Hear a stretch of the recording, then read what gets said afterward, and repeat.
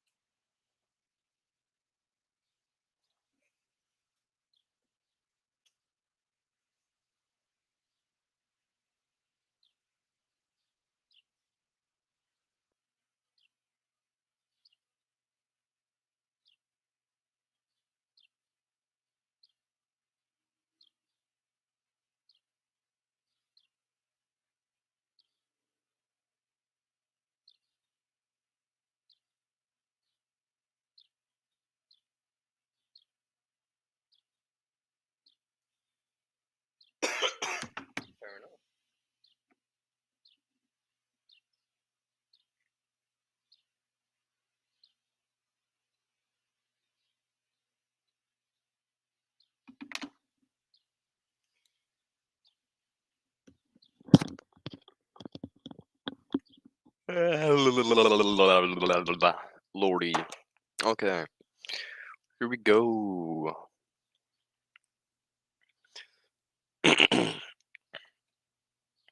No one's here yet, but we'll put the link into the chat.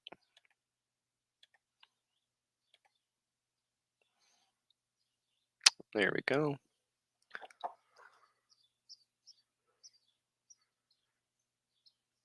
Unless sub shows up, I have no idea what is gonna happen in here anyways. Most people are not willing to hop on the live stream.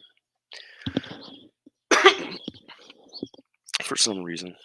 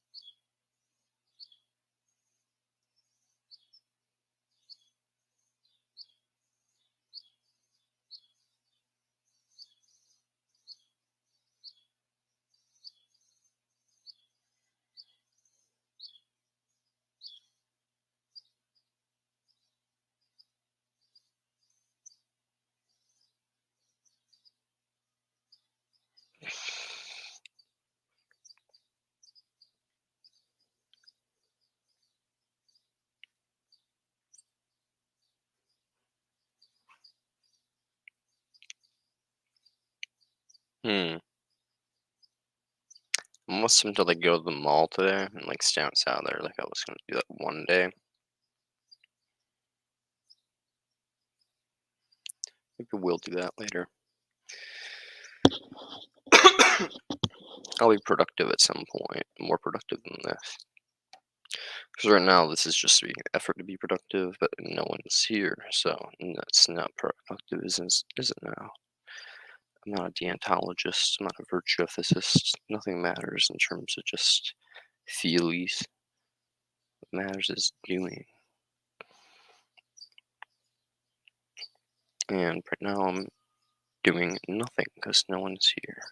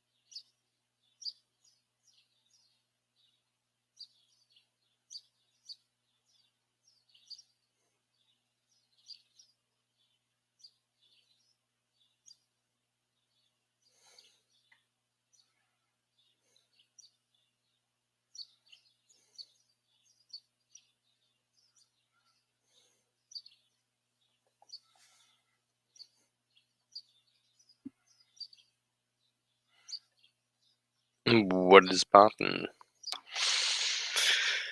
There's actually someone watching. I have no clue.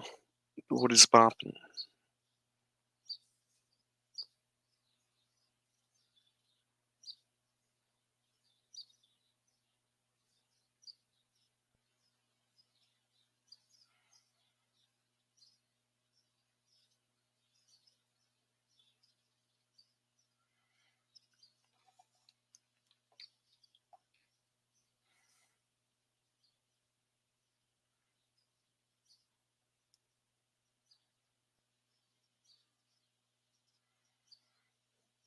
Obviously, stream is about EFILism, veganism, all that stuff. If you'd never heard of EFILism, that's kind of what I want people to change my mind on because, it's been more controversial one than of all the other ones of my beliefs. But when it comes down to it, veganism, if you're not a vegan and you think, oh yeah, man, you can be a vegan or you cannot be a vegan, dude. It's just kind of like your dietary preferences, bro.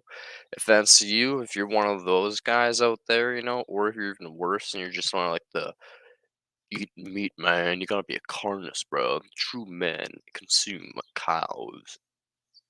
You're one of them, definitely come on here. We gotta talk. Stuff like that. So basically, I'm just here looking to debate. If you can change my mind, turn me into a meat eater. That'd be awesome. I love meat. So if you can turn me back into a meat eater via like intellectual discussion, whoa, that'd be pretty cool. That'd be interesting. If you can turn me into someone that actually thinks life is good instead of the opposite of that, an ethicist, whoa, it'd be fucking mind blowing, bro. You would radicalize the internet and probably become famous. Uh, Come on in here, like, please, give it a go, or don't. I mean, don't. You're a coward if you don't, though.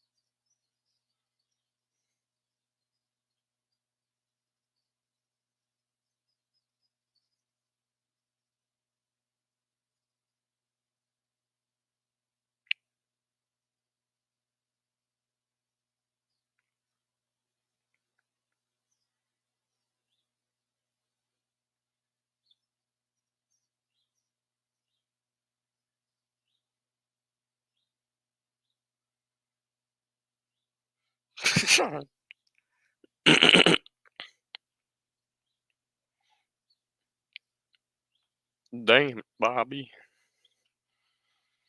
When it's finally your turn, the rotation, but it tastes like burnt plastic and the walls start humming.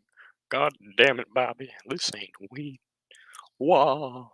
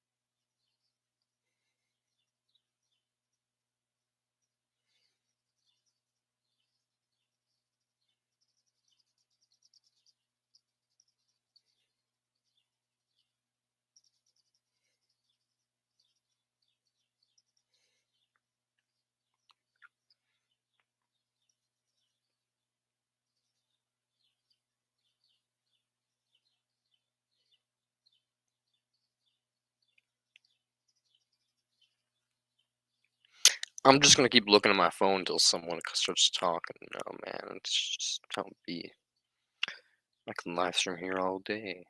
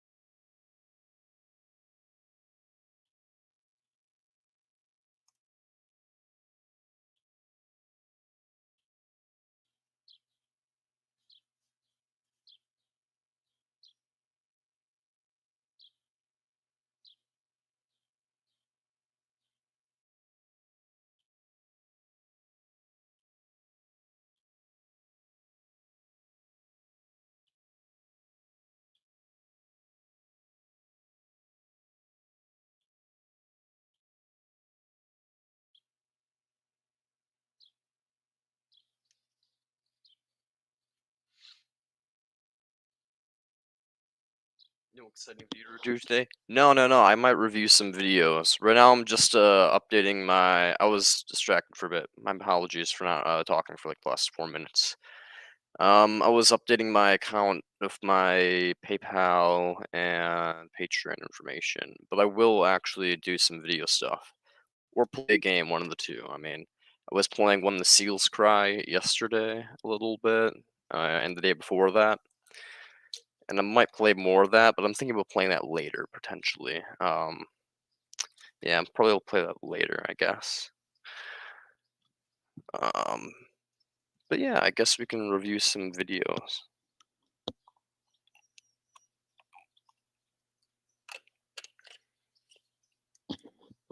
I mean, could do that. I'm preferring people to talk to me about EFILism or antinatalism or veganism or whatever. Hey, here, I have a question. Are you a vegan yourself or not? And if you are, what's your opinion on scrapitarianism? Like, uh, taking like as Peter Singer said in his newest video with Alex Connor, which was a little bit of a fucky video. I mean, not the greatest interview with him. I'd say. I think he kind of has some flawed views because he's a pure utilitarian, not a negative utilitarian.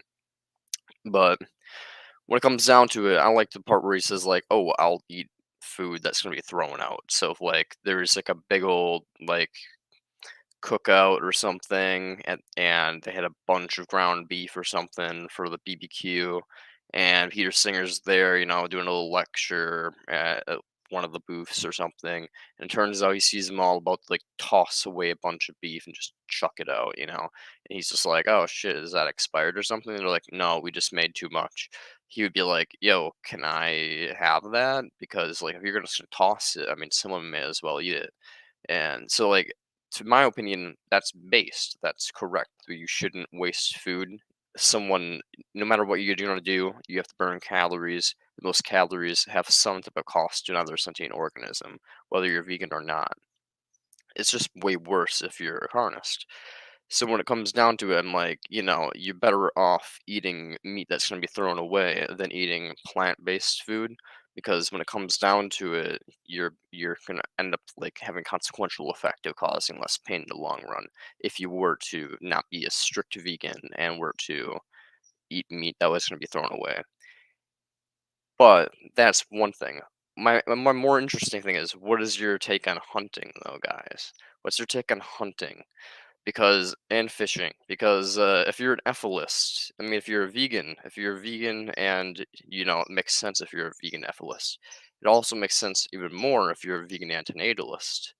But if you're an ethilist and you believe that in consequentialism and you're not a deontological ethilist for some reason, if you're a consequentialist ethilist like most people are, you would basically be like, oh well, probably leads to the idea of promortalism and a couple other things. Maybe not, but even if you don't believe in promortalism, um, I still think you would be as a negative utilitarian committed to believing that the death of the animals in the wild will inevitably occur and probably a lot more brutal whenever you do to them. So, would you be I guess you never saw videos of mine. I've seen some of your videos, I think, but it's been a long, long time. I am vegan. Yeah. Okay. Awesome. I've seen. Yeah, it's been a while since I don't really remember channels names very much. Like the only people who I really remember are like people who have like their faces on their channel, and that way I can like kind of like attach a channel to the face because there is like thousands of antinatalist channels, and I subscribe to every one that I can find.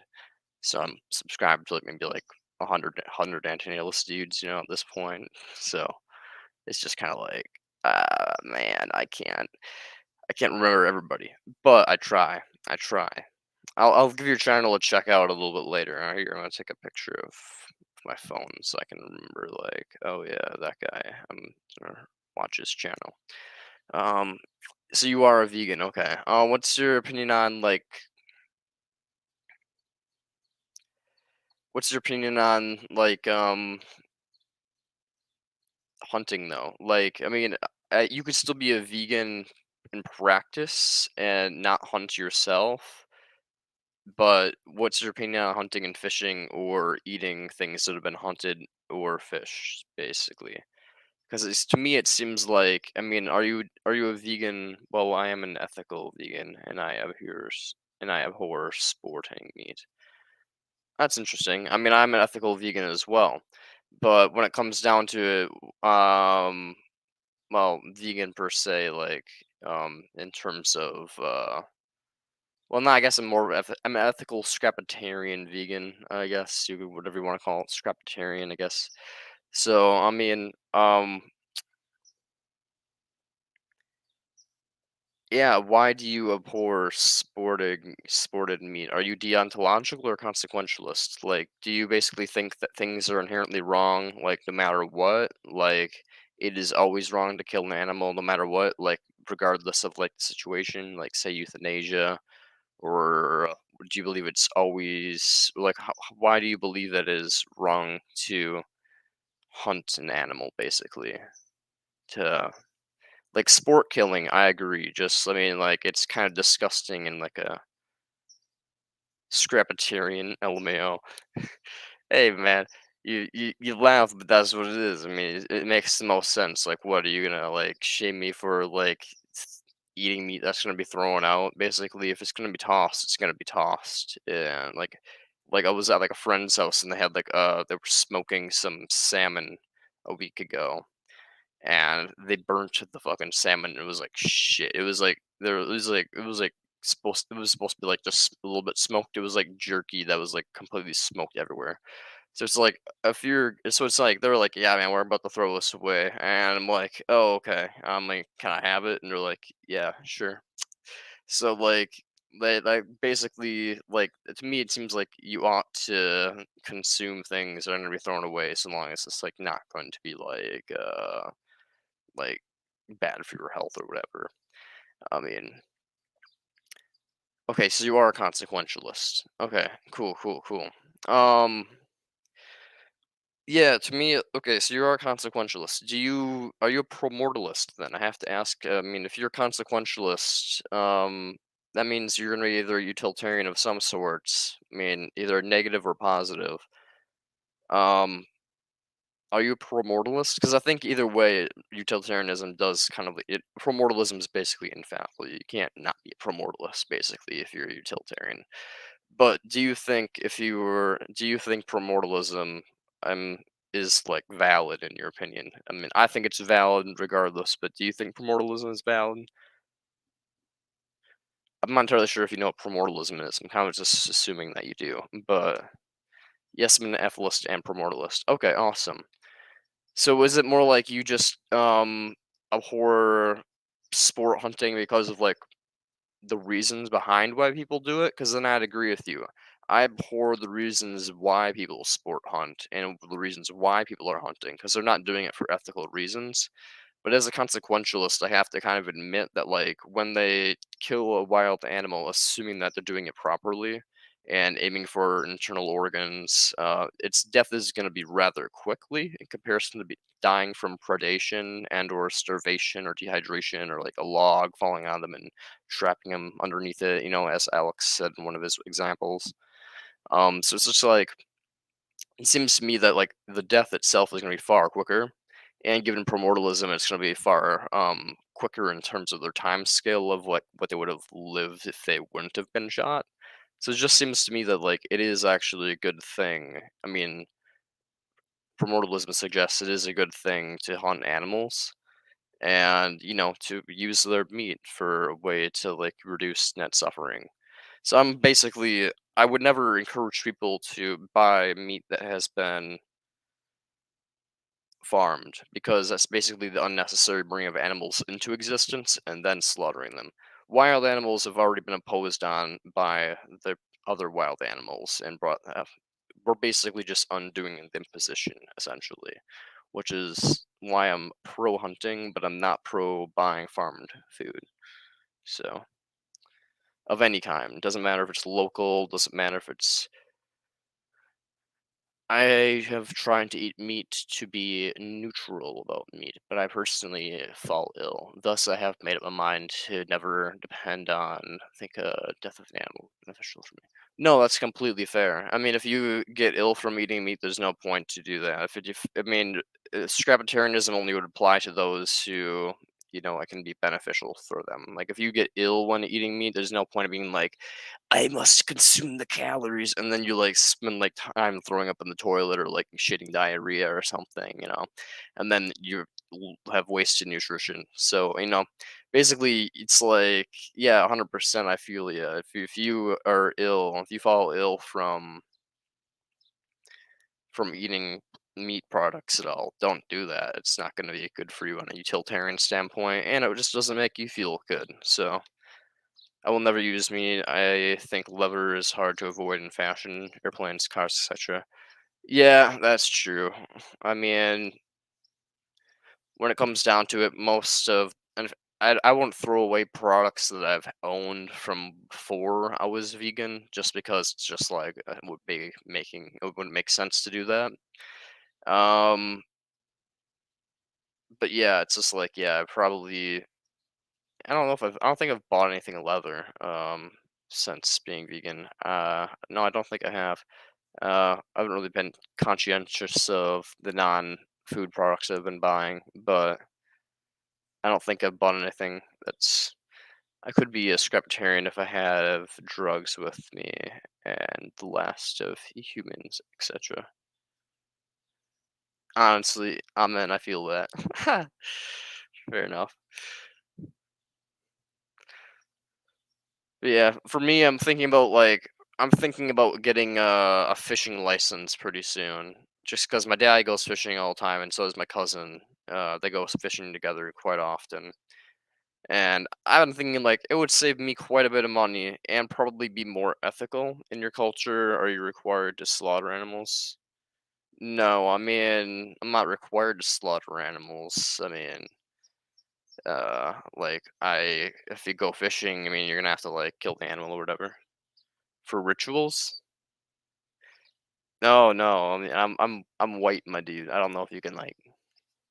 I have like tattoos and stuff, but like, no, I'm white as a ghost or the snow of Wisconsin.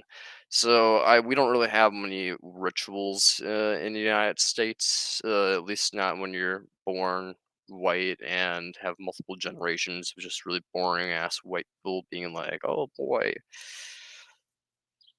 4th of July, rootin' tootin'. So again, like other than like barbecues on the 4th of July, no. I mean, if you count like BBQs on the 4th of July as like cultural, slaughter of animals or like fish fries, like the good old American fish fry. I mean, I guess those are kind of white people claim they have cultures. It's a lie, man. They just want to seem like they have cultures. No, I'm just kidding. I'm just joking. Yeah, white people have culture. It's just like I don't have culture because I don't really identify with anybody. I'm antisocial, but I don't really think my family has very much of a strong culture other than like Christianity and like patriotism and yeah, freedom stuff. Like white people have a culture. It's just very much. Well, white people of America have a culture that's just very much patriotism, and it's weird. Oh, but yeah, if you include like the whole fact that America has like this whole manosphere attitude, this whole like we're tough, we're America, yeah, America, fuck yeah, like that energy, and it's just like eating meat and doing sport fishing, yeah. If you include that as like part of our culture, then I'd say it might be considered ritual for Americans to hunt and fish and to do quote unquote manly, traditional, in touch of our past activities for recreational stuff. So, I mean, I guess kind of we have rituals, but I'd say that's like, not really anything like it's not like we're like Islamic and just like, ah, yes, we must face the cow towards the sun and fucking cut it in a way across the neck and no, we don't have anything like ritualistic like that or like the Aztecs where it's just like yeah we every 100th baby we just like give them to the sun god or something but we do have like quite a bit of meat in our culture like and cheese like I'm from Wisconsin. It's the dairy state. It's quite literally called the dairy state. So, is dairy really required to slaughter the animals? No, but you are exploiting, raping, and the animals, which is far worse than slaughter. And then inevitably they end up going to slaughter anyways.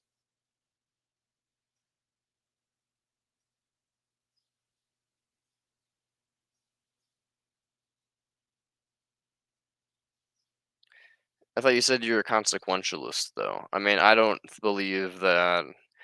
I don't understand how you can promote the killing of animals and sea animals. It's a sport. It's not necessary. They do not consent to your killing them.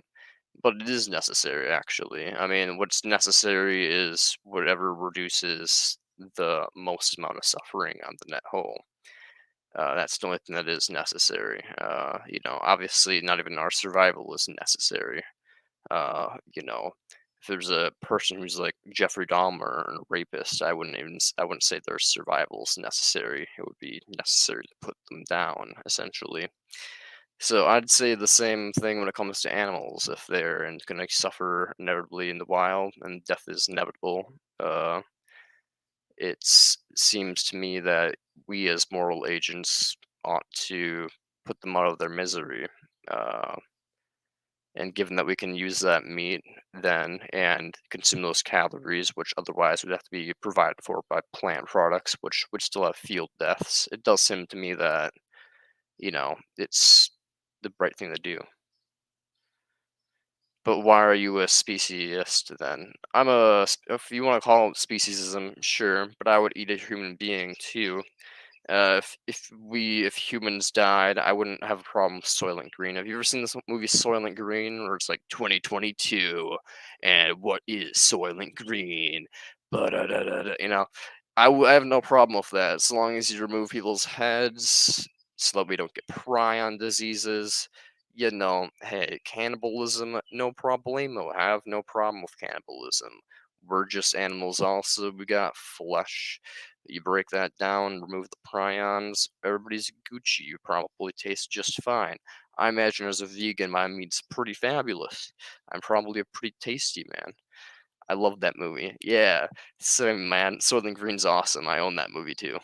I watched it for the first time in 2022, so I was like, yeah, 2022. so so I mean, you can call me speciesist, but when it comes down to it, I just believe that there's a difference between us and animals in the sense that we're moral agents. Like, in that, by that I mean like us as in like adults. Adult humans are moral agents. I don't think children are moral agents, and I don't think animals are moral agents. I don't think the extremely elderly, when they become mentally deficient, are moral agents. And I think that's the only difference between us and them. Is just the fact that like we have potential to be doing really, really good and like removing net suffering. They are just kind of locked into this evolutionary game of just doing things without really any cognition of what they're doing. Unfortunately, I think if you are not eating the fish or the carcass of hunts, then why not feed it to your pets? I use you have them or your neighbors. No, I mean, no, that's completely fair. I mean, that's also something you can do. You can make plant-based diets for pets as well. I mean, if you give them like other both substitutes and stuff. So it's not necessary for your animals to consume meat as apparently to for them to live, I guess. But yeah, if you want to do substitute where it's like, you like they do that, like you find like roadkill and if you test it, see it's not gonna like kill them, you're like, oh yeah, sure. Or you hunt a deer and then freeze the meat and just give that to your cat or dog or something.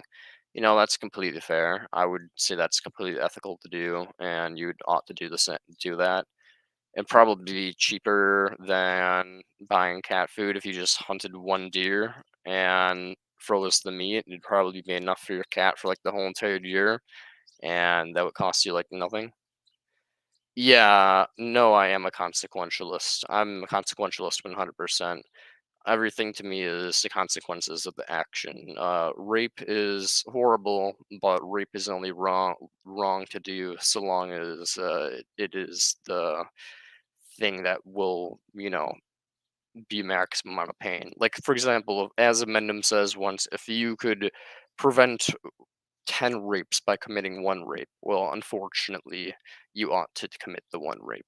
Similar with the murder example, like if you have to kill 1,000 people in a brutal way to prevent literally 10,000 people from being tortured for 100 years.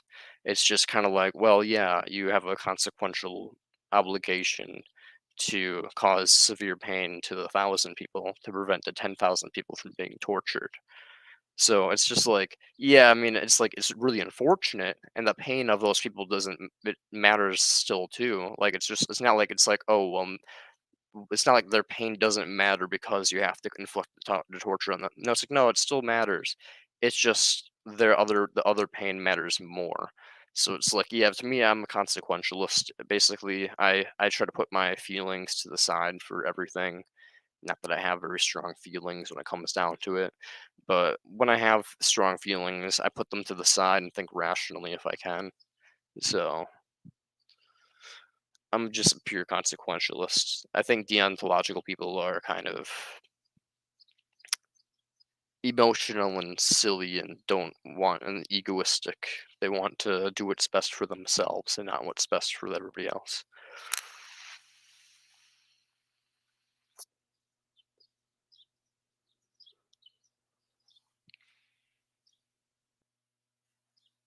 Which I'm open to having that changed, but I mean, that's my current outlook on people who are deontological. They're really egoistic, very much. They want to flick the bean of Ayn Rand. You know what I mean?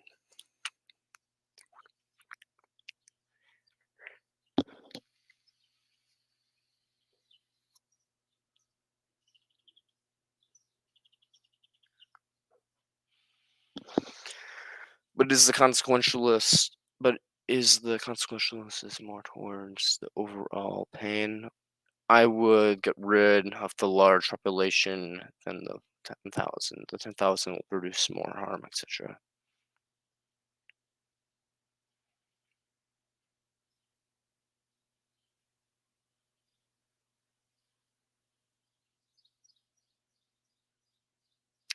Oh yeah, I mean, if it's like taking primordialism into account, and it's like, oh, if it's that's why I said torture, not killing, because if you take killing into account, then it's like, oh yeah, if you have the option to snap such insta kill like 10,000 people versus 1,000, well then it's reversed. You should actually kill the 10,000 slash snap the 10,000 out of existence.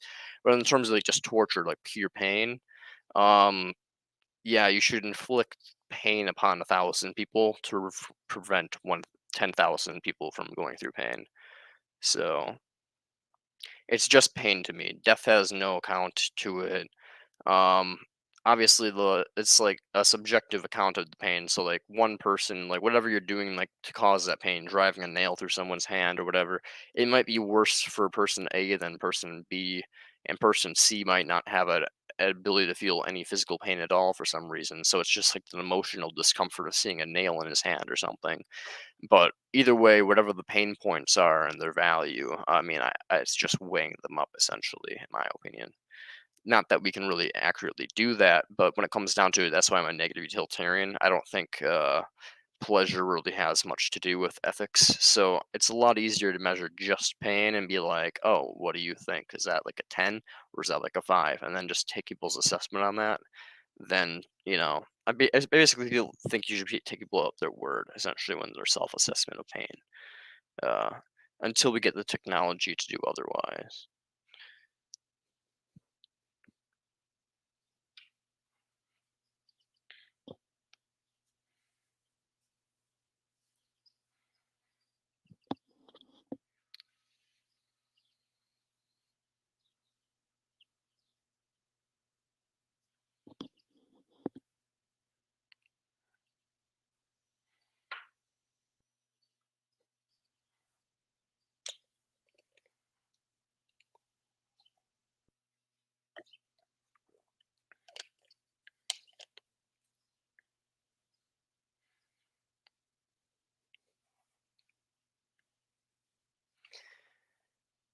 Oh yeah, yeah, yeah, 100%. That's what I agree. And like, but I'm talking about like pure hypothetical like reality. Like, imagine these 1,000 people in a pocket dimension and these 10,000 people in another pocket dimension. All of them sterilized essentially. They can't reproduce. Like, there's no other. Like, this is like just like there's only going to be 10,000 in the one dimension. There's only going to be 1,000 in the other dimension. That number will never change, basically. These people can't die. They can't reproduce. They're just stuck there like a bunch of immortals, basically. Like, all things equal, I basically believe you should cause the pain to the 1,000 to prevent the pain to the 10,000. But in reality, yes, it's a little bit more different. It's different. It's more nuanced. It's more complex. I would not have became an antinatalist or an ethicist if I didn't experience a ton of suffering, emotionally speaking, in high school. So basically, if I didn't go through all that, I probably would just be a little psychopath who doesn't give a shit about anybody's pain and suffering. So I 100% agree that people have to go through. Well, they don't have to, but a lot of people have to, because it takes a lot to, for most people, it takes quite a bit to click in the brain that, other people's suffering matters quite a bit more than their own suffering. So it takes quite a bit for that to click in people's brain. So fine! Exclamation point. I'm concerned, but yes. But yeah, when it comes down to it, yeah, I mean,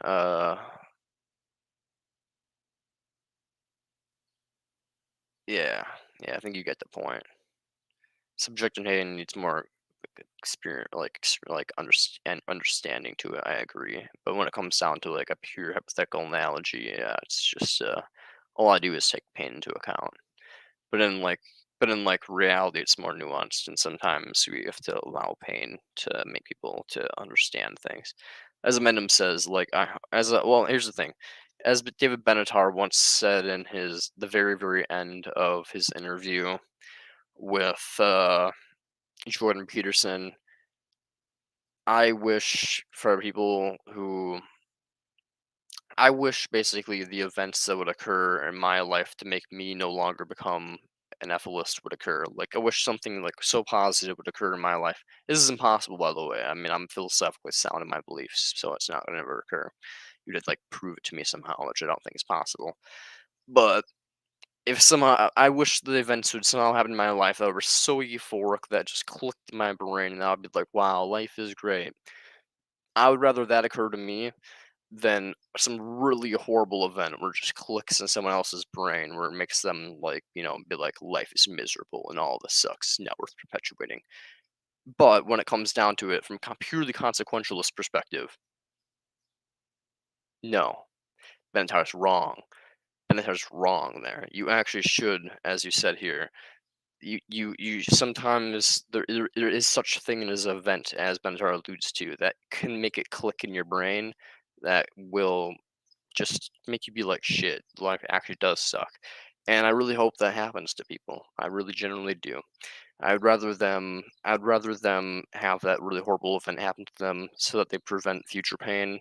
I'd rather them be catalysts of suffering and bear that right now and prevent hundreds of people in the future from suffering than for them to be a little comfy in their little American cushy lives and, ignore the fucking problems of the world. So I 100% agree, like, sometimes you have to crack a few eggs to make an omelet.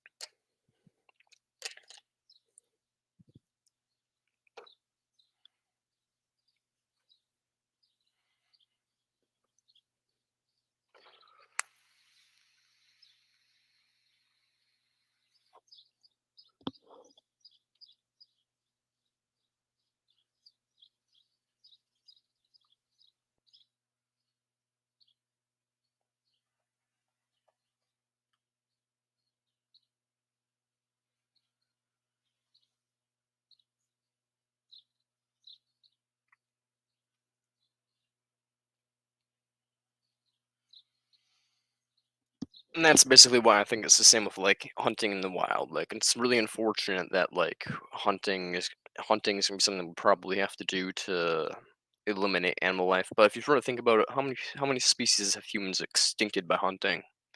Quite a lot. Like there's like 90% of species that have existed during like humanity's time on Earth have gone extinct pretty much because of like our interventions and shit of that nature. Oh, howdy. Yo yo. Does this work? Can you hear me?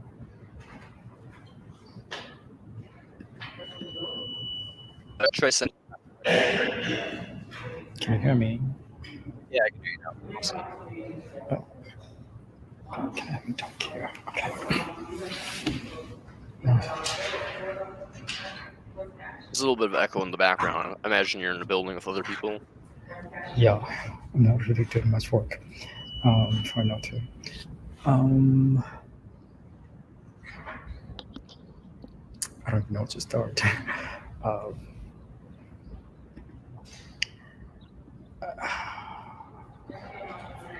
Actually, I hate this. Aren't there other mediums that we could use but the stupid StreamYard? Other than StreamYard? Yeah, oh my goodness. Um, It's fine, it's working, it's fine. if you have Facebook, I'm cool with talking through there. No, this is fine, actually. Cool, no problem. Yeah, so you can question me or I'll question you or whatever.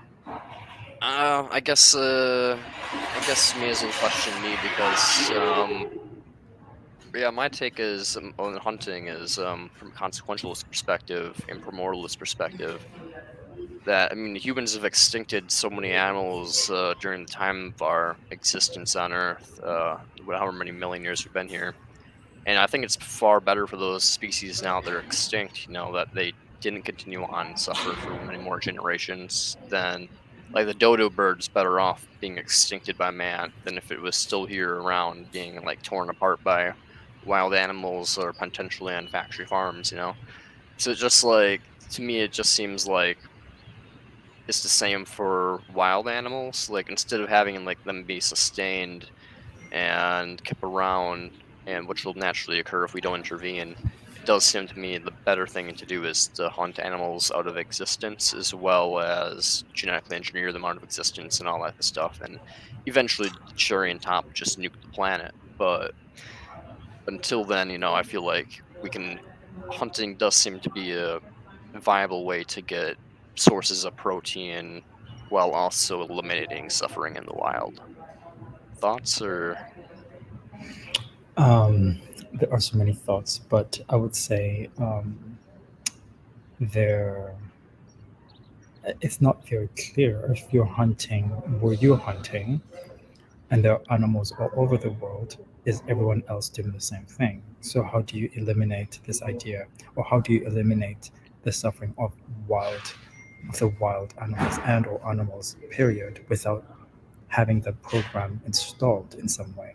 So I don't think that you can do that. I think the problem with also hunting for you as a person or your community, it becomes like this habituation um, of an activity or um, of anything that you become accustomed to it and you view it as a normal thing to do.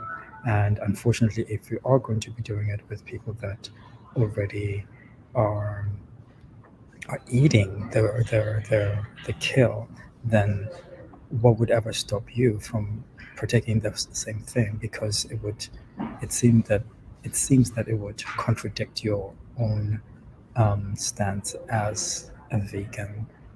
You know, although the promotalism is at a much higher um, level, I would say there's no way to do it, but maybe using technology. If you can use technology, that would be wide enough that when they mate their new cloned animal and the real animal, that it actually dies off if you can use technology that way, because there is no red button yet. So yeah, that's the only way that I can see killing wild animal as the good means for them. But otherwise, just doing it, I'm getting, I'm going to fish or the likes of which it doesn't seem, it just doesn't seem Is it realistic. because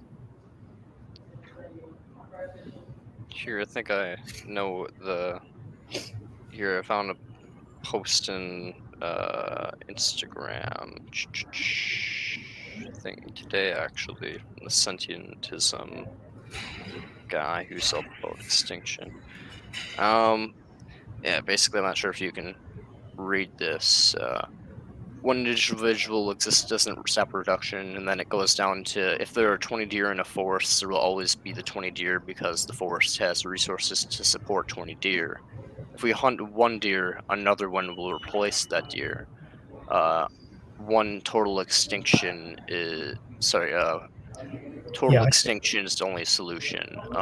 Is that kind of what you're alluding to? Like, if we hunt a deer, it doesn't really matter because if we just look at it as like a hobby and not actually as like an extinction level goal, we're just gonna basically sustainably hunt, which is just like putting a bullet through one's head and basically it's just gonna get replaced. So it doesn't really help the animals. Is that what you're alluding to, or? yeah, basically that's what I'm alluding to. And there is no such thing as sustainable hunting or whatever. But yeah, the general idea is that if you're not killing off the forest, you're not killing off their habitat, then you're not really doing anything. And or if there's not enough of you hunters in the world, then you're not really doing anything. Hmm.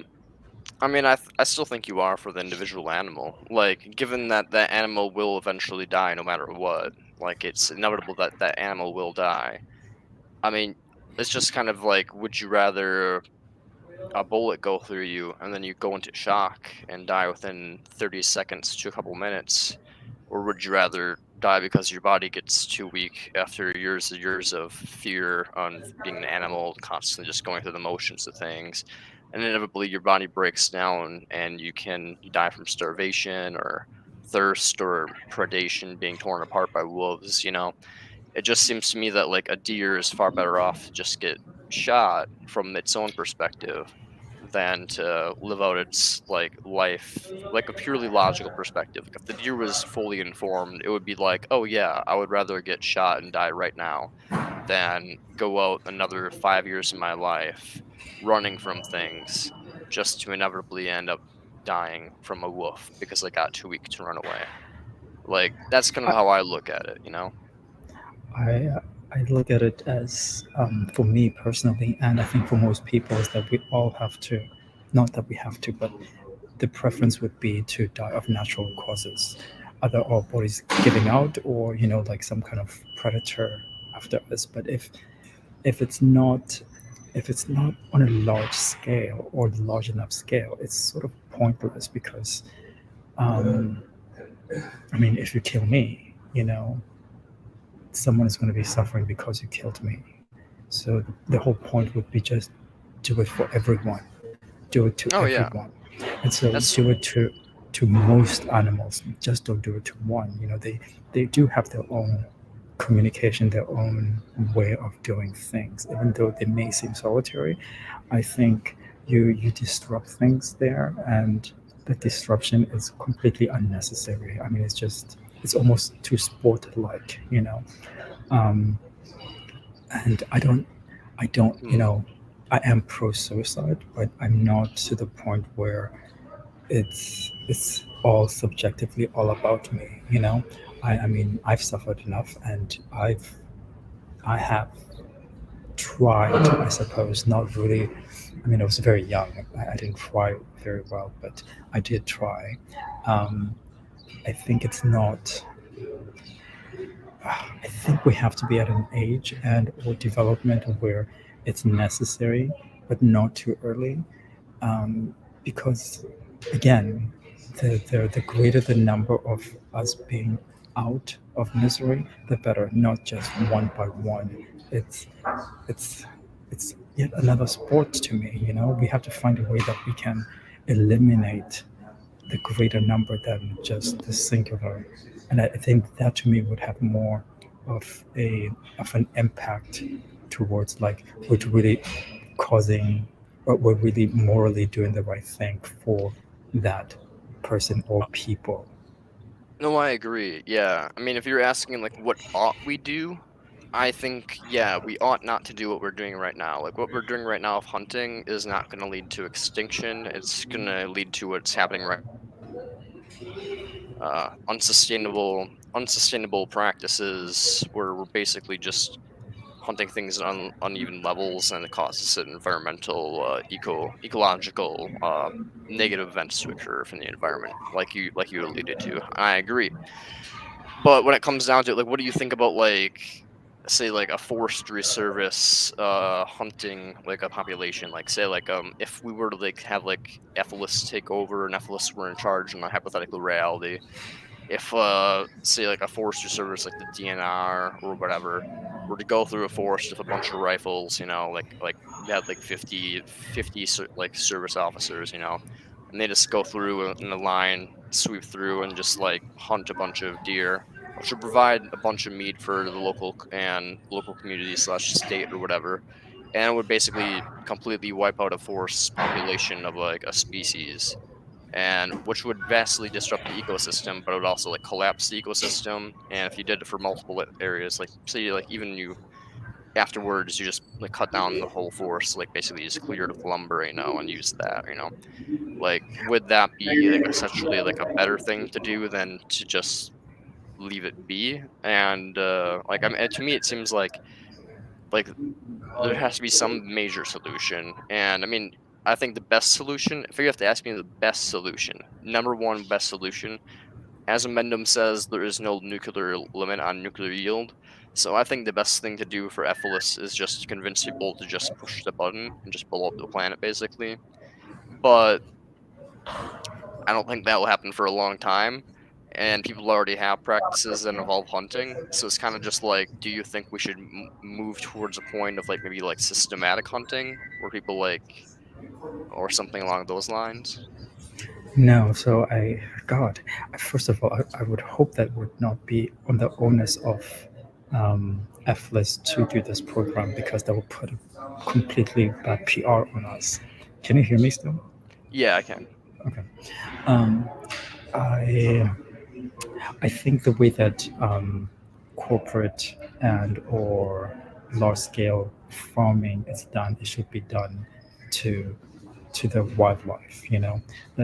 All these programs that are in place to conserve nature, um, and rehabilitate nature with, quote unquote, extinct animals is completely um, against our interests, and I think it's also against the interest of the animals, and for the long run, it's against the interest of those people supporting these things, because they always need fundraising, they always need some way to sustain it, and the biggest thing would be just to make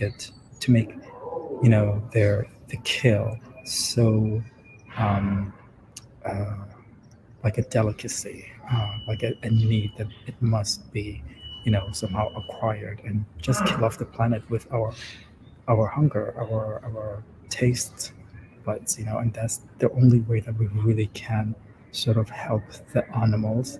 We can just put a long drive, I don't know who the biggest butchers of the world are, but have them go at it, and just literally just start from Canada, go southwards, like literally do that.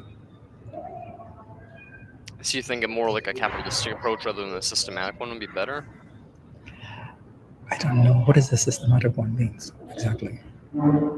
Sorry, what was that? Apologies. What is the systematic Systematic just approach? means like government like ran essentially, like instead of like poachers or instead of like a corporation going through and trying to do it, it would be like the government, like essentially like government workers like would have like a system in place, laws, like regulations to follow, and I then they hate would the just go government. through. You hate the I hate, government? yeah. Fair enough.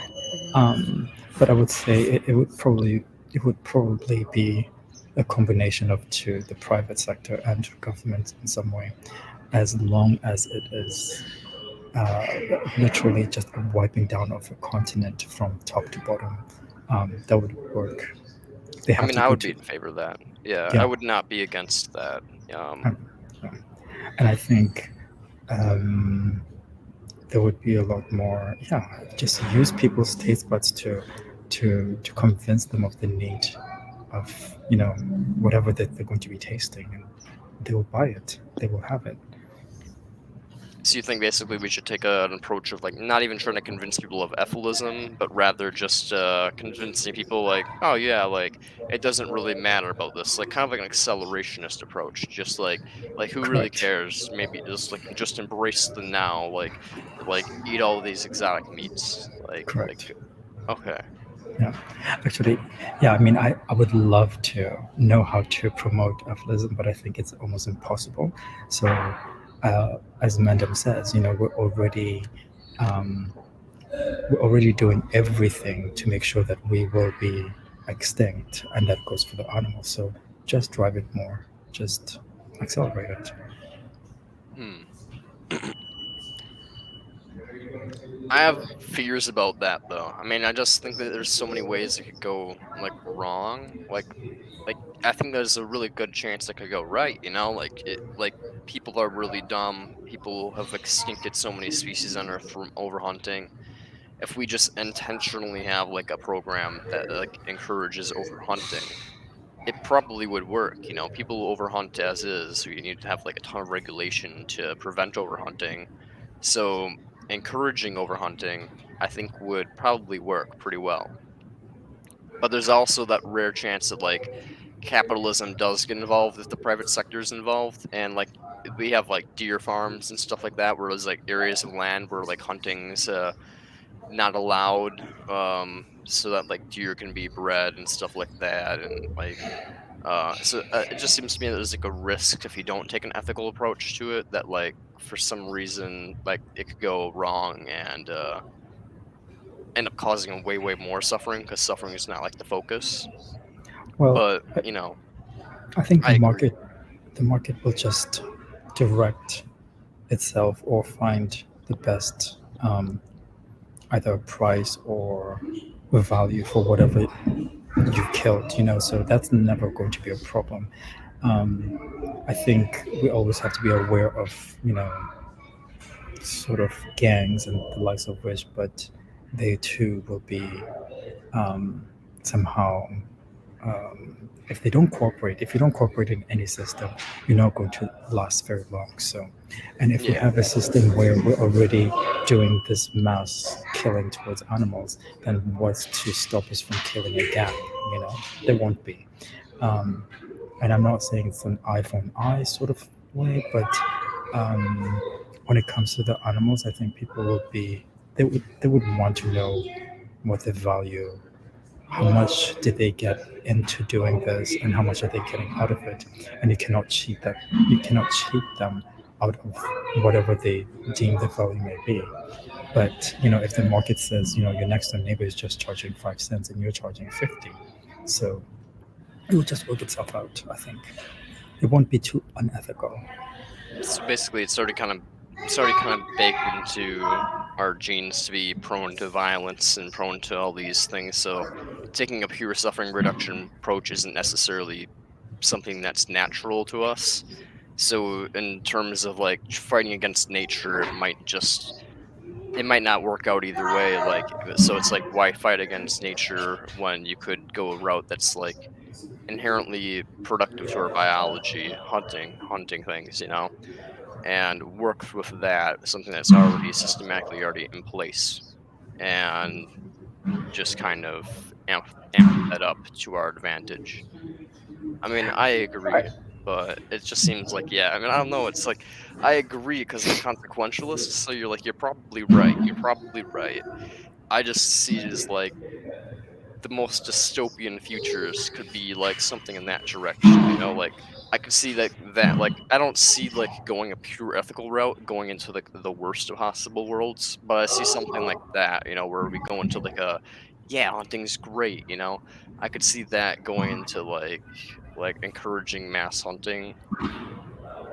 The Could only be thing that I see as a blind spot is, any one of us would say, okay, fine, let's just breed these animals and have control of the market in a way, especially when you start seeing the decline in numbers.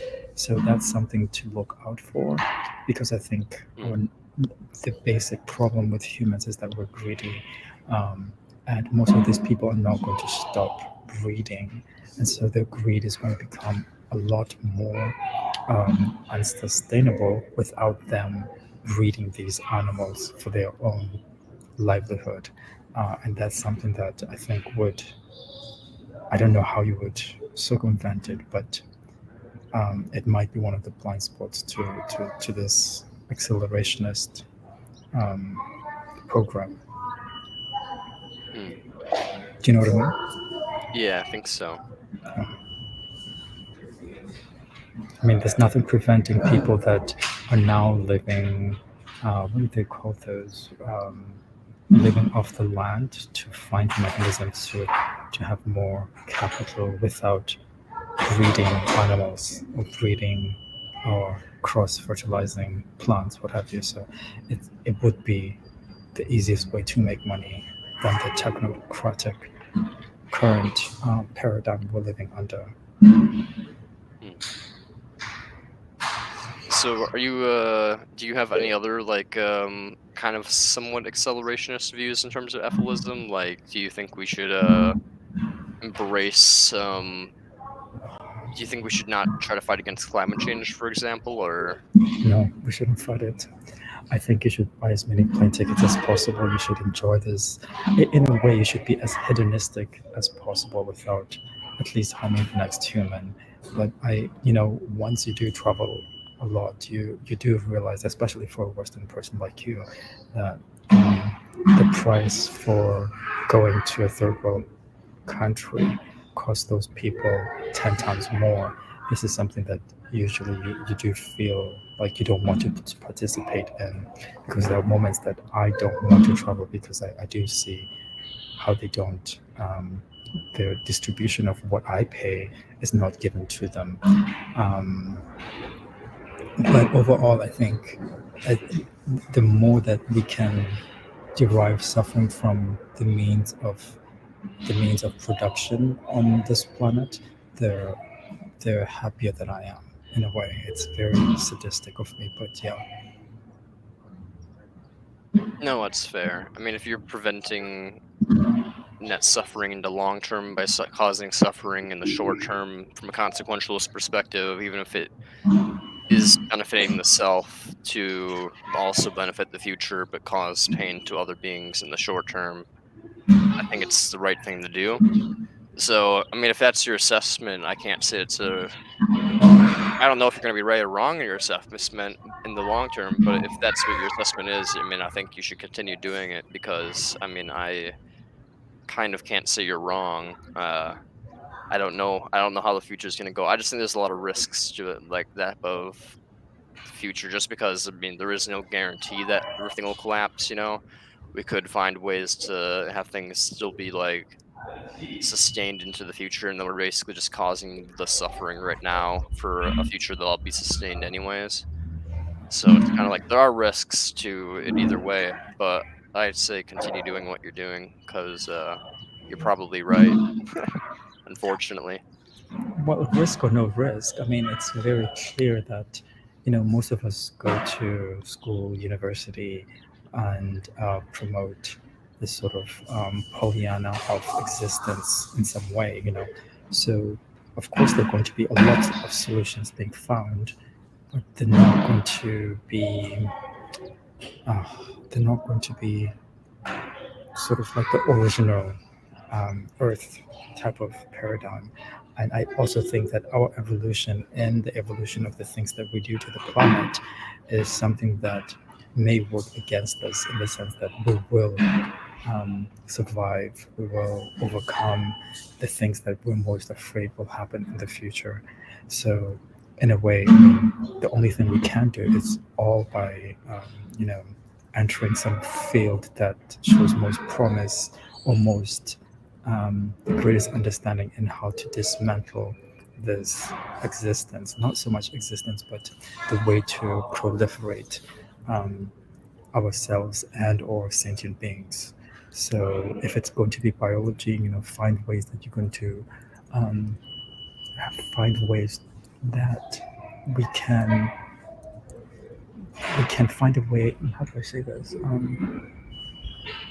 To break down the DNA is the number one thing, at least according to me.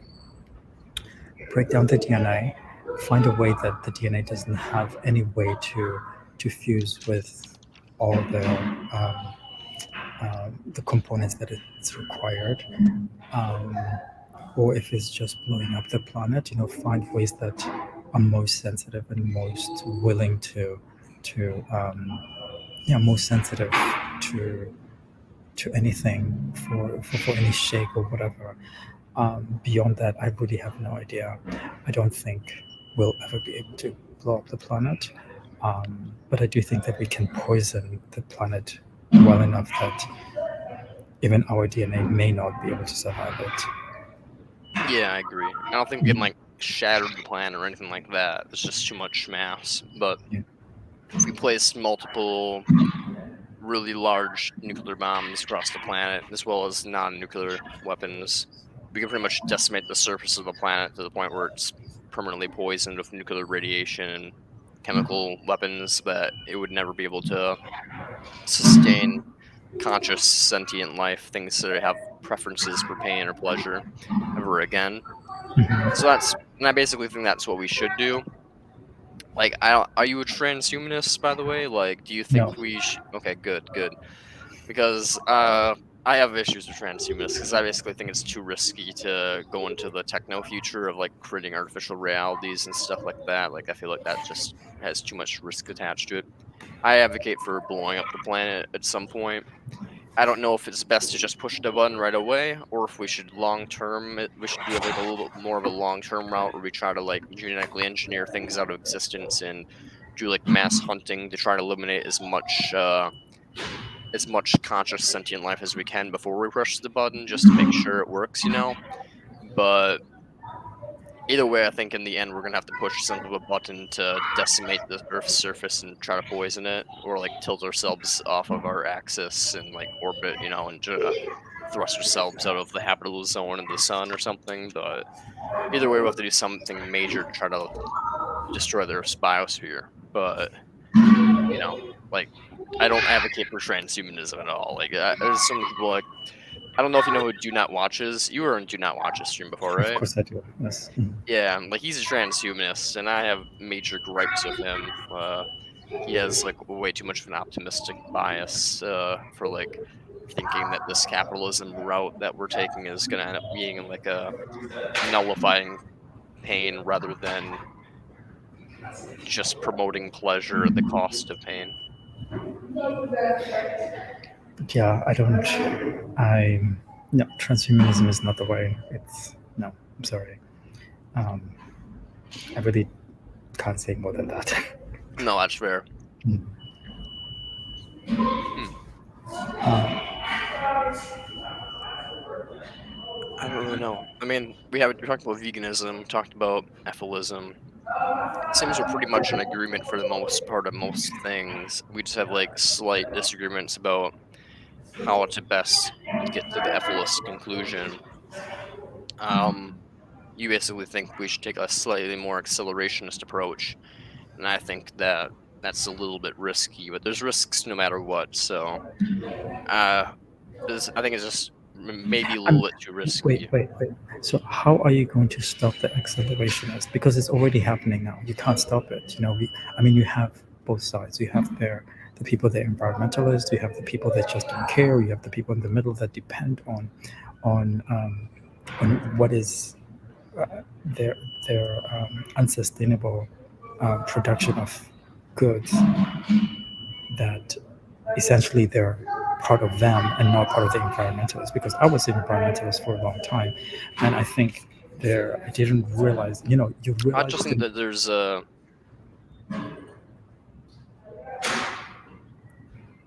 I don't I'm think we listening. can stop accelerationism. I think the capitalists have a firm control on things when it comes down to it. Like, I don't think we'll ever be able to really fully break ourselves out of that cycle. It's just like whatever little like nudges we can do potentially have like better effects. Like like a Mhm. butterfly effect chain. And I'm kind of worried that, like, if there is a long-term future, like, if we don't go extinct within the next 100, 200 years, what the implications of accelerationism versus taking a more ethical approach would be, because it's like if we take like a accelerationist approach and like say there we I think there's a risk that society might collapse from doing this, but not all life on Earth, basically. I think if we go to an accelerationist route, humanity might collapse, and not itself, we might implode, but the biosphere will still remain. Like, we might enter into like a nuclear war or something, but in the end, sentience will still be remaining on Earth. I think we need like a global effort of people like trying to intentionally get together to like stop suffering in order to make sure that suffering doesn't occur. I Yeah. just can't. I just can't envision like a world where like all suffering on Earth is gone without there being an intention of preventing suffering behind it. No, I think even the capitalists are realizing that they have to sort of slow down and or do other things. So I I do agree with you, but I do think that we have to use them to accelerate everything, or we have to use their frameworks as to how to like in the continent of the Americas, how do you start from all the way from Alaska slash Canada, all the way to Terra del Fuego in South America. How do you completely break it down? There has to be a framework according to them that would help people that really want to accelerate this, and I think that's the easiest way to do that. Um, it, it, it might have a lot of pushback, but I don't I don't think so because we all depend on it so much, and so many people have so many needs that they're going to say that they require it. um, it's going to be too undeniable that you don't need food. You don't need this great sushi for the next 2 weeks or whatever. So I don't know. I think it's How do you more positive than it is more negative, or the risk is a little bit less than you think it is. How do I what? Fair enough. I mean, I'm willing to accept that, but how do you think someone ought to go about their way of life if they are to take this like efilistic accelerationist approach? Like you said, in terms of climate change, it's just kind of like, well, indulge yourself, it's turn your lights on if you want to turn the lights on, and don't feel wary about turning them off. You can afford an electricity bill, keep your lights on as much as you want. And I kind of agree a little bit. But when it comes down to it, because I don't think climate change is really that bad of an issue when it comes down to it. I mean, it's from a primordialist perspective, it's just kind of like, well, fuck the animals, I guess. But if they're gonna die no matter what, whether it's plus, if anything, climate change is making environments uninhabitable. So basically, those animals cannot reproduce anymore. Their eggs can't incubate properly, and stuff like that. So, if anything, climate change is like really actually good in terms of ethilism. So in terms of that, yeah, I get you. But do you think like how else do you think we should essentially? Is there anything else other than that you think we should like explicitly do in terms of like a lifestyle change for accelerationism? Like, because for me it's like do you just stop activism? Do you just tell people like, or just activism like more of like a reverse of like what we're already doing? I'm like, instead of being like, well, you'd still keep being like a vegan activist, I imagine. But like instead of like being like, oh, stop climate change, you would be like, keep the lights on, indulge yourself, like have a jacuzzi, like stuff like that. Like how do you recommend like what's like the difference between the neurotypical life and the life of like an ethicist accelerationist? Like what's the difference in their lifestyle, Very good question. if My there is God. one? Um, hmm.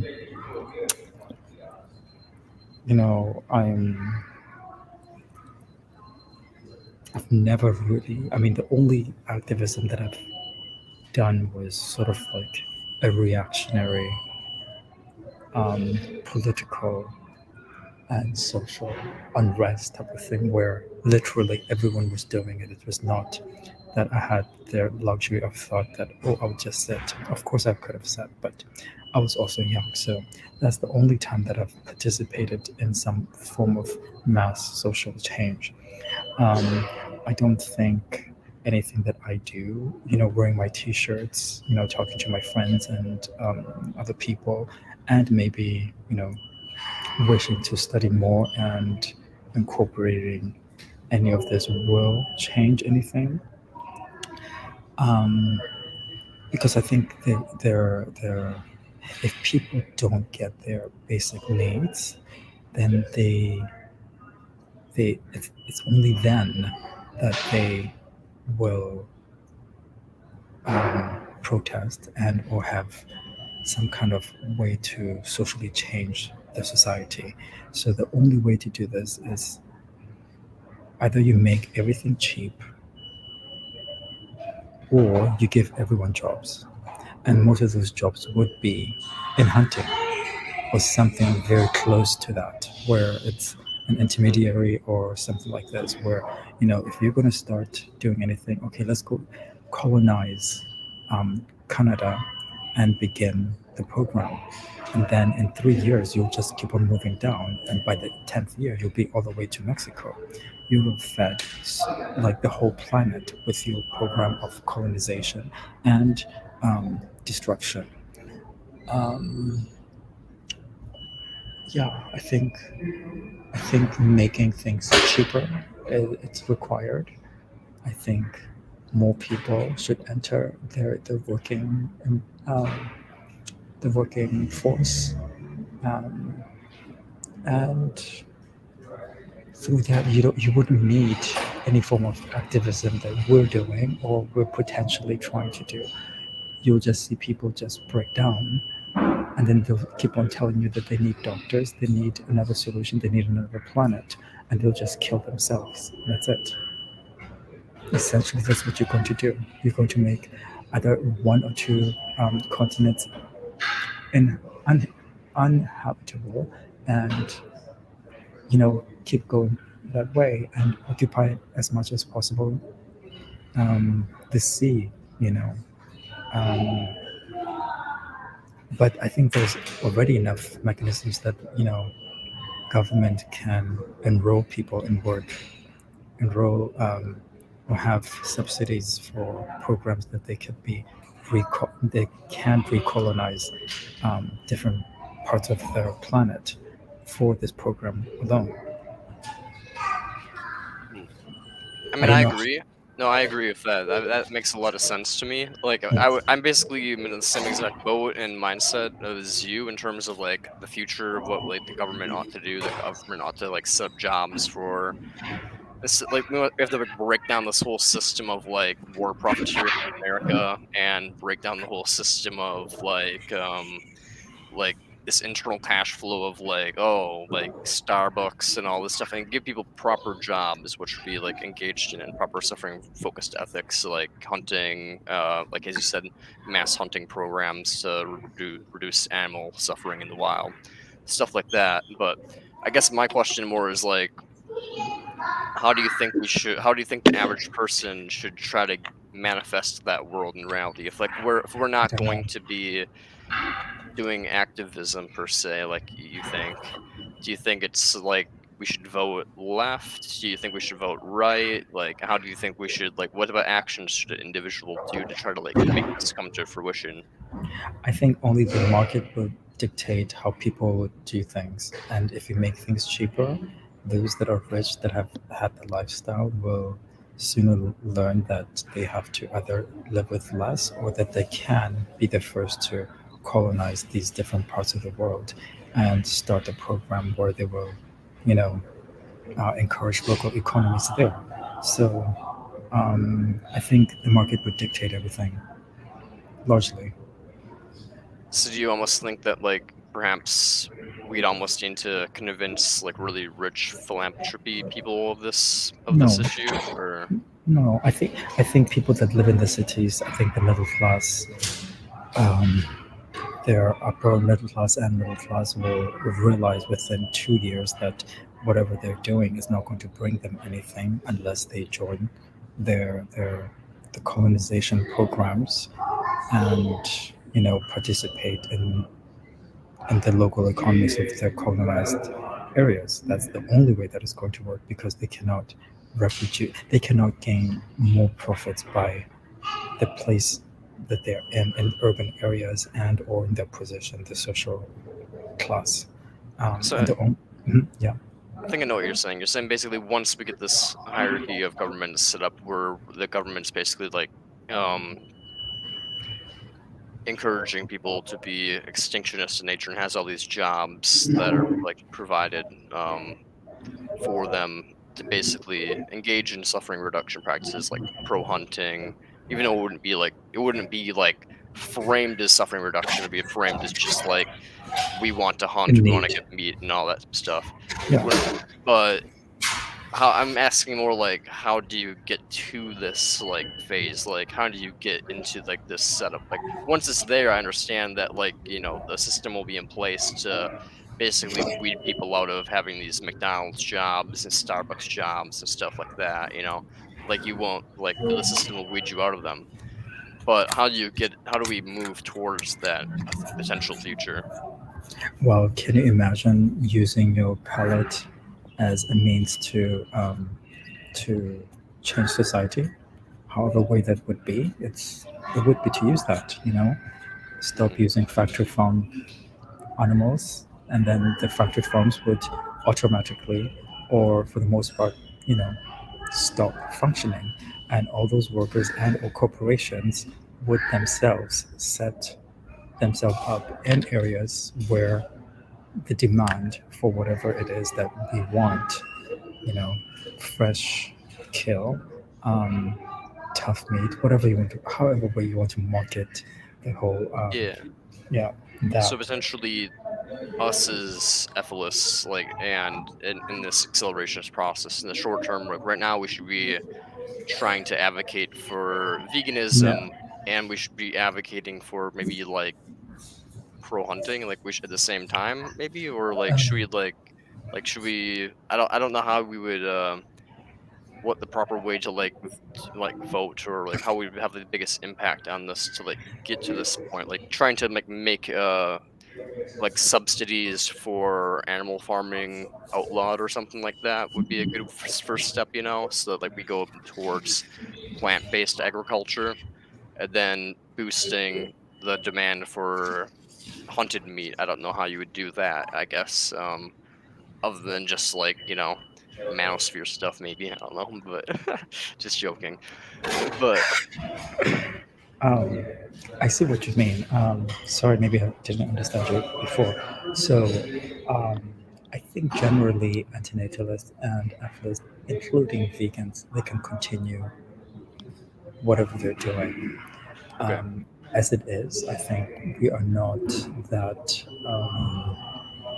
we haven't generated enough social change, but it's enough that we can still, you know, be side by side with those that will continue the slaughter and then still give people some form of nutrients because we don't want to completely make the plants so expensive and or unattainable that they're not part of our dietary and or cultural heritage in a way.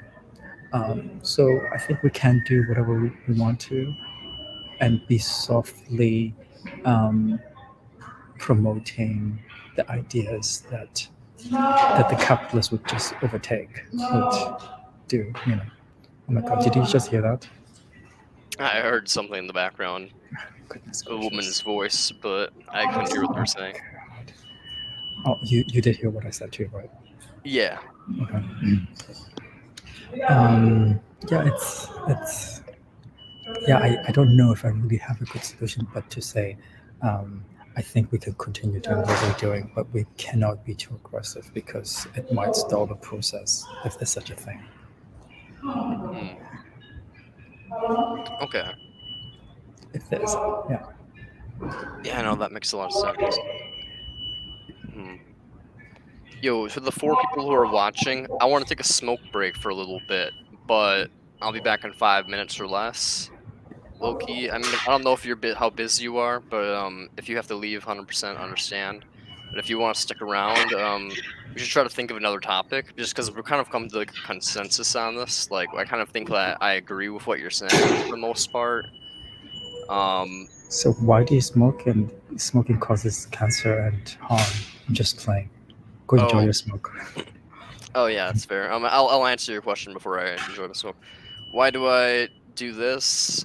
Because back in high school, all the cool guys did this. They vaped, and it looked socially fun to do, to be able to just kind of like have like a little delivering of a little bit of a euphoria feeling while making yourself look like one of the cool guys who's also like willing to pay money for something that makes them feel good, or whatever.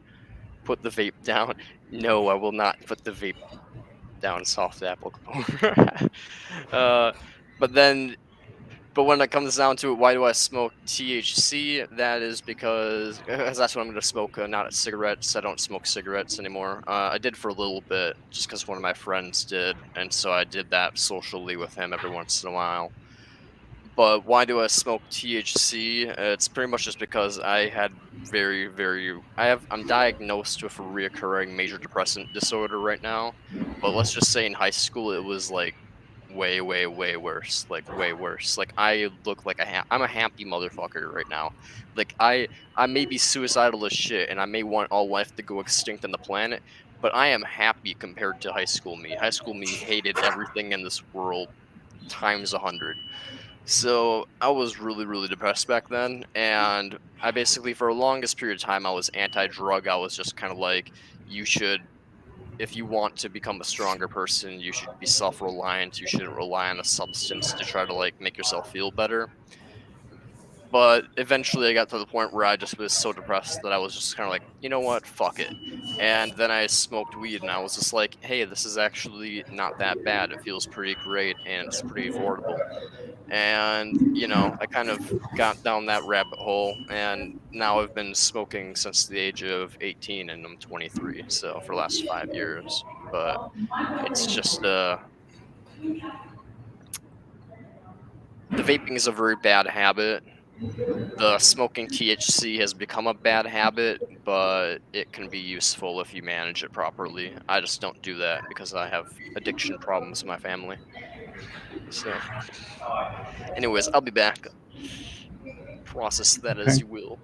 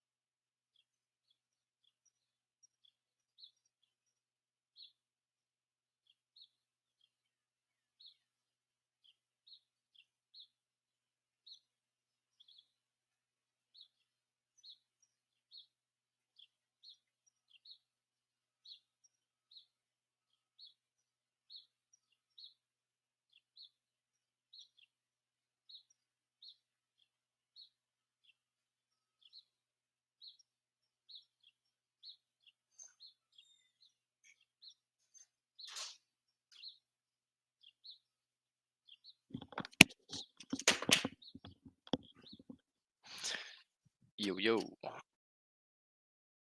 I'm back.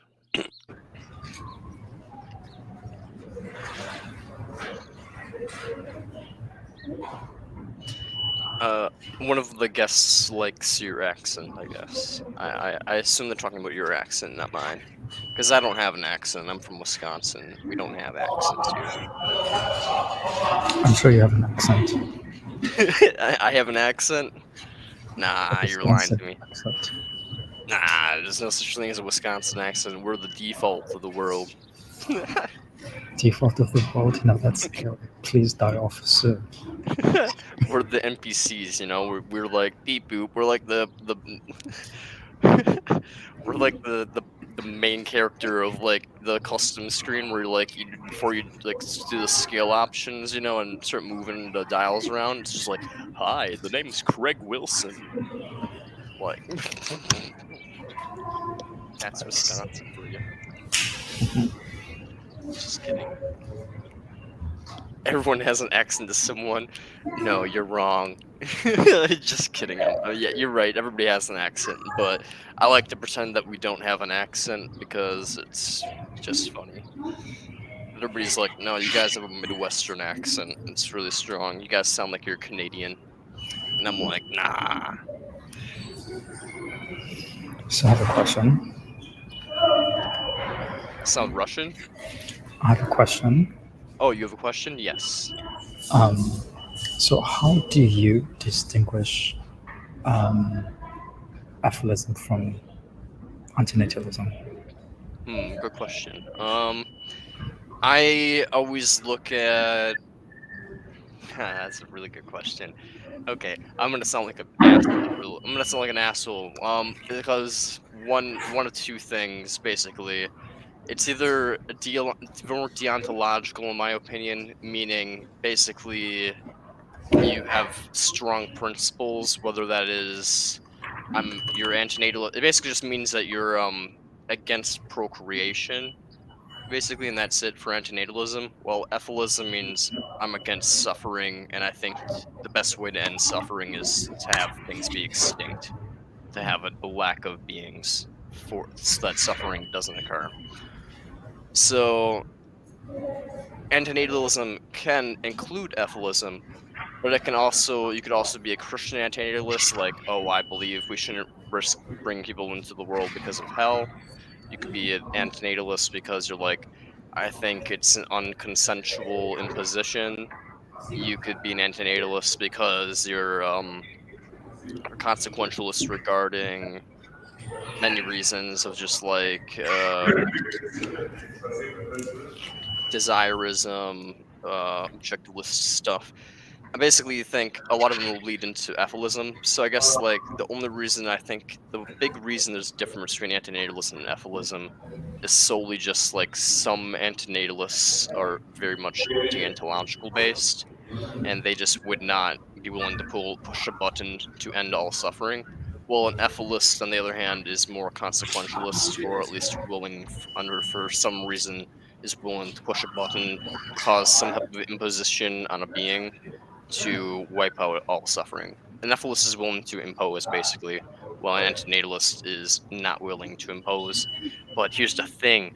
We're always imposing, so antinatalists are just hypocrites. So yeah, basically, I basically think the second thing is I just think antinatalists are just kind of pussies. No offense, but they just don't want to step up to the plate and be willing to crack an egg to make the omelet. They're not willing to do the real necessary thing to prevent suffering. All good things come at a cost, and they're just so self-indulged that they're not willing to tarnish their own image to be part of the price paid to really, to end that fucking cost, man. So that's my differences. I think is basically just like slightly deontological stuff, and or they just are like too wary about imposition and are just like, oh, I don't want to play God, and I'm like, you're a moral agent. You're not playing God. You're playing moral agent.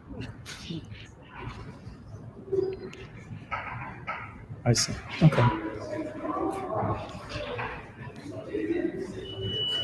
I don't know if that conveyed the idea. It's so hard to distinguish them because Benatar basically said at one point that there's like no reason to distinguish them, and I kind of agree. But there is like a very distinct nature in like how an ethylist socially behaves and how like an antinatalist socially behaves. And even though they believe very similar things, and the reasons behind them are often different, though. I guess antinatalism is just more encompassing, yeah. Antinatalism is just more encompassing than ethylism is. Ethylism is more hard extinctionism, very passionate. Antinatalists are more encompassing and broader range of ideas. And a lot of them are very much against imposing of any sort. Which I think is hypocritical because we're constantly imposing. So Yeah, I completely agree with you. I don't argue philosophy because I've never studied philosophy. I do want to do it. oh my god, please don't do that to yourself. I No. dropped out of I was a philosophy major for 2 years. I just dropped out of college, man. I'm going back to a tech school to get a certificate. I recommend that. If you have a tech school near you, look into their certificate programs and see if they have any ethics programs like business ethics or like something in like counseling or something like that, something where you can actually like help people. Because philosophy, you're just gonna sit there and you're gonna listen to hours upon hours of people talking about skepticism and how nothing fucking matters or can be proven. You're just gonna be like, there's no way that we can show that the sun's gonna rise up tomorrow. Like, we know that like things drop at 9 point whatever meters per second, but there's no reason that that's gonna stay the same. Like in 2 seconds from now, I could throw my vape and it could just be like whew and then pause in midair and then just go and float to the ceiling. And I have no reason to think it won't do that. So, like, as far as philosophy is concerned, nothing really is. Everything's an illusion. We're all just the cosmos experiencing itself and nonsense like that. So fuck philosophy. I basically got to logic, and it was just like, oh my god, 3 hours to say A equals A and shit like that. It's just like Same thing with mathematics. It takes a long time to make a proof in a paper, so I'll be fine. I'm going to do it. Go for it, man. Go for it. If you can handle it, go for it. But me, I just wanted to blow my brains out. Like I hated I it. also want to do that, but And yeah, I mean, it was just like that times 100 though. It was just like usually I can like ignore usually I can put up the illusion, I can just kind of like be like ignore the fact that objectively life is pain and just make my subjective better. I couldn't do that, man. When you're in like logic, it's just like pain equals pain. But yeah, it's just it sucked. Plus, I was forced to take Spanish, which was the main reason I dropped out of college. It was just because I had to take Spanish. Honestly, I can't do foreign languages, man. I tried. I dropped out of Spanish like 3 times, and I was like, I'm gonna do it. I'm just gonna retake it. I'm just gonna retake it by itself. And I was just like, fuck it. I cannot do foreign language. So yeah, that's the main reason I dropped out of college. Because basically, all I needed to do was take a logic class, and which was not going to be that difficult. But I just was like, I was going through a lot, but But yeah, when it came down to it, unfortunately, Spanish is the bane of my existence. I cannot do foreign language, so my school required foreign language. So hey man, if you can take logic and you can take whatever else your school requires that's bullshit, go for it, man. Embrace your dreams. Just be wary. It's gonna be a whole lot of skepticism and nihilism and anti-realism and like woo-wah shit, as Gary says. So, it's okay. but it will help a lot of people. You will help a lot of people, and that's good, okay? Remember that. Any EFIList or negative utilitarian that's in college is going to be really helpful for people to, like, understand things. I was mentioned in multiple people's final papers being like I was the best part of that class and really helped them with, like, philosophy and understanding it. Which is great, you know, it made me feel good, and, like, I was useful for my like, I didn't waste 3 years of my life. But at the same time, oh my fucking god, do I hate every moment of that. I mean, here's the thing, I got to read some cool books, man. I got to read some really cool books when I was in college. So that's an awesome another thing. You get a it'll recommend you a lot of really cool academic literature. Also, Seb said he might join here, which is awesome. Seb, you're more than welcome. But, like, I've got recommended, like, oh, here we go. My internet might get a little bad 'cause I'm in my room. Hey, Hi, Seb. Mm, hello. How have you been? Who is the other person in here? How old is that DNA? It seems like, what did you say again? How old is that DNA?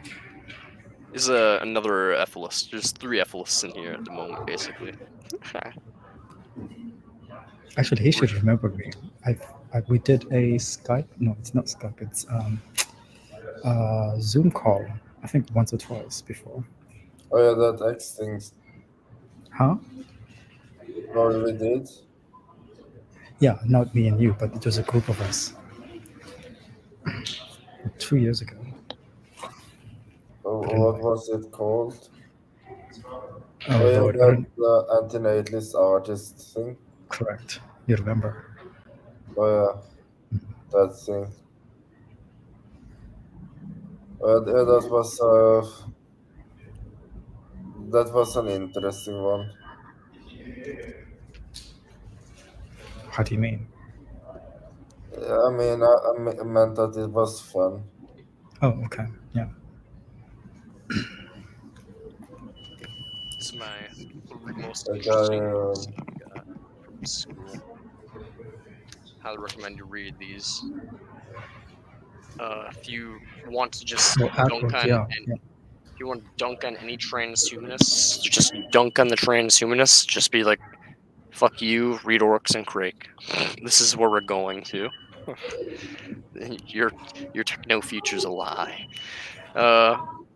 This book right here, to dunk on anybody who ever believes in this mud flood and stuff that happens apparently in the 1800s, because this entire book is about poverty and America since its founding.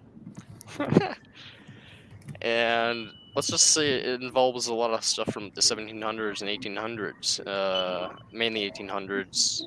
Very historical. Yeah, it's very historical. I hate historical things. Yeah, it has like everything from like, the 1700s to so on. So I'm just basically like, this book's very boring, but at the same time, I read it and I was just like, the whole time I was just like thinking like, fuck you, mud flood people. This book's just a fun, short read. Ayn Rand, I hate this bitch with a burning passion. But Anthem's a short, fun read. It's about Yeah. egoism. Mhm. And the whole time I was reading this book, I was just like being like, fuck you to the main character. And like, I was just like, conform. So, like, it's just a fun read if you're like really into if you really hate Ayn Rand and you just want to get into her mindset and also into the mindset of like every other person around you, because they're all just like, yeah, man. Anybody that reads this is just like, yeah, man, embrace the self. And I'm just sitting here reading this like, no. So it's just such an interesting read, reading it with like a classroom. Like everybody in the classroom is just talking about it in like the exact opposite way that I'm reading it. That was what my final paper was about. My final paper on this was about how he should have conformed and should have like stayed in society's expectations of whatever was there. Just because because he basically broke apart their anarcho primitive society that they set up for whatever reason. You know, who knows why, but basically, as far as we're aware, the rest of the world could be like gone. It's not. This takes place in the Giver. I'm pretty sure the Giver universe, pretty much. Not really. This is a different author, but I like to think they're the same world. Just kidding. Anyways, I'm sorry for interrupting y'all. So we were in the Zoom call 3 years ago, the anti-natalist artist Zoom call. It was Yeah. fun being given those few prompts and stuff, but it might have been more for the anti-natalist visual artists, perhaps. Perhaps Yeah. not. Yeah. Who was leading it? The English guy. I can't remember his name. I want to say it is Lawrence Janelle. Anton. No, it's not Lawrence. I don't remember his name. Yeah, I did do something wrong. I didn't attend a meeting we had because I confused it with something else. So, and then that was the end of me being in contact with you guys. But yeah, I think he never allowed me to apologize. So I was like, okay, fine. And by the way, I also want to, while I'm in here, I do feel like editing, not like adding like sound fonts to a MIDI thing. Can you repeat that? Like I want, while I'm talking on here, I want to add some sound fonts to a MIDI, but I hope it doesn't make too much noise. Okay. Oh yeah, go for it. If it does, then let me know, and I will turn down the volume enough, or just not do it. Yeah, I'm willing to try anything, whatever you feel like, my dude. My channel is basically just EFILism manifest, you know, just like I am. I'm just a catalyst for this ideology at this point, who has fun with my friends and does stuff, but you know, but I dedicate my time to basically EFILism for the most part. So, and whatever you want to do to express your way of expressing things, you're more than welcome to do it. So. So I think, I don't really think I distinguish antinatalism and aphorism very, very well. But I think the only thing that works, since I don't have a philosophy background, and I think most people cannot follow philosophy, I always use the CRAP acronym from Emandum, and I find it Yeah. like it's the thing that most sustains most arguments because there's no way you can refute against it. Like all sentient beings are under crap. And yeah, I think it's a very strong acronym and it's very catchy and people cannot forget it. You just can't forget it. Honestly, gosh, I should have used the crap acronym on the back of my business cards. I used parts of his book, but I didn't use the crap acronym because I don't think does he use it in his book on his EFILism site? I'm not entirely sure. What book? It's not like a very book, but here it's called a book. Is it under video format, like video number 1, 2, 3 or something? Here I will go into EFILism.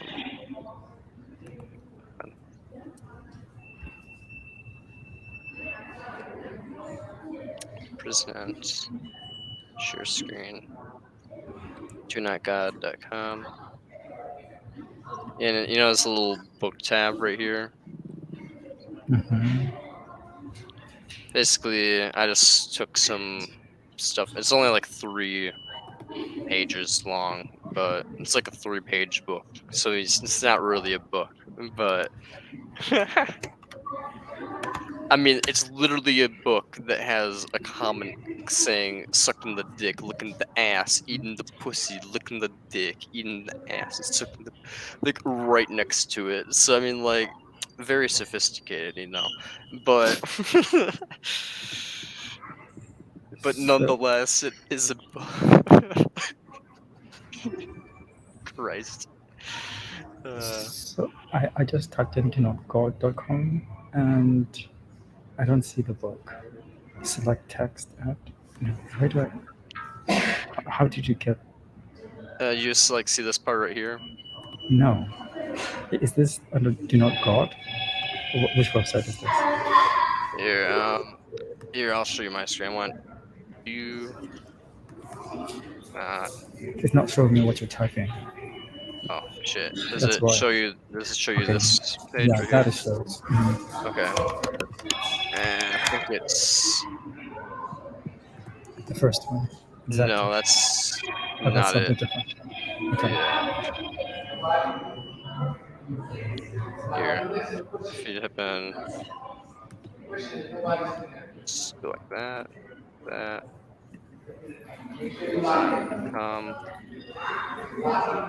EFILism. Yeah, here we go. Oh, EFILism.com. EFILism.com.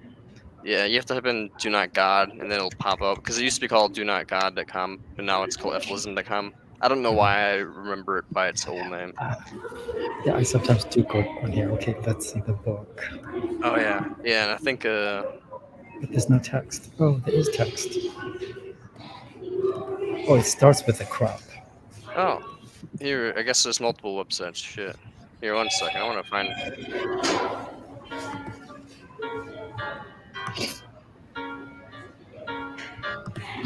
Here, where's the? Maybe this is the do not God one. Yeah, I guess that was the first one. I guess there's multiple websites for some reason. I don't know. Under the donotgod.com. There's no book. Mine doesn't show. Shit. What is this? Hmm.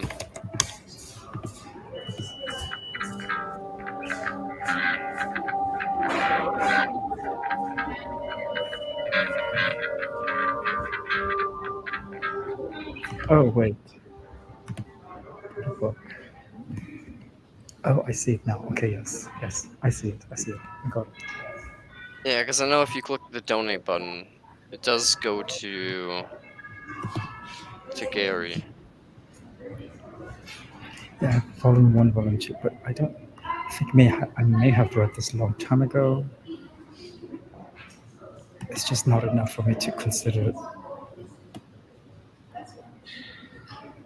Because yeah, they both go to both websites. PayPal link both go to the same place. They're both Gary's website. They're just different. I don't know. I used one. I used the one that basically I used the quote from the book from the do-not-go.com one, the do-not-god.com one. And if you go into there, there is a book section, and I used a quote from there.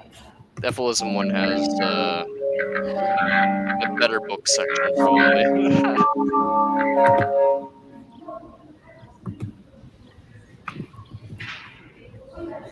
Here, I'm gonna show you the website that I'm looking at. Yeah, it's a little loud, but maybe it's not for you guys. I can turn down my fan.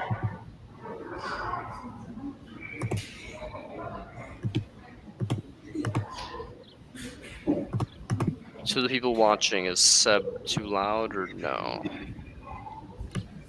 Yeah, I'm that loud. Just slightly loud. Just slightly loud? Yeah, it wasn't too bad. It was just a little bit.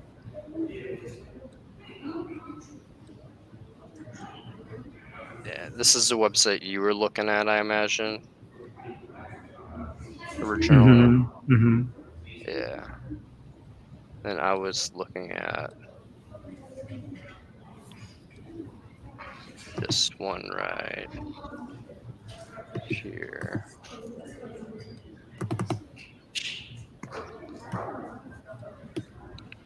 And this one right here has a quote in here. And I'm going to grab my business card really quickly because I basically just mishmashed some bullshit from here. This isn't actually as. I didn't know there was the EFILism.com website. I just thought there was only the Do Not God website. So I'm kind of glad that I recently found this EFILism website and that you pointed out that there's a better book. Starts out with crap. Better. Exactly. Yeah, it's actually really nice. Mhm.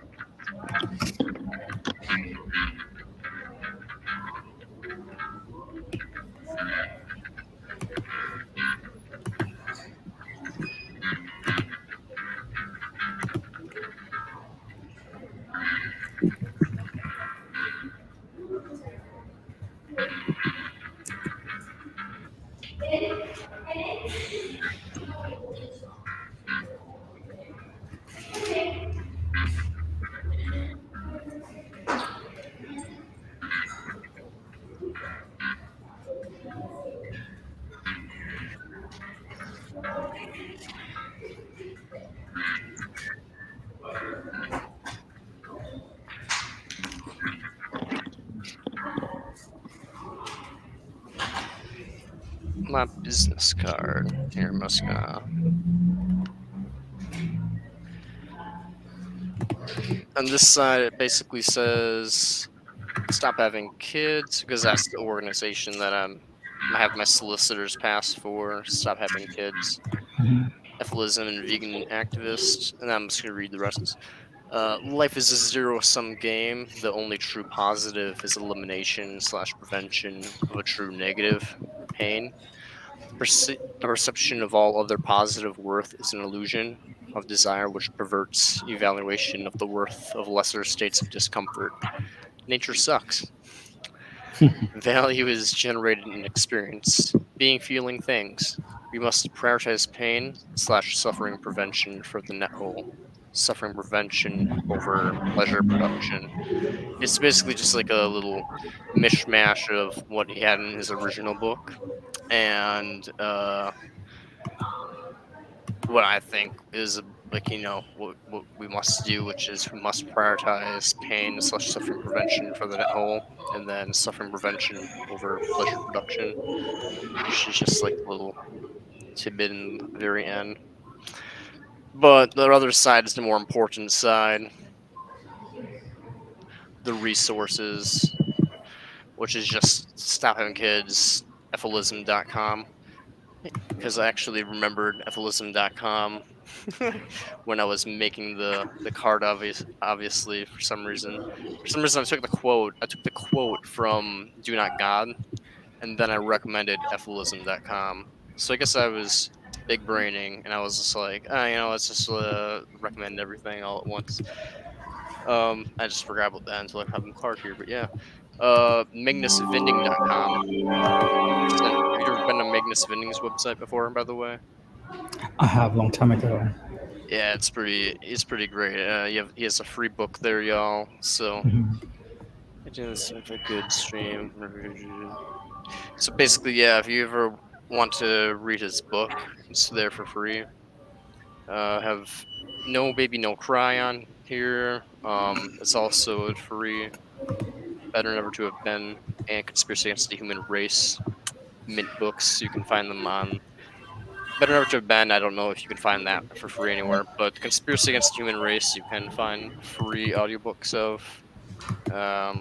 Here actually, I will just show you. If you guys ever click on my account, I'm not sure if it's public. Actually, now I think about it, it might not be, but I can check really quickly here.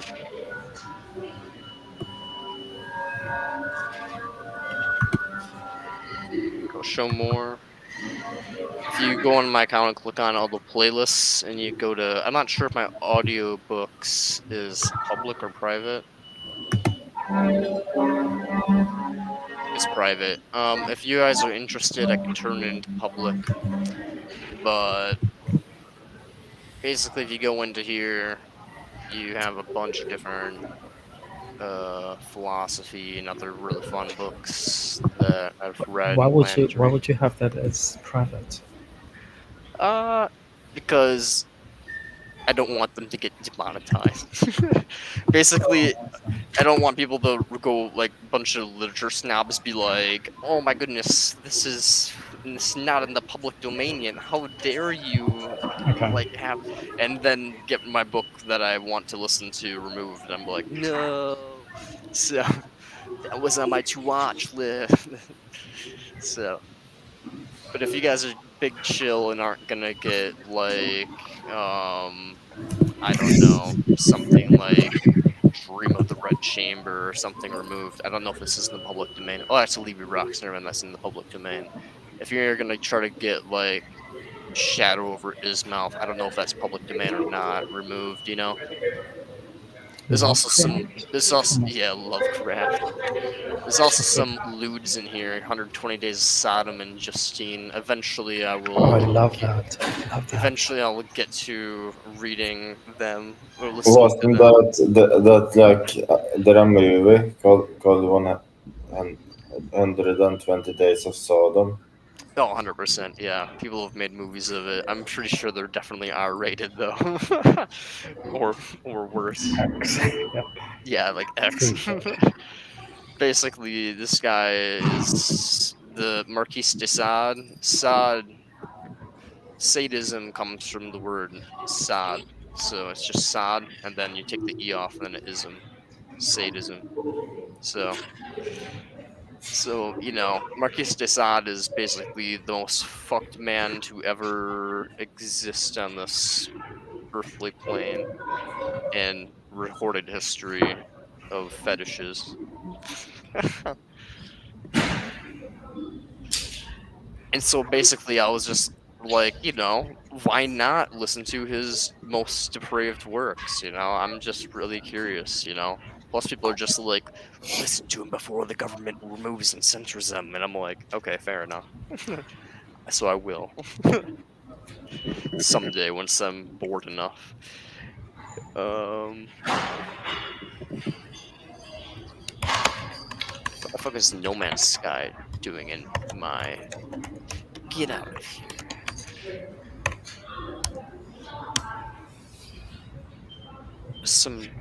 What book was I going to recommend, Joe? Oh, okay, please. If you all ever have read a book and really want to read more books, No Longer Human is brilliant. I read it, but I also own a copy of it somewhere around here. I'm not going to find it. This is like the most relatable. It's called No Longer Human, but it's like the most human book for someone who's like, you know, an EFIList or an antinatalist, someone that feels isolated and different. To no longer be human? No longer human. Yeah, I don't no know that. longer human. If you want, we can listen to a review on a No Longer Human. Nah, we're not gonna do that. But yeah, do that in your own free time if you want. No Longer Human's like truly. Here, I'm gonna put my playlist to public. So if you go to my other YouTube account, which you've commented on before, Brant Gill. So if you just type in that guy into the search bar and see the snake yawning, then then you know, because it's basically just me and my tired little snake. Just kidding. I'm just joking. But yeah, yeah. If you click on that guy, go into the audiobook section. There's a bunch of neat stuff in here. Arthur Schopenhauer's Pessimism, great. Emil Ceram's Fall into Time, great. Peter Weffel's The Last Messiah, mint. Short Right. History, okay, good stuff. Emil Saran, Failure and Suicide. Oh, it's just, I don't know why it's in here. Should remove that.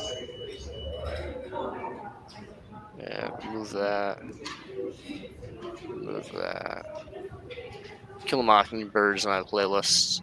Revolt of the Angels is eventually going to be something that I listen to. I can't fucking wait. Thomas Ligotti, The Conspiracy Against the Human Race. That's why we came here. Yes, I remember now. Yeah, this book is fucking brilliant. It is pure antinatalism and EFILism incarnate. Well, it's more antinatalism than EFILism, but it mentions EFIList themes, and it is very anti-theistic and stuff like that. It's good shit. So if you've never read Thomas Ligotti's Conspiracy Against the Human Race, it's right here. Don't get it banned. I Or think that was my do. second book to read as an antinatalist. Oh, it's the first one, David Benatar's Better Never to Have Been, or? Yeah, my first was Benatar. Okay, that's interesting. Yeah. It's really funny because I've never actually read it. Oh, Yeah, I know, right? I've read so many other books, but I've never read his. It's just because I've listened to so many of his lectures, I kind of already know his arguments, which is kind of like, I could read his book, but it's like, I've heard him talk so many times, it's just like, eventually I'll do it. Eventually I will. But yeah. I've read, like, every other thing. Like, look at, I mean, I have... Well, I actually haven't read this one either, now that I think about it. I should read this one. Queen of the Damned. Have you seen the movie? Wait, What was are you that? talking about? What have you not read? I have Every Cradle is a Grave. Mhm. I have to read that. My grandma read it partway through. She only read the parts about euthanasia, and she was like, "Yeah, that's cool." Your I've read grandmother? Yes. Ah, She's currently about to read The Tango of Ethics, which is an ethicist negative utilitarian book. hmm. Yeah. It's we'll see if she said it looks like it might be too complex for her to read, but hopefully she'll be able to.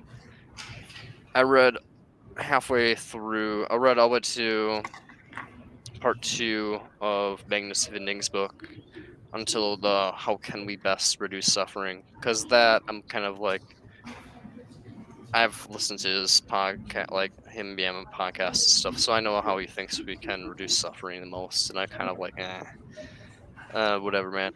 But it is, the other parts of his book are very, very valuable. The first 2/3 of his book, which are about suffering-focused ethics, are amazing.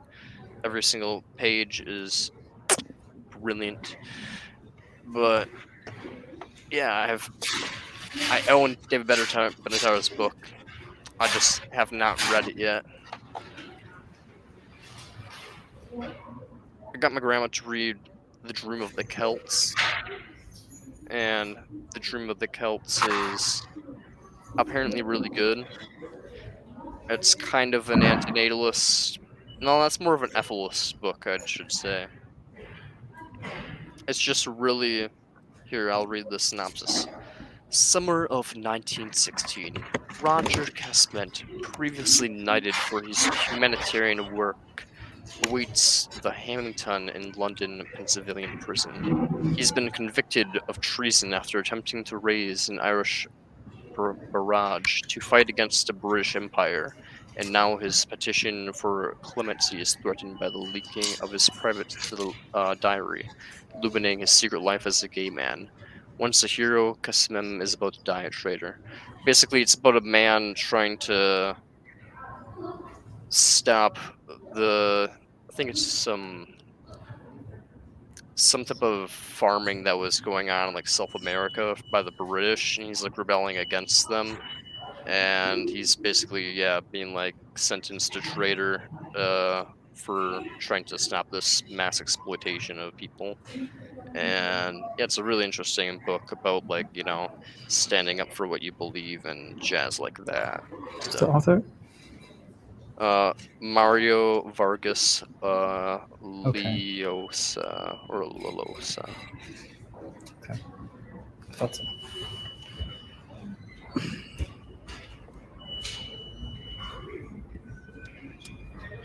Do I have any? I do have other books that are Antonellus and EFIList, where they're just right over. I'm lending a couple of them right now. I'm lending The Heights of Despair by Emil Saran to one of my friends, but I got Temptation to Exist. Haven't read it yet. It's on my bucket list. I assume you've not read Cabrero? Cabrero? Mhm. No, I have not. Is he good? I don't know. I've not read because it's all in Portuguese. But Oh, it's a shame. you know, The next book I plan to buy is The Philosophy of Redemption once it comes out at the end of this month. what is that redemption against? Oh, for Philippe Mainlander, The Philosophy of Redemption. He believes the only way to redeem ourselves is to commit suicide. I like him.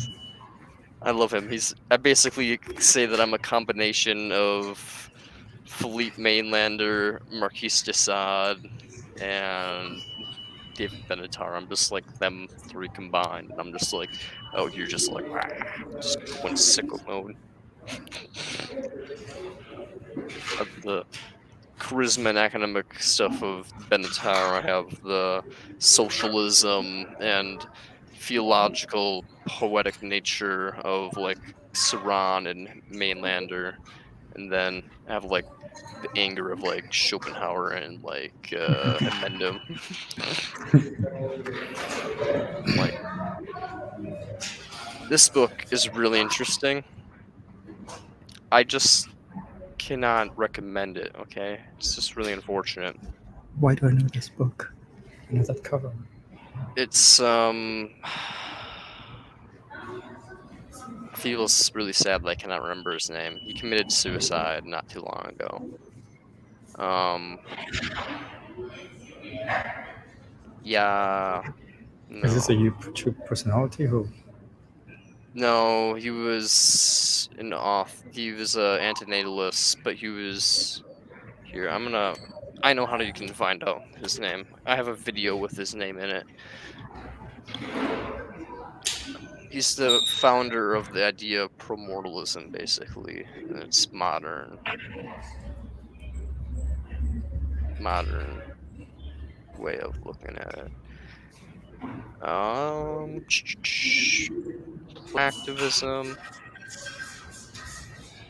present, share screen.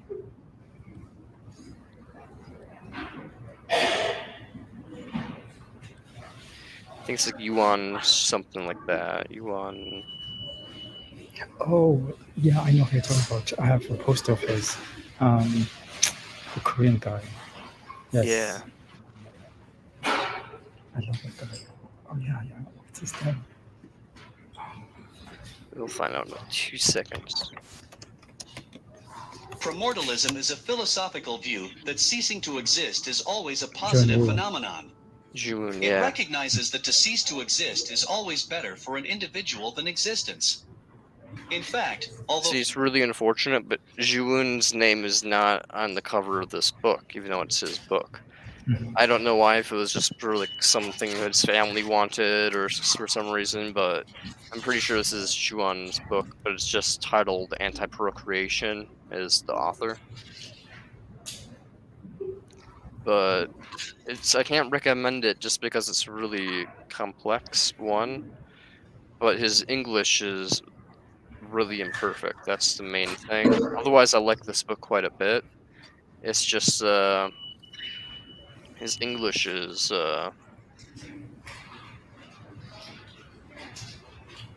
really bad. Like I really just flipped the page I was on, and it like said like proof is spelled PROF, and it's like um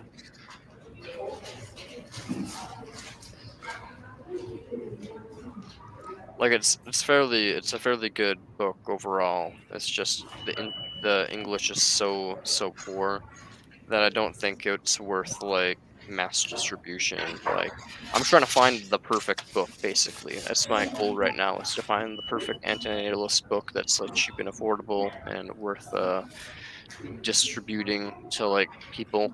Right now, my next book that I'm gonna try to explore is this one, The History of Antinatalism. But I don't think the author of The History of Antinatalism is an EFIList, so it's gonna be imperfect for a message. And it's just very complex at times, and my grandmother said it was too complex for her to follow. I was reading a little bit of it, and I'm like, "Ah, I can see why people would say it's too complex to follow, I suppose." And it's I'm kind of sorry. boring. Stop. I mean, this relationship with your grandmother, I don't understand. This is so Sh peculiar to me.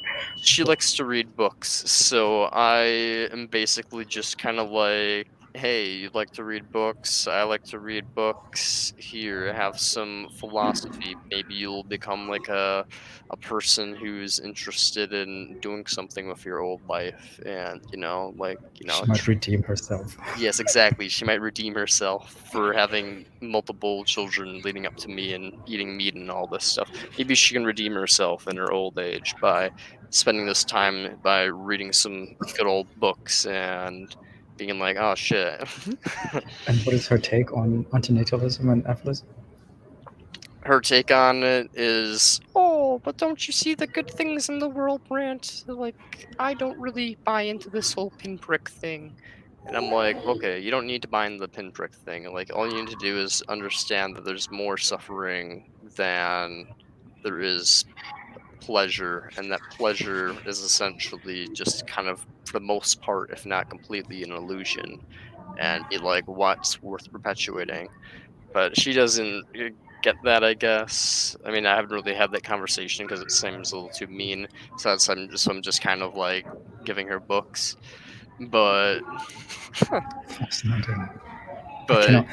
you know, My, my father loves to read, but I cannot even get him to a point of admitting. I got him to the point of admitting that most of life is suffering, but not that life is suffering, because he always has. He's very, how do I say, very religious, and so he's very, very optimistic, and he does believe in a sense of community and sort of interconnectedness with everyone, and things work themselves out. So it's really, really difficult just to get to this no. pessimism, you know, to being a staple of some kind. Have you ever tried? I don't know. If you're trying to get pessimism, I'd have to like recommend like Arthur Schopenhauer's Pessimism or something. But So my even father then, has read a lot of Schopenhauer, a lot of Nietzsche. I'm pretty sure well, he fuck probably has Nietzsche. read even um, Mainlander, but he's read basically everything, Kierkegaard, everyone.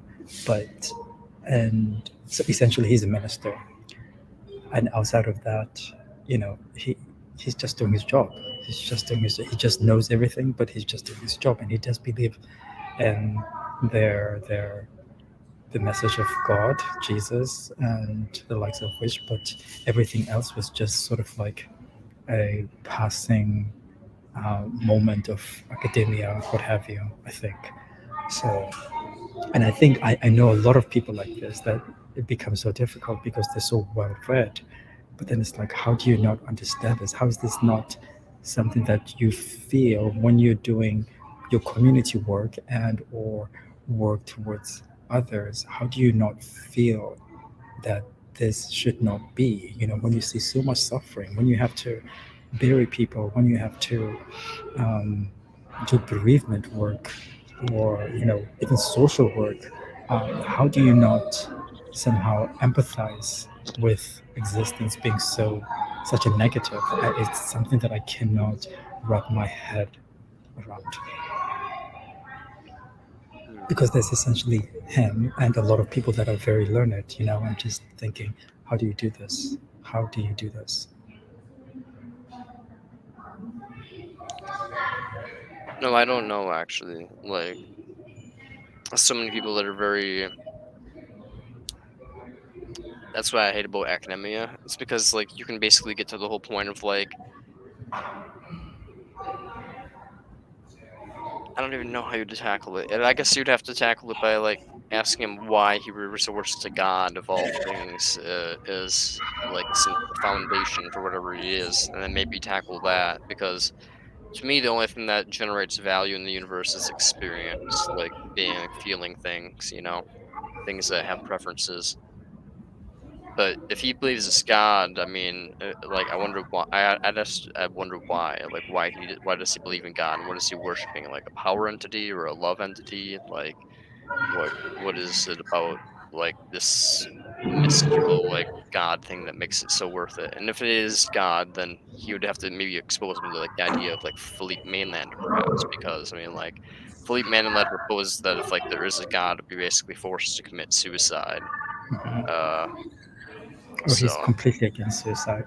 Um, I honestly don't know because he's also the same person that allowed me to be many different things.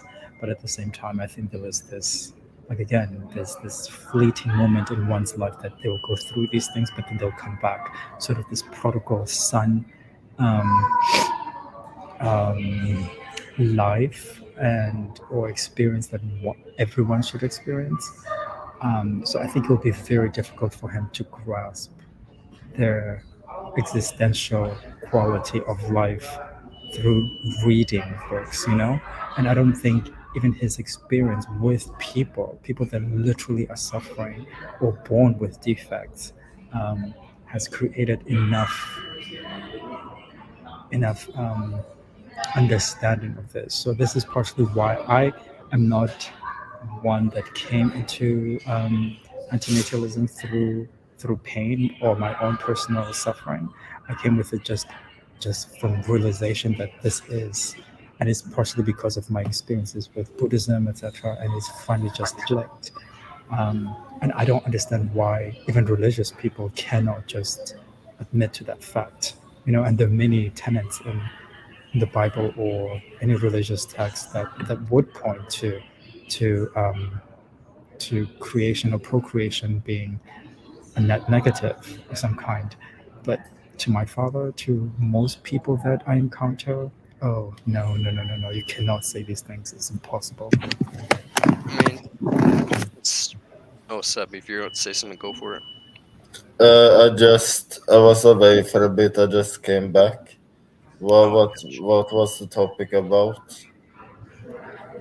convincing his father, who's a minister, and people like his father, that basically suffering outweighs Yeah, pleasure and matters, and that like they ought to be EFILists, and that like procreation and them and as things are right now is almost, if not completely, always unethical under all Like circumstances. a minister in a church or something. Yeah, you mean what? minister is like a Yeah, Oh yeah, yeah, pastor, a priest. so just it's not actually political. easier for an extremely obese person to climb Mount Everest than it is for to do something like that, convince a minister. I agree. I agree. Well, it's also the same to convince basically most people. It's impossible. If you talk to doctors, if you talk to people that work in social work, people that work with people that are suffering somehow, it's impossible to convince them. And this is my main. That's why sometimes I believe that activism cannot work because these people just want to bury themselves in their suffering. No, I mean you're 100% probably right. I mean the only reason I was always me being like very asocial and antisocial, so that helps be more logical in nature, of course. It's a little bit of a bias head start in people. But when it comes down to it, I became friends with someone who was going through a lot of suffering, like a lot of suffering. And when you care for someone more than you care for yourself and they're suffering like to an extreme sense, both physically and mentally, and you understand that like no one should go through what they're going through, and that it's a label. It's not even like an event that occurred in their life. It's like this is like a mental disorder, and she has multiple of them, and people go through that all the time as a result of sexual abuse in her case, but for other things, for other people.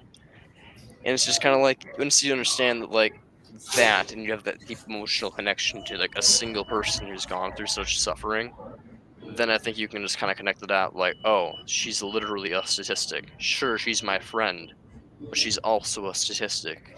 It's like it's more than just her out there who's suffering. And if I care for this person this deeply, I should care for everybody that deeply. And so basically, I don't know how like that means really like in terms of like how you can convince people, but like I don't know. It's kind of like as you said earlier, people need to suffer in order to understand suffering a little bit. And but the way people understand that suffering is almost in like this weird way of like it's almost best to watch someone you care about suffer in order to like, trigger such a thing. Like I wouldn't recommend that occurring. Like that occurring is a horrible thing in the world, but it almost seems like the most primal way to trigger empathy is to have like an in-group member essentially other than yourself go through extreme suffering and them look at you in the eyes basically and say this is not okay what I am going through, this should never occur to anybody, and have that like just register in your brain basically. But I don't know how that like I don't know, even then there's I so don't many think it people who have works. yeah, even then, there's so many people who are like blind to that because, like you right now, you're basically, I mean, we're suffering. Like I'd say, not as much as Shamira was, but I mean, she literally killed herself, so she was suffering quite a bit.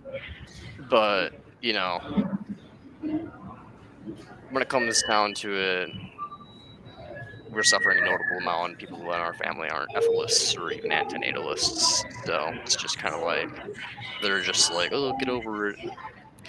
So I don't know how you would convince someone. I don't know how because it's like me. I have like homicidal ideation. I don't really care for many people, but like when I cared for her, it was enough for me to understand it. But for most people, I don't know. I don't know what's going on in the neurotypical brain that for some reason, like I could literally take a human life and probably not bat an eye, but they would be all like shocked and horrified and scarred for all eternity for doing such a thing. But at the same time, they could watch someone basically bleed out in front of them and be like, "Well, I didn't pull the trigger, so you know." So Yeah, it's such a mind fuck. I don't know. I try to tell myself that there really has not been one single life event of mine that was so tragic that it somehow made me this way. But same. I haven't really. I still say like I don't really have that. And if I do have them, I think at the point that I did have them, they didn't convince me of anything but that. But the life that I was leading, it didn't change anything. I was deeply in love with the fact of, or the thought of having adopting children. I was always going to adopt, and being somehow a father, and watching them grow, everything that revolves around this, but it always seemed wrong, like somewhere, but I don't know where. How is it that I didn't follow my that feeling in your stomach, like how do you not follow through with it? Like I don't know what causes this, and this is the part that I wish I would understand that, and then more people perhaps will realize that you don't really need suffering, you don't really need anything to be so Pollyanna, and or continue thinking this is acceptable, And I think the only way that usually we perpetuate this message of EFILism and antinatalism is so it's more on the negative side. I'm not saying this is bad, but it just, I think sometimes it triggers people and then they do the opposite. They're not understanding this inner feeling of that they may have, that it's something very existential that they're experiencing, and we've been trained to ignore it to the core, that we don't even know how to look for it. because I honestly don't think I need pain to say this is wrong. Like life as a general subject it's a negative. It's completely is a negative. Um, and I can also substantiate that by saying that, for the most part, my life is, I mean, most people would never think that I should be an atheist and or antinatalist because, I mean, I'm not experiencing suffering. I'm not out there causing it and or, you know, in the middle of it in some ways. So I've avoided so many of these harms that most people cannot understand. But those that are in harm's way, generally speaking, because we all are, continue procreating or being natalist. And I don't know, I just become very, I don't know. Yeah, I don't know. That's fair. I mean, I wish more people would be sort of like me in that sense. And I don't know who isn't or who is really. But do you understand this sentiment that I'm trying to? It's not it's not about my personal suffering or any suffering for that matter. It's just that life would be, existence itself would somehow be a negative. Like this should be, you should feel that deep down somewhere. And I think we all have that sense somehow. I need to find a way to express this a little bit better, perhaps. I don't I know. think I understand what you're saying, like an existential dread feeling of like like meaninglessness and of that type of sense. But for me, from a purely philosophical sense, like the only thing that matters to me is pain. But like I feel like everything can be broken down into pain. Like that sense of meaninglessness, like only is problematic because an experiencing being perceives it as a negative thing. But do you think that you can persuade someone that has a very, very good life, quote unquote, um, that they should be an atheist without having incurred any major dents of suffering in their lives? I don't know. I mean, it should be really obvious to them that given the fact that they're gonna die no matter what, that death is not a bad thing, in fact, and that you're not depriving a future self, which will inevitably occur, of any good things, but you will be inflicting harms upon them, which is an imposition, and that Mhm. you aren't the same person you were 10 years ago, nor that you weren't the same person you were like couple months ago, and sometimes sometimes it's quite obvious that you're not even the same person that you were like before a conversation with us, the individual. And you know, obviously, every time an experience is occurring, neural pathways are changing in our brain. We're no longer the same person, so we quite literally are imposing on different variants of ourselves, like new people in the future. Uh, so it's just kind of like I don't. It all seems very logical and obvious to me that like promortalism is very valid. The asymmetries between pain and pleasure are very valid. That we don't have obligations to promote, produce, and promote pleasure, but we do have obligations to prevent pain in terms of ethics. Almost everybody seems to agree upon that. Um, I don't get why people don't naturally take that to the same exact thing as for the unborn as well. Why it doesn't just click like, oh yeah, I don't have an obligation to give a homeless man a hand job when I walk by him, but I may have an obligation to give him $5, or like some jerky from the hypothetical deer we've hunted, from the cleansing. So it's just like there seems to be obligations to reduce suffering, but there don't seem to be obligations to give random hand jobs, aka promote pleasure.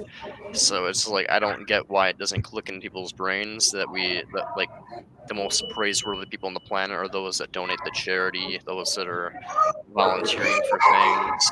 Jobs ask you what's your previous work experience in volunteer hours. Why? Because people who volunteer are generally good people.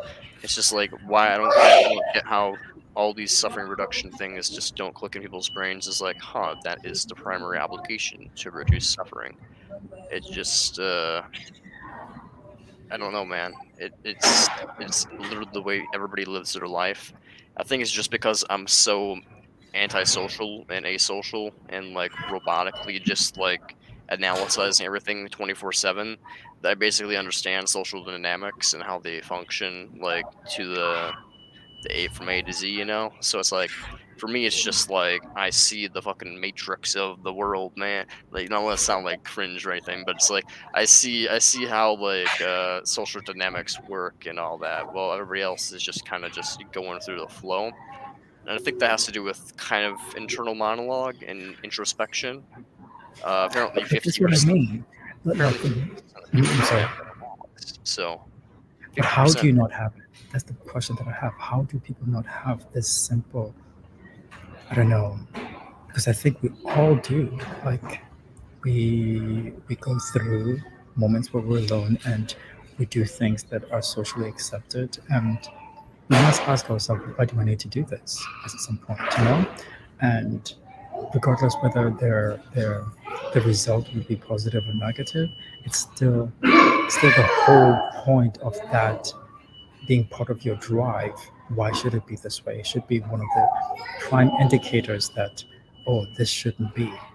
You should just be living like this beautiful, I don't know. If you had to exist, you would exist in a plane where there was no sense of obligation to being anything but a piece of note, like a musical note, you know, just there one moment and there and somewhere else. Um, Something that didn't have to really exist but can come in and out of existence in a way, you know, and still cause itself this vibration of pleasure and vibration of pleasure for everyone else. So its whole existence would be that way. And your existence as someone that's, you know, living a good life and being programmed to be social and doing the social thing is that if you don't do it, or if you see others not do it, you berate them in some way, or you think of them less. Why should that not be an internal dialogue that says this is wrong? This is the part that I never understand.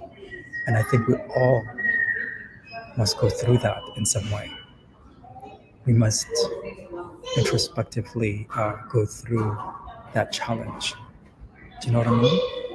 I Yeah. don't, and I wouldn't believe someone that says that they don't, you know, because I think that you're essentially lying, um, which most people do lie, but so we're living under a lie and we don't want to admit it. Therefore, we just tell you in a sugar-coated existence why you're here and or why I'm here. Um, it just seems so criminal. All of it is just so criminal. Yet, I live a fairly decent life, you know, and I'm an ApostleO'Ultron. And well, as you said that you went through a lot of pain. I cannot really say that I went through pain that caused me to convert. I mean, there's always a chance that I would have found EFILism and found it logical enough and went to it either way.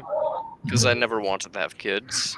But when it comes down to it, like, I think the whole motivation to really get into ethics and philosophy and socialism in general was because I began to care about suffering.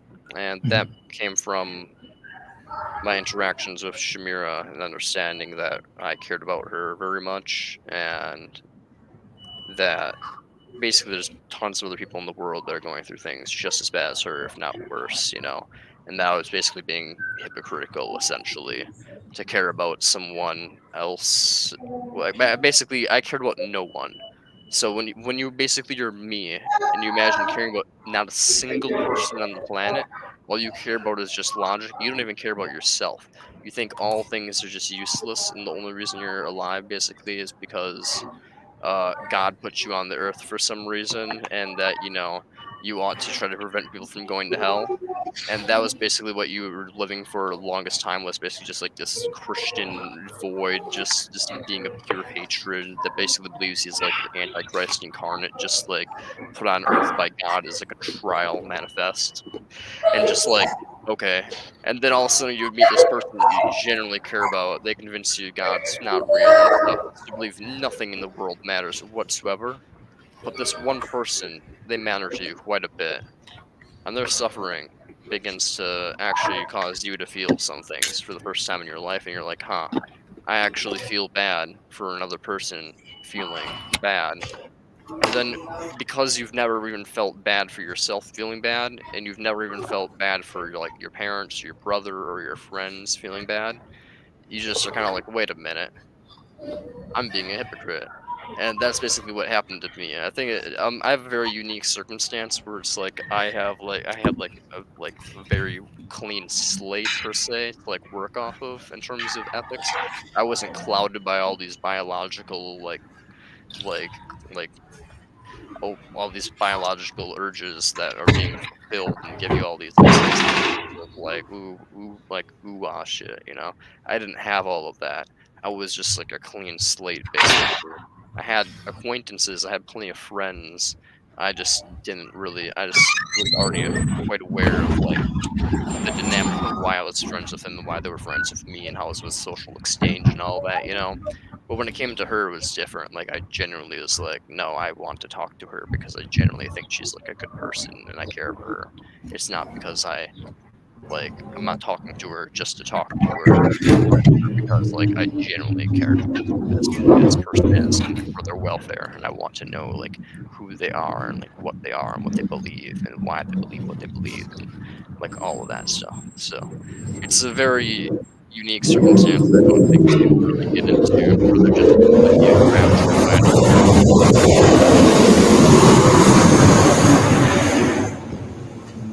an Sorry. Nah, it's alright. That was really loud, but that's alright. Sorry. Yeah, I have to get out of there. No one's gonna notice.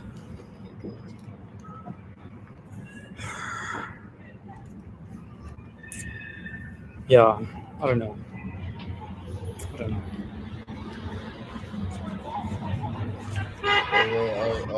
I noticed that the sound of children has ceased. So that's a good change. Yeah, I don't get it, but whatever. that was a lady yelling though. But it has been replaced by the sound of an demon, unfortunately. The sound of a demon, you said? The sound of an demon. Yeah, same different.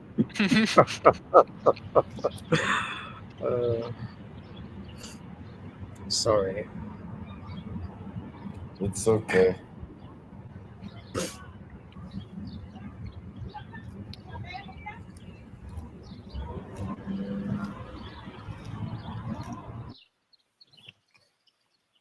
So when we were on that Zoom meeting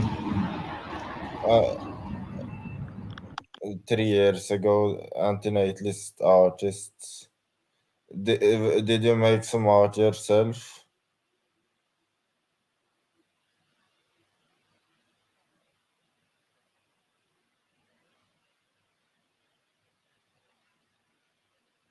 And what should I call you, by the way?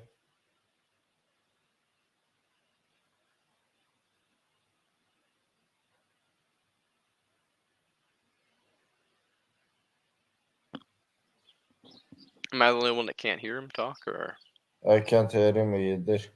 okay? Oh, he left. Okay. Yeah, he must have had a disconnection. Yeah, well, he'll be back in a minute, I imagine. It didn't sound like he was purposely leaving or anything, so. He said he remembered me through that Zoom call, antinatalist artists. It was fun while it lasted, and there was a bunch of prompts we could do, and we could share it with the rest of the group. was interesting, and I wish there was something like that nowadays. Hmm. And Is there any discords where you can like make like an art section or? yeah, there is, but I post my stuff in the art sections.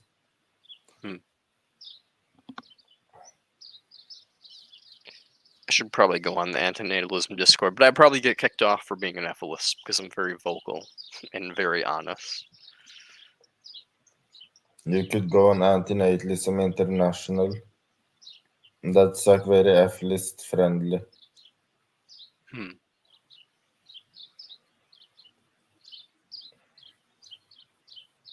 Antinatalism International.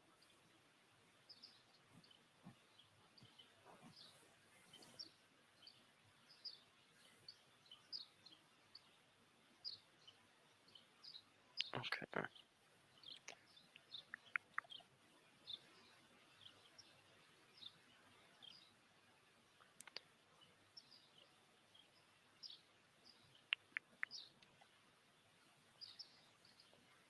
I can send you an invite. Yo, that would be awesome. I'm in so many Discord servers, and I'm not even active in most of them. Yeah, can you send it to me over Facebook or? Yes.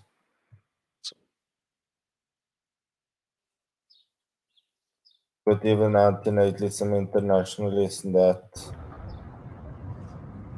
It isn't really that active as Discord server, so I don't know if it will be even worth joining.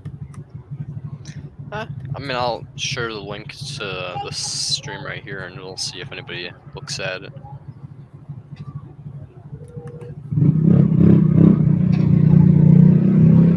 It says invites are disabled. Okay, Oh. so I can't invite. Ah, that's weird. Interesting.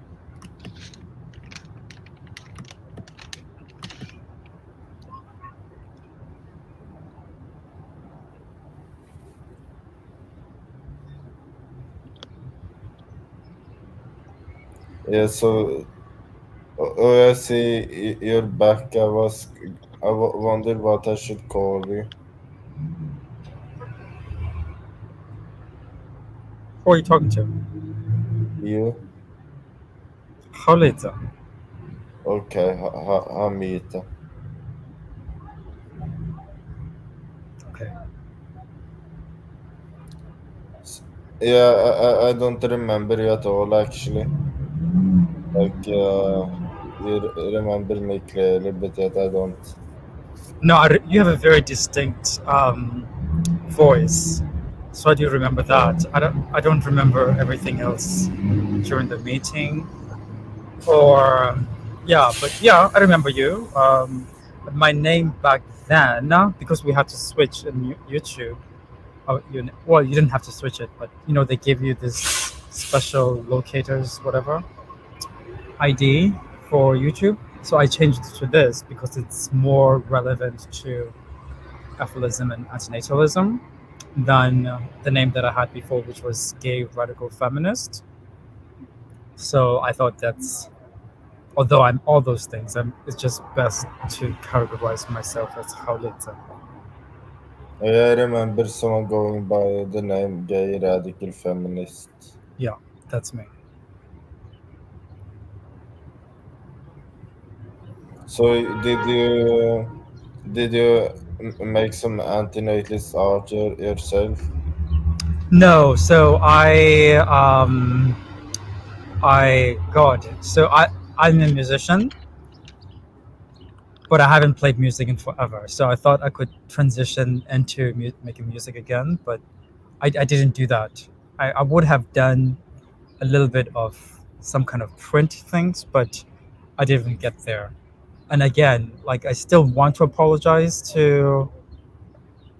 I want to say Danny. No, it's not Danny. Whatever the spearhead of the project was, because he had wanted me to do the scheduling, and I really, was looking forward to this. But I was taking a course, very very busy, and I overextended my ability to do it, and there was an appointment that we had that I didn't meet, and I think he's been angry since then, or he didn't want to speak with me. So I apologize, but he didn't take the apology. So yeah, I didn't do anything due to that. So if he does hear this, I do apologize, but it is what it is. There was someone on there who wanted to make like a classical music piece. That's me. That's yeah. I remember saying something like, to make music, one just needs to put sounds one thinks is cool, just put them together. Yeah, unfortunately, maybe it's because of my classical training that I'm too narrow-minded. Yeah, I couldn't do it. I think it sounds terrible. And also, once I started playing again, I realized how bad I am now, and I couldn't concentrate enough. So I just said, okay, just give this a little bit more time. Although now it's much better, but I can't imagine just putting sounds together without thinking of the musical theory or harmonization or making melody into just pure melody. Yeah, I just can't put things together. Especially why I don't listen to a lot of grunge music or very angry heavy metal. It still sounds a little bit like sound, but a little bit more musical in some way. It's a prejudice I have. I'm sorry. What instrument have you played? Violin. Violin seems like a pain to play the violin. One has to like have it at the neck in order to play it, I believe. With guitar, one can sit, one can stand, one can even lie down and play it. I mean, you could do the same thing with violin. You can also do only pizzicato music and still be in any position. And you don't always have to be. I mean, I prefer only playing it in my neck or on my neck, what have you. And even when I do carnatic music, it's a little bit more painful because the scroll is on your feet, on your basically your foot, the edge of your foot, and then you're still using your neck. Some people just use their chest, which I cannot have support with my chest. I don't know how they do it. But maybe it's a little bit more inconvenient, but painful. I don't know about that. I'm too used to the pain now. No, I didn't mean that it was a literal pain. I just said like it's a pain as an expression that it must have been annoying. Yeah. It's more annoying to hear the bad sounds of violin than actually holding the violin. So it's always, I think, for violinists, a trauma to hear other violinists play terribly. So I wouldn't want to be putting sounds and sounding terrible. Maybe there are a few violinists that can just put any note together and it will sound like wow music, But you're right. You should be able to, if you're smart enough, you should be able to do that with any instrument. It's just notes essentially. I tried to learn flute once. So it was a friend of mine who was going to learn the flute. He gave up. So he sent me his flute.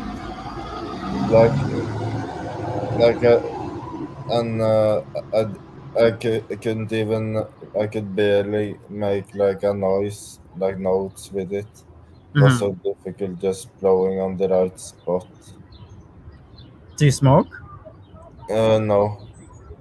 It doesn't have to do with lung capacity or anything. One has to like blow in the exact spot. Yeah, yeah. Yeah, I don't know how people do wind instruments. I just think it's worse than running for me when I think about it. Producing all that, you know, all that wind or yeah. Well, some Like advice I woodwind would or give to someone who wants to make music is that if one learns to improvise stuff, like one can play to anything like a backing track or just improvise something up on the spot, and it makes it that much easier. talking about like woodwind instruments being difficult, or just like other type of wind instruments like the flute and stuff?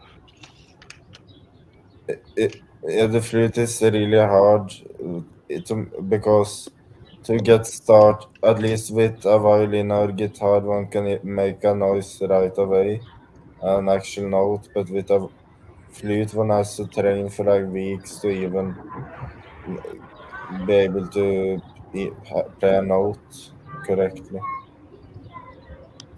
Hmm. I think string instruments are worse than wind instruments actually, because the placement of the note is far more difficult than I don't know than wind instrument. I think you can sort of figure that one out a little bit quicker. True. I Yeah, mean, it's just pushing buttons at that point, right? yeah, yeah. But string instruments, they're just so sensitive. You have to know exactly where anything is. Yeah, I don't know. I don't know. I was a saxophone player, and I feel like it was pretty easy. So Which saxophone? alto Oh, sax.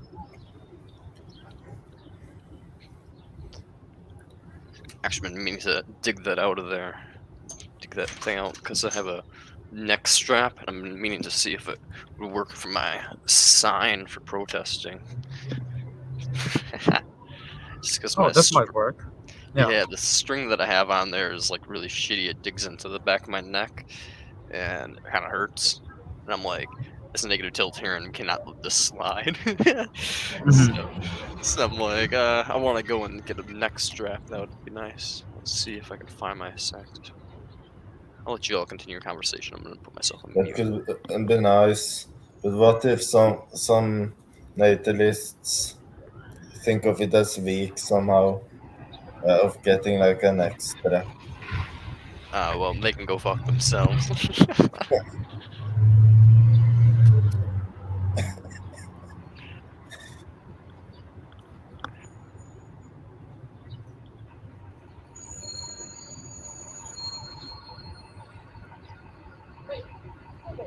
do you intend do you produce music for yourself, or is it for the public, or generally how do you produce music, or how do you function with your music?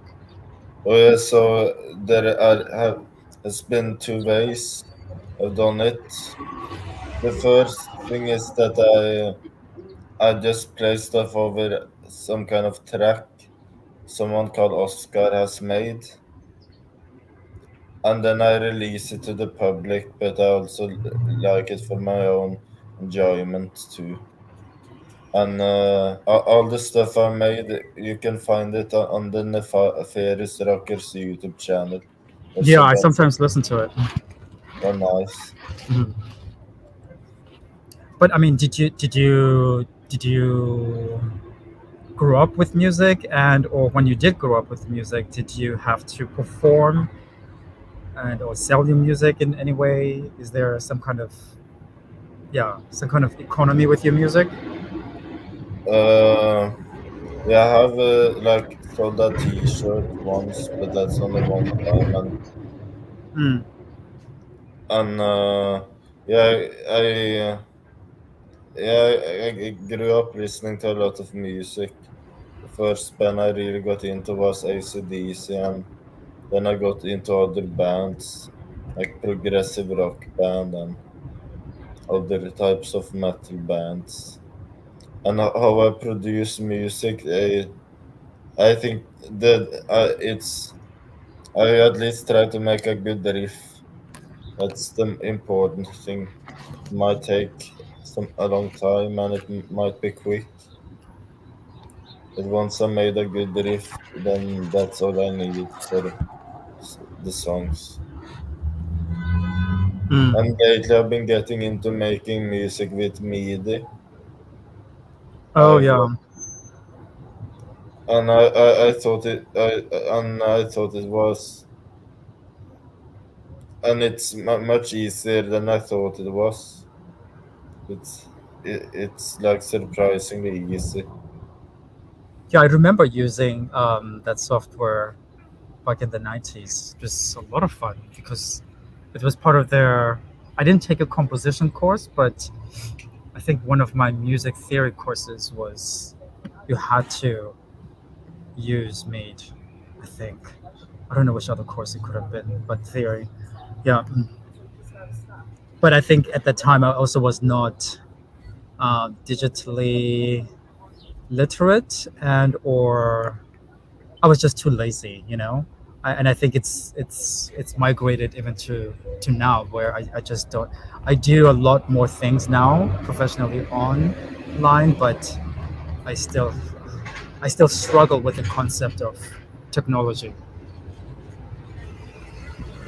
and work personally.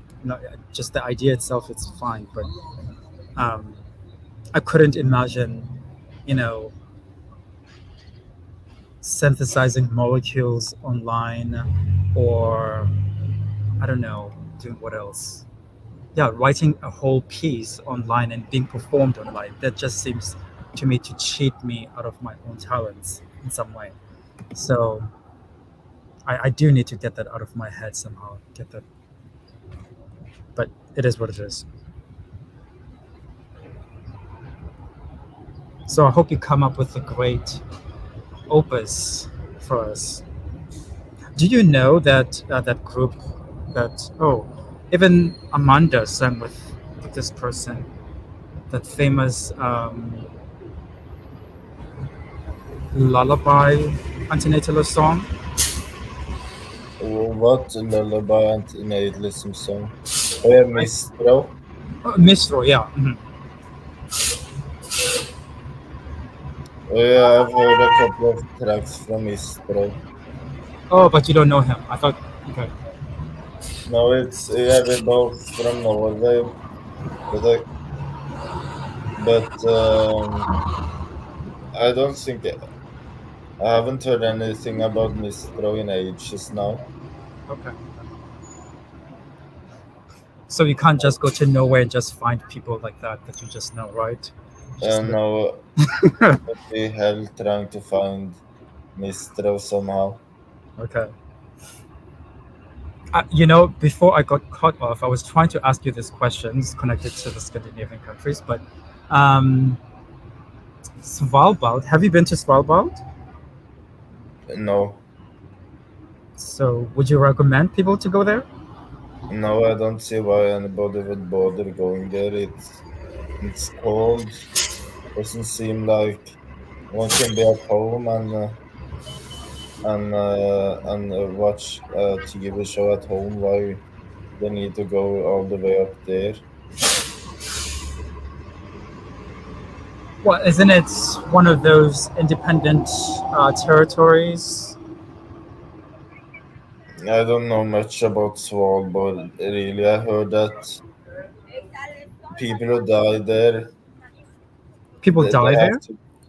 No, people die everywhere, but when people die there, they have to get their like bodies sent somewhere else. It's so cold there that the coldness like slows down the decomposition, and they don't want a lot of people to Ah. get sick from the bodies there. But during the summertime, I mean, for tourism and exploring the concept of such a state nation, should be interesting, no? I don't find it interesting. I guess some do, and if they Mm, do, it's fine. mm. The- It's good for them. I heard that there might be some polar bears there. Yeah, I want to see that. We want to see polar bears. Yes. Yeah,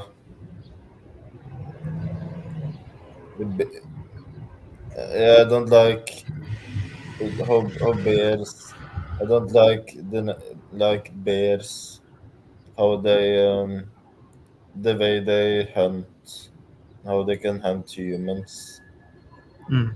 I have a slight bear fear Oh wow. because of not just slight. It's not like I keep worrying about bears, but it seems frightening envisioning like being Mm. torn apart by a bear. Mm. No, I can't imagine that's very pleasant. No. You Just hear like about, you fishing. hey man, it's probably not very pleasant for them, but it's better than continued existence. Your logic. Hey man, they're gonna get torn apart by something eventually, It's just, is it gonna be me or is it gonna be a bigger fish, I'm just saying. Well, then I should be torn by bears. I should like really surrender my fears to them. Just do me. Just do me. Like, oh. Yeah, but bears aren't moral agents that can reduce other beings' sufferings. We are Yes. though. So we Well. can we can kill other fish in the future to reduce their suffering, while bear will just, forage for berries half the year and maybe kill and like scavenge off of the corpse of like something that was hunted by wolves and maybe run down a thing every once in a while. But it's not out there actively like trying to prevent suffering. It's not like trying to eliminate all the world like we potentially could. But who's to say that their form of predation upon us and or killing us is not going to reduce our suffering? Oh, it would reduce our suffering. I don't deny Yeah, that. But we especially would. mine. Oh yeah, it would reduce our suffering quite a bit. Any beings that dies is good. It would be Yeah. good for us to die from our egoistic perspective. But from a utilitarian perspective of taking account the net whole, I don't think it Mhm. would be good for an antinatalist activist or an ethicist activist to die. Someone who's just like some redneck, just like, yeah, yeah, I fuck my cousin and I like to drink beer on the weekends. And the dipping tobacco is spit in a bucket. Yeah, exactly. Just drinking a ciggy and like, like some guy like that who's just like, praise the Lord. Like some person like that. If they get attacked by a bear, it's probably in their best interest, even if they don't realize it, to get killed by I a don't bear. know if it's in the best interest, like the aftermath, yes, but the way they die, it could be so bad that death, that way of dying might be worse than the suffering they would have been going through if they had continued to stay alive for years. That's They'll be potentially true. martyrs. That's potentially true. Like if you were getting like torn apart slowly by the bears will skin you alive and Yes. eat your titties first. Yeah, exactly. Like as as Soft Apple says, it might be pretty horrible getting eaten by a bear. So perhaps maybe if like you were to live maybe like a couple of years longer and then get like just struck by a car, then perhaps yeah, it would be better to get eaten by it would probably be better just get like struck by a car rather than eaten by the bear. But if you're like, gonna go out the average person of old age where you're never really get cancer or something, I'd say like the accumulation of all pains within your lifetime and discomforts, that we don't really notice or acknowledge. Like I have like if you really just pause and think about it, like see me scratching my head right now. Yeah, there's little itches all over your body. Just really think about it. Just stop for a moment. Just think about little tingly sensations all over your body right now. You're gonna want to scratch them. Yeah, yeah. I'm sorry. You're welcome. Bear claws. I love it. Exactly. You're just gonna get the bear claws to get rid of the itchiness on your body. It's a mutual exchange. Fuck my head itch. Yeah, exactly. And Apple gets it. See, you don't realize it all the time, but there's constant little discomfort sensations around our body because we're basically just like comprised of like billions of cells, and they all have like their own little like sensations. Sometimes if they have like basically like like they're designed for that and like on the skin. It's constantly just having little itches, little discomfort sensations all over our body that we hardly acknowledge. But if you account for them, if you really truly account for them, and you account for all the pains that are going to go on in your life, and then how you eventually would die of potentially like cancer, as long as it's not like an instantaneous thing, I'd take bear. I mean, if I'm truly being honest, like if a bear would like be spawned into the world right now, like right in front of me, and just like maul me to death, it would probably be better for me to get mauled to death by a bear right in this very moment than for me to like exist for another 20 years as an ethicist activist, like being miserable. So You know. true. So true. So But it might take several minutes, not I'll, even seconds. Yeah. I'll take it. Yeah. But that says so much. One doesn't like existence if one would rather be eaten alive by a bear. Yeah, basically, it says a lot about me. I'd rather be eaten alive by a bear than do my duty of going through the workforce and slaving away, and then once I get out of the workforce, being like, I've been hanging with my friends, but it's my moral imperative to go and walk with this sign right now. And just like, I'd rather just a bear just maul me to death over the course of like 10 minutes, ripping my testes off first, then giving me a good old rim job with its teeth, and shit like that. I'd rather have that occur than me having to be suicidal for the next 20 to 60 years. Yeah. Like, in all honesty, like, physical pain is quite horrible, but I don't know. Physical pain, I think mental pain eventually, maybe not in the short term, but definitely the long term, accumulates to more pain than physical does. Yeah, I think the mental part is the part that gets me, because I think we all have to go through it, in the sense that, especially when you become bored, the more bored you become, the more I think that you suffer mentally, and that type of suffering creates this sense of wishing not to be here. And it would be that much easier for someone to argue against their existence because they are so bored with their existence. Just take me out already. Like, this is more exciting to be eaten alive by a bear than my boredom. Truly. Like, honestly, yeah. Like, when I was extraordinarily depressed back in high school, like, I would always joke that it wasn't even a joke, it was just quite reality, because I was like that fucking bored and miserable with every aspect of the world. Like, I hated everything, hated every aspect of things people consider entertaining, everything. Like, if I would have won the lottery, I would have paid for someone to like have like a medical staff on standby and just like shoot me through the chest with like a pistol, just to like, experience what it's like to get shot. Just be like, yeah, I lived through getting shot, motherfuckers. Like, I was an insane motherfucker back in the day. But that was just because the psychological pain of being bored was so strong that I was willing to basically endure physical pain just to get like an excitement of some sort, essentially. So yeah, the mental can be quite unendurable. Like, it can be unbearable to endure mental boredom or mental pain. Yeah. Especially when combined together. If you're bored of life and you're going through the stresses of life, like if you're just bored of life but you have everything handed to you, I could see people going through that. I think it's a lot of rich people. They just go through life bored as shit, and they just want more and more and more and more and more to satisfy themselves. Yeah.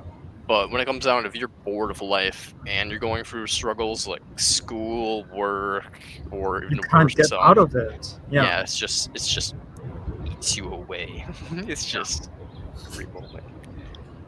especially if you've been like if you're someone like Shamira, like where they're like had the same issues of me of being like bored, but then they've also had the PTSD of being like sexually assaulted in their life, and just every moment is just like when you're not being distracted, it's just the horrible memories and shit. It's just like, yeah, people can the psychological can be so overwhelming that these people are basically willing to like cut themselves, burn themselves. They would take a bear attack just to feel fear. It would take almost anything just to get over the absolute numbing self-hatred and loathing and absence of meaning.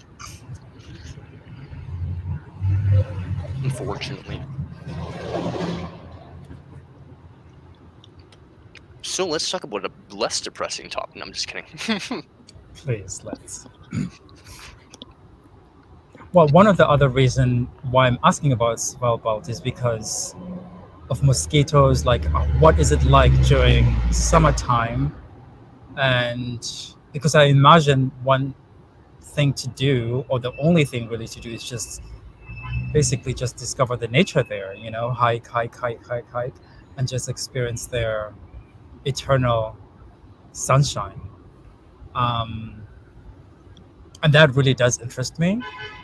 But I don't know what else could be. I think it's the northmost place where there are still humans, or there are humans live, whatever. So that might be interesting if there's some kind of like any physical differences living in such a place. I don't know about the radiation there. There's so much I don't know about it, but I do want to go see it. I would love to do it this summer, of all times. If Yeah, we I'm should go. completely out of money. You say you're completely out of money? Yeah. Yo, same, man. It's like I'm like practically in debt, practically, but not quite.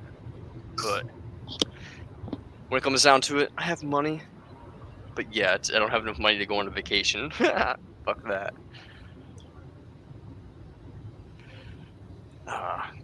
I wonder how Ji-won found this place.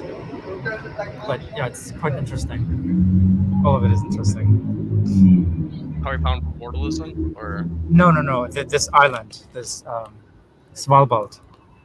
I don't know. There certainly would be less people, so that's a beautiful thing. Oh yeah, 100%. Yeah. Less people, the better. Mhm. Both ethically and for my consciousness.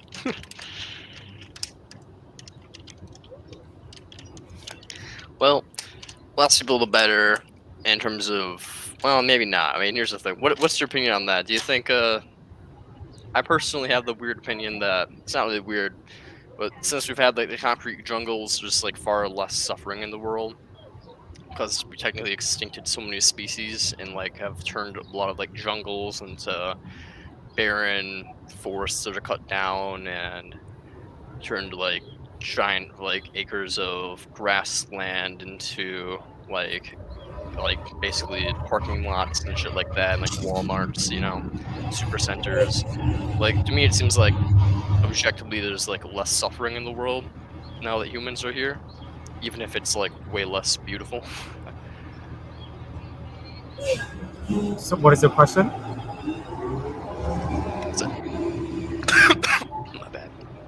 My bad. Does that seem like an accurate assessment to you, or no? Because Do Not Watch kind of does things otherwise. He's like, think of all the raccoons and all like the suffering that humans go through, and I'm like, no, there's a lot less suffering going on. I mean, I tend never really to think about animals. I don't care what happens in the animal world. I don't own a pet. I don't ever want to have a pet. I don't have an animal welfare mentality.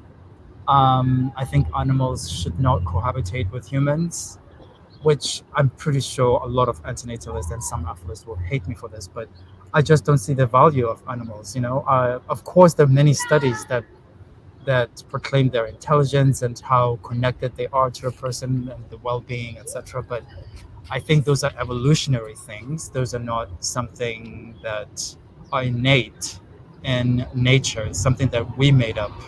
So the more of us would we would also need companions. So we would need animals. So I think this is a need that need not to be. So don't enslave animals to yourselves, which means you wouldn't do it if there were less of you. And if there were less of you, you would depend on each other, and the animals that would be around you would be there for the benefit of their survival, in the sense of like, oh, you have some leftover meat, or you have some bones for them. But beyond that, in terms of the ethics of them, I never think of it. I just think that they should just be exterminated, period. Okay. Yeah, we're basically on the same page. I mean, I own a cat, but I don't think it's ethical to own a cat. I'm an active hypocrite. Like, I acknowledge that the best thing would be for me to put down my cat. Like, if I was truly being an ethical person, I would get my cat euthanized by a professional and/or order, like, the kit to euthanize my animal myself or something like that, if I was being 100% ethical. But, I'm a hypocrite, so I use them as like a comfort animal slash companion animal to be like, I don't even like using the word companion animal because it seems hypocritical. Because if there was true companion, given the It would fact be that I have, reciprocal. yeah, exactly. If it was my true companion, and I have like full warrant over its life as a moral agent, I should euthanize it. So I don't like using the term companion animal. I'm a little bit of an asshole. Sorry to the anti-natalist community. I'm gonna be even more of an asshole than you are, because you said that they might hate you. I will one up you. I refer to my cat as my own little slave sometimes. I'm like, well, you're my little entertainment slave, and I'll like, like I'm nice to my cat. Don't get me wrong. Like, my cat has like a very like comparatively good life to any animal in the wild, and to like a lot of other people who are cat owners. But when it comes down to it, I still refer to him as my entertainment slave, because that's what he is. Like, I own him because of entertainment. Like, if I truly was 100% invested in his welfare, I would get him euthanized. So, so I agree with your assessment. Yeah, we should just exterminate all animals. There's no need to keep them around for any reason, pets or otherwise. Yeah. Oh, and if you can't, just don't use animals. Just, just find a way that you can. If your population as humans is so high, find a way that you can find a social means to use each other instead of using animal for your well-being. Um, but unfortunately, I do think there is a diminishing return to to their greater number of humans. We will always we're just going to collapse on each other. So we will never be cooperative. That's what I'm trying to say. Um, so it's almost a necessity that we would have to use an outside agent, which is sad. So yeah, get rid of the animals and get rid of at least half of us on the planet, and see if we can coexist and maybe make a better coexistence. I highly doubt it. So just press the red button.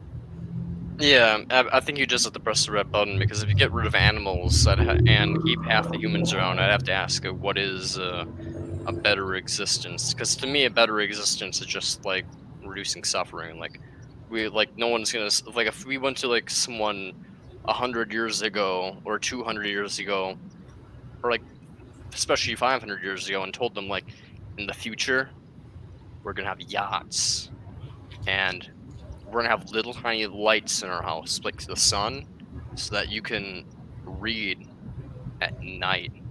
They'd be like, okay, that's pretty cool. But hear me out. In the future, you won't die of polio, and if you need to go through surgery, they can inject you with a thing that makes so you feel no pain. And hell, in some cases, if they can even reattach your limb, they'll be like, wow, holy shit, really? You can reduce that much suffering? they're just plaguing the whole entire. They're not going to be impressed by the fact that Jeff Bezos has a yacht. They're going to be impressed by the fact that we've like cured homelessness. Basically, like the poverty has been reduced by like 20% in the last like 100 years. They're going to be impressed by like all the suffering reduction that has occurred. They're not going to be like impressed by like all of the goody stuff. So when it comes down to it, I'd have to ask, like, even if we get rid of all animals, like, what is there left to do besides, eliminate human suffering to the maximum extent, which is, to eliminate ourselves essentially. So yeah, I think the best thing to do is just push the red button. Yeah.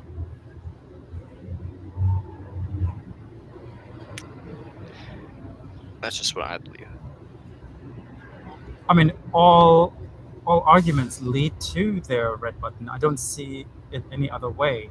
The more animals that you have, the more of a nuisance they would be towards you and to themselves, and you feel morally obligated to end some of their suffering, or pick one over the other. So that's already a headache. And the potential of you or your people, the million that are left, to just be at to beg for your life, from being taken by them, it becomes a real social issue, So just press the red button. There's no scaling it. There's no middle ground to it. There's no balance to it.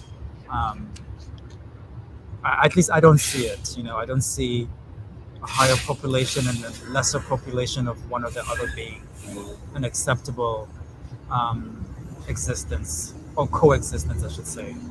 It just won't be. Yeah, in my opinion, so long as you believe in there's a right and a wrong, there's something that we ought to do and ought not to do, like some type of action that should occur and shouldn't occur, like it automatically you can lead it to EFILism, like desire ethics, virtue ethics. It doesn't really matter. Like the asymmetry argument, Benatar's basically shown that applies to all of them. Yeah. And once that occurs, I mean, promortalism basically takes over, and then EFILism takes over, and yeah, you pretty much Benatar, praise be, but you've basically defeated all things besides skepticism and anti-realism, basically, in just that one full swoop. You're just like, it doesn't matter what you believe, life shouldn't exist. So yeah, that whole argument, I think that's basically what I was trying to touch on this existential knowing that you should just be an antinatalist or EFIList. I think that's what I was basically touching on. I think, yeah. Like under all views, so long as you believe there's like something that shouldn't occur, that like you kind of get in touch with the idea that like it's fucked up and like the world's messed up and shouldn't be as it is. Yeah, I get you. Like, yeah, I've heard the idea by someone say like, oh, just the fact that like when you're a kid and you see like Superman on TV or Goku and he does like the little instant transmission teleport, or like Kamehameha, and you really wish you could do that yourself, but you can't. Just the fact that you're in a world where like you can't manifest what you wish to be ideal is enough to be like, hey, this is a flawed reality. Like we can dream of things, but they'll never come into fruition. Like what the fuck's about that? yeah, And like just that realization alone should be enough for people to be like, whoa, we have something problematic here. There's an error in the human condition. Animals aren't doing this. There's something's fucked with humans that we can imagine ourselves traveling through the stars right now with a spaceship with a bunch of hookers sucking our dick, while we basically have like a video game 2 feet away from us that transports us into like a fucking Pokemon universe that we can like fuel everything like per se. And like we can imagine the Star Trekian like super universe and know full well in our mind that it's never gonna come to fruition.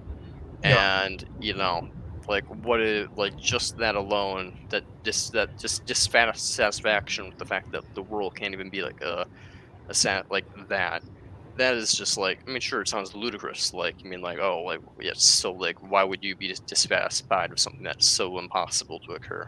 But yeah, Yeah. that's exactly the reason that I'm upset. Like, why is it even possible in the human mind to want for something so impossible to happen? Like, Mhm.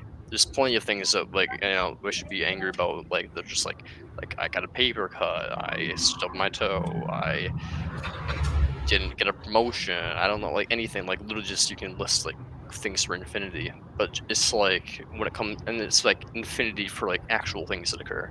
But then it Mhm. comes to like the limitless part of our imagination. It's just like, yeah, I get what you mean. There's like an existential thing of nature, of, like being human, that just reveals this truth of like something is not ideal and could be better. Yeah, this. Yeah, I really should use this, but I need to study it a little bit more just to make sure that I do understand it. There is odd. I think it's called the is odd gap, Gap. right? Theory. Yeah. I honestly don't think anyone on the planet can tell me that life is not suffering, not that it ought to be suffering or ought not to be suffering, but it is suffering. It's just impossible for anyone to say otherwise, you know? And it's also impossible to say that they will not experience suffering. So there's nothing that ought to like literally take them out of suffering. There's nothing that will do that. Anything that seemed to do it is just extremely temporary. And actually, this is a very, very good argument. Why have I never thought of this? God, I feel stupid. Okay, yeah, thank you for that. It's good to talk sometimes. Yeah, you're welcome. No problem. Glad I can help out. Pontificate. Yes. Did somebody Sip fell just? asleep. Yeah, I was just. He snores too. It sounded like music, actually.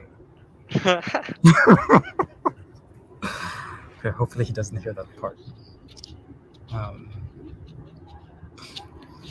yeah, I don't know why I never thought I should actually argue with my father and some people about this. Yeah.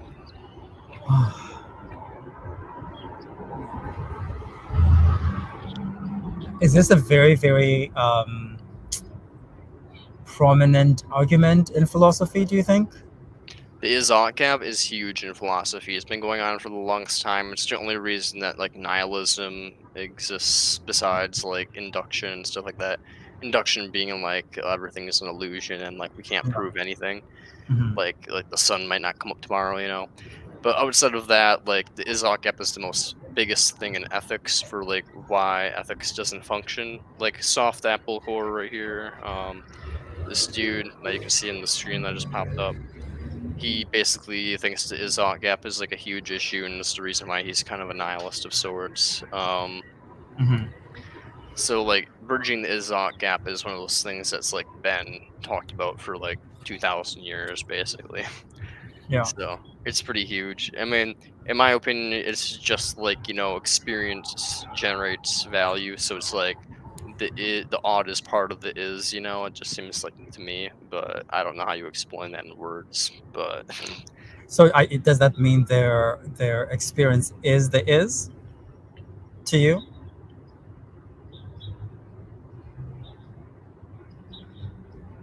hmm. Try to rephrase that. My bad. Apologies. I'm sorry, did you say something? Yeah. What did you mean by their experience is the is? Well, instead of being the ought. Ah. Hmm.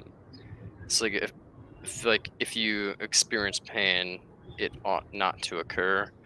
For me, it's like the is part of the ought. Like, I mean, sorry, the ought is part of the is. Like, it's like it is experienced as bad or something that's aversive, something that ought not to occur, and because it is experienced as such, that's I'm what sorry, makes can I pain. stop you?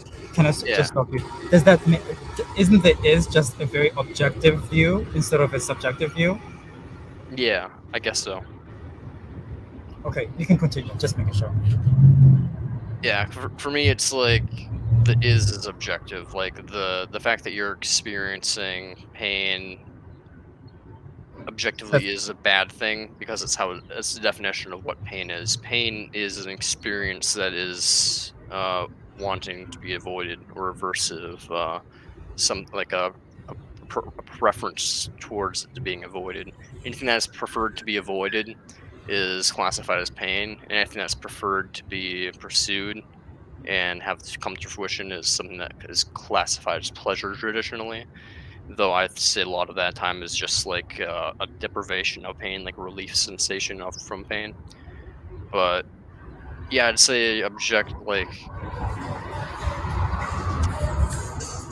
the is and the ought. Yeah, it's just like you get the ought from the fact that the definition of pain implies it is something worth being avoided or that you desire to be avoided.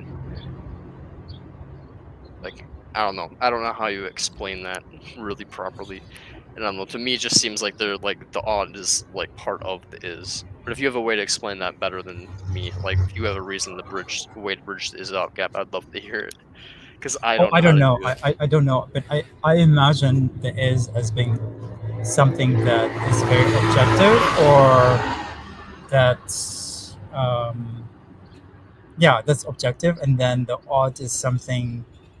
It's a mix of objectivity, but mostly subjectivity, which I think most of our explanatory subjective life usually falls under this and falls under the umbrella of following some kind of social decorum that would allow someone to live according to an ought that is objectively under the is false or should be avoided. So like slavery, like there are people that benefited from it, that lived through it, and that basically exploited it for themselves, but they shouldn't have done it. It ought not to be. And it was just a very, just I think the ought, it has to be both objective and subjective in the sense that you shouldn't do it, but for your experience, it's something of a positive. So, and that's why it's so difficult for you to run away from it, because of the experience doesn't allow you to experience the negative part that is the subjective part of the ought. Oh God, that's poor wording.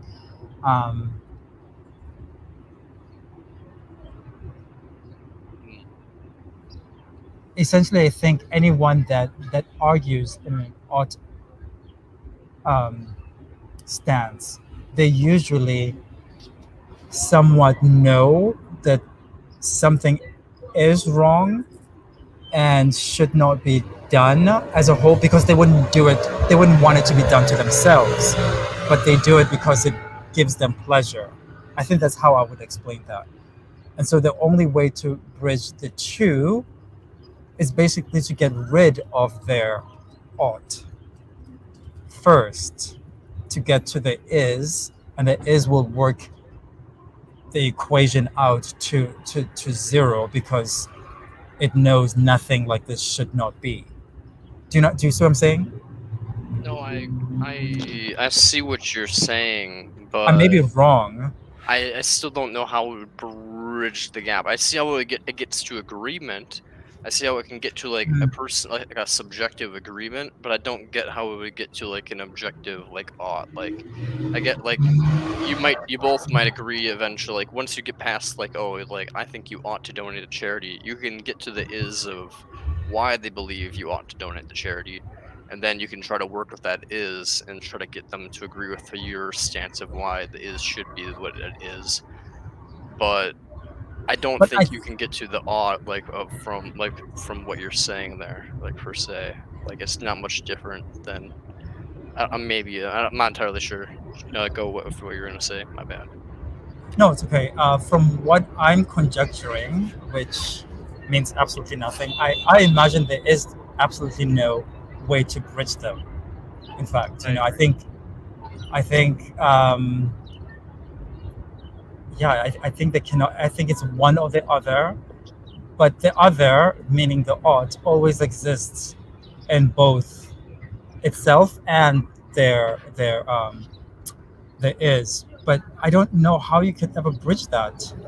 Yeah, I don't know either. To me, it seems like they have to be coinciding with each other because, like, imagine this: like, God says, God is good.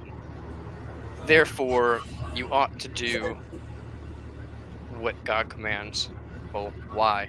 Why ought I do what God commands? Well, because God gives you a good plan for your life. Well, why is it a good plan? Because it prevents a max amount of pain in your life. Uh, why ought I, you know, why ought I prevent the maximum amount of pain in my life? Well, because God thinks that is good and God is good. Well, why ought I do what God commands? Fuck. And then you basically there's no way you can bridge the gap no matter what. Even if you have a perfectly benevolent God, even if that God is all knowing, all benevolent, all commanding, all just in every way possible, and that God commands you to do something, there's no reason you ought to do what that God commands.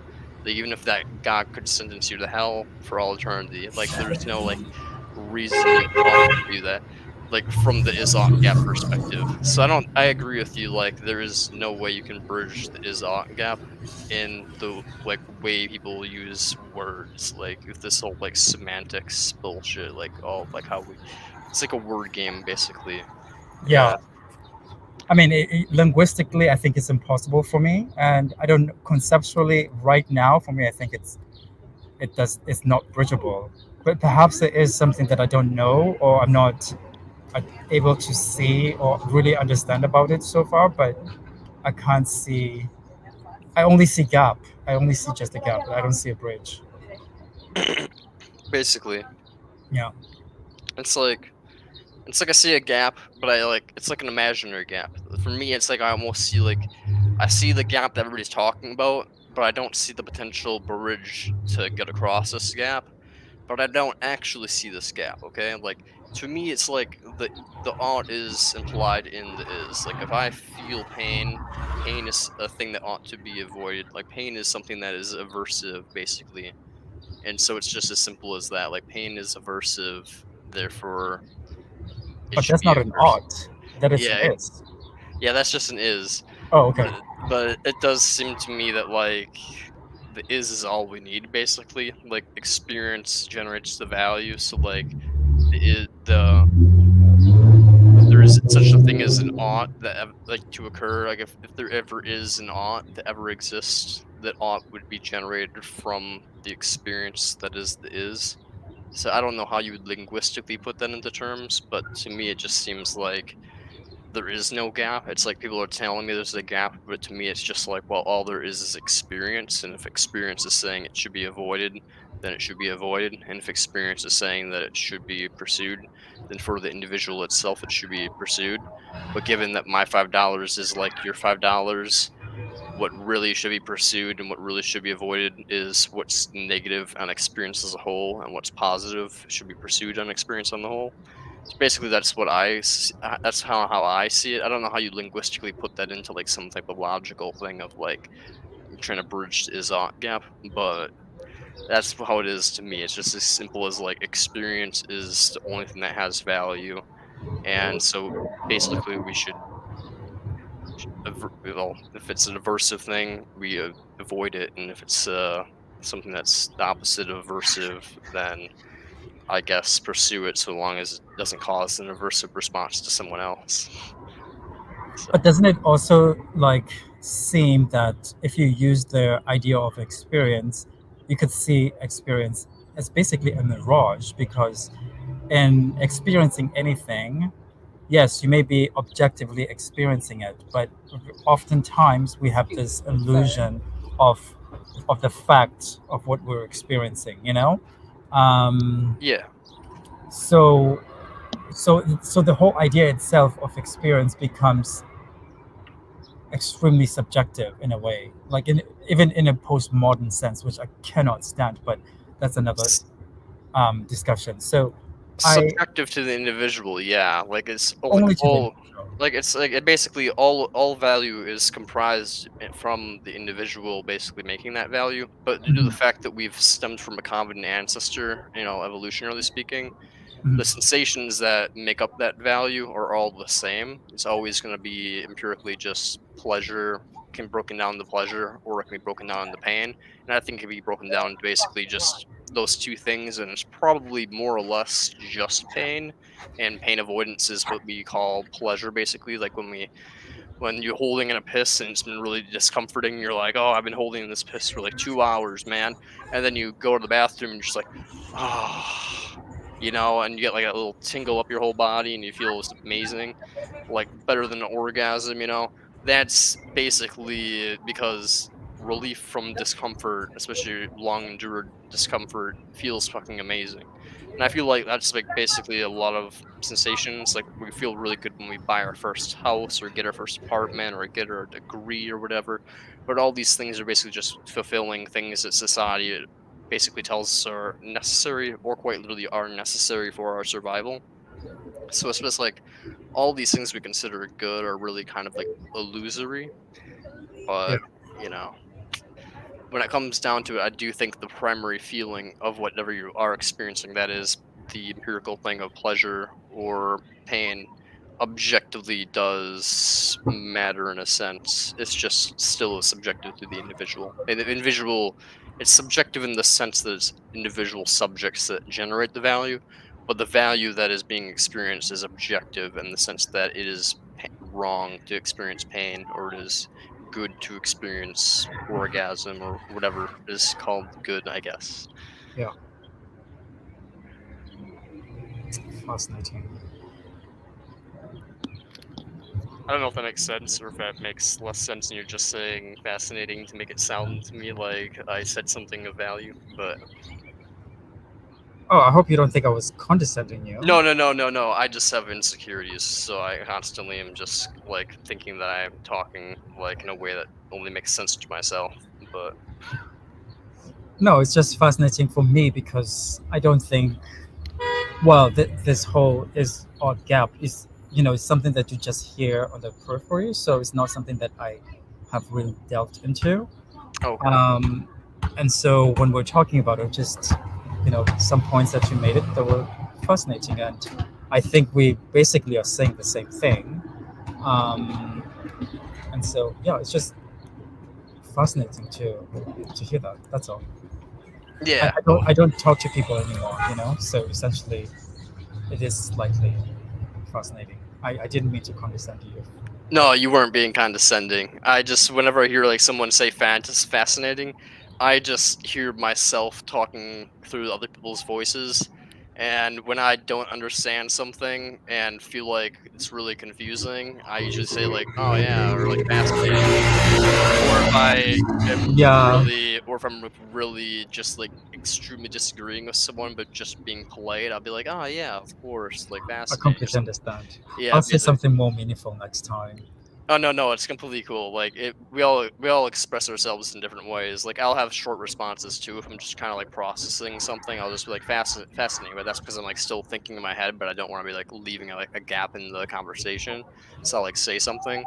So I just like I over process things. Like as I say on this channel, like I have a very, very, very active internal monologue. So I'm like thinking as fast as I'm talking right now, and me talking right now is faster than most people talk. So I mean, I'm just constantly just like like brain's just constantly scanning scenarios for like social implications and stuff like that. It's the horrible perks of being kind of antisocial. So you're just constantly picking a piece apart people's conversations, and unfortunately you see the potential worst sides of people because me myself not the greatest of persons in terms of my inner monologue and how I view other beings. That being Okay. said, I respect everything you've said today. You've been very agreeable, so I respect everything you said. You're a fellow EFIList, but when it comes down to it, I can be talking to someone I completely despise and like disagree with everything they're saying, and I can come off as being like, oh yeah, like the most friendly person in the world. Yeah, I So, understand that. Yeah, so I suppose I'm the same.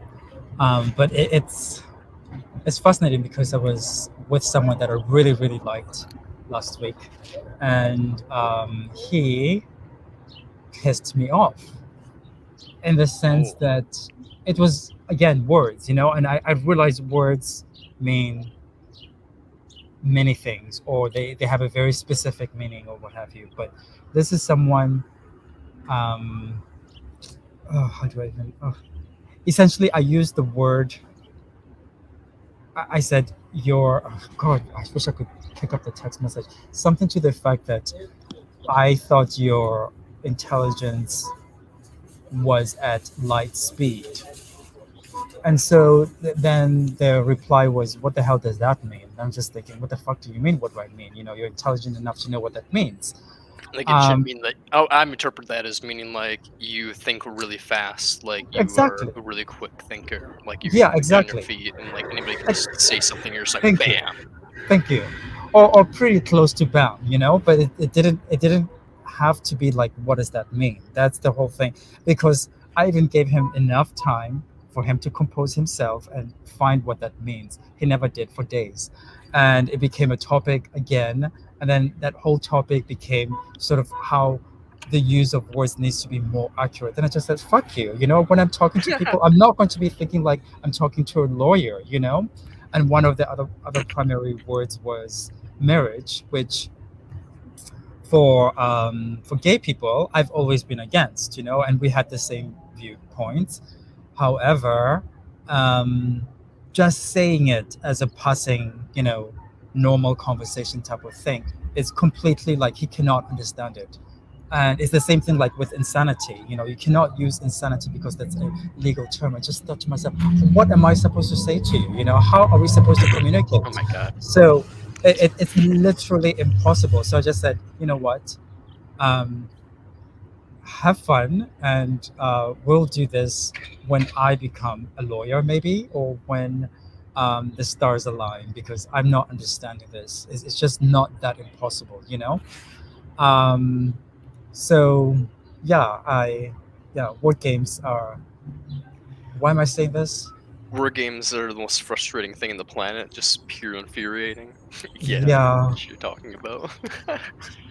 It's like they know what you mean. They know when you say, "Oh, you talk at light speed." They know what you mean. Like it's like no I one's think granting generally losses at light speed. It's like, yeah, no shit. I'm just saying you really fast, learner, bro. It's like, but now that I think of it, I think he generally did not know even what that meant, like the idea of light speed. And I just thought to myself, you can't be joking. Or maybe he knew that, but then he couldn't put the two together because in his mind they cannot be together. Like the like, mind and that cannot be together. So like, oh yeah, like he just can't comprehend like thoughts and speed of metaphors. light, or like metaphorical. Yeah, does he have like autism potentially, or?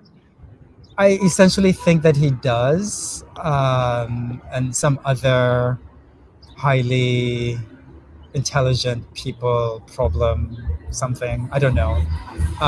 Yeah, I think so, but I didn't recognize that for the first 2 weeks. So Yeah, he may have savant syndrome. It's like it's like having autism, but like it's like certain things just really click with you, and you become like really, really intelligent, really gifted at art, really good at memorizing things. yeah, It sounds like it's really cool actually. Just like it's kind of just like your brain just works overdrive in like one thing and just doesn't really function as properly in other things. Wait, but yeah, I was thinking the same thing.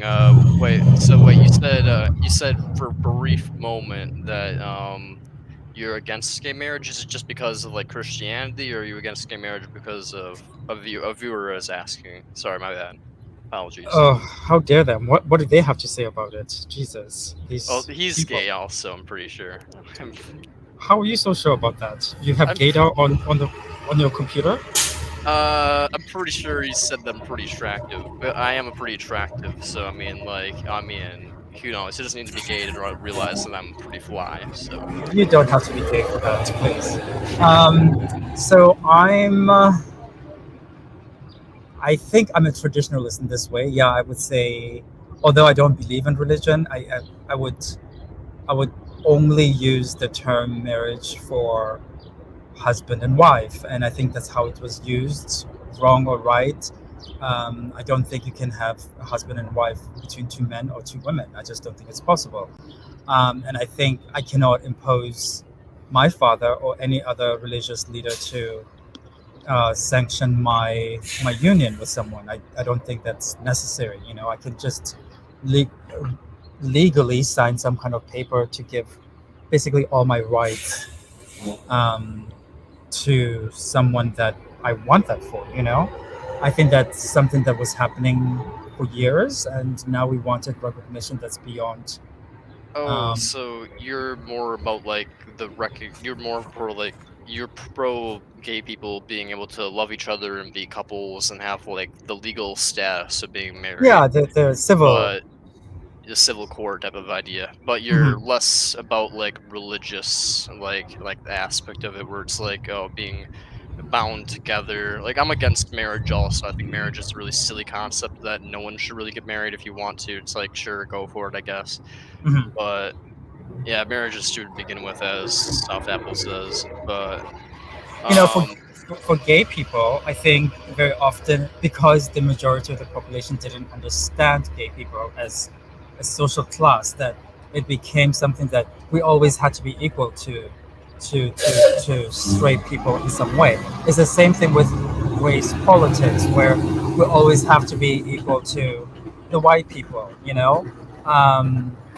Everything has to be somehow aligned to whatever the dominant phenomena might be. And I don't think that's necessary. I think your unique traits should just be the winning or the selling points by themselves. And you can literally coexist in society without having to make a legal proclamation of true inheritable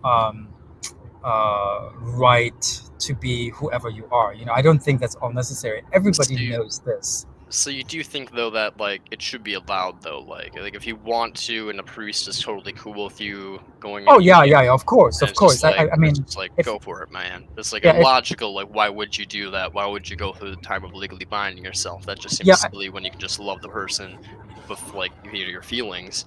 But if you want to go for the legal binding and talking to a priest and all that, it's like go for it. yeah. I mean, if you find a rabbi to do it, just do it, what have you. But just because you don't find one, you shouldn't have to sue them. You shouldn't have to make people. You shouldn't have to force people to do things that they don't want to do. And this is the type of imposition that I think sometimes is very unnecessary in social issues, and the legal comes into it to rectify it, but it really doesn't rectify it. In the long term, I think there will be a lot more problems with it. Also, because I think there are a lot of divorces. Gay people, straight people, whatever. It becomes just an unnecessary um, social, political, or and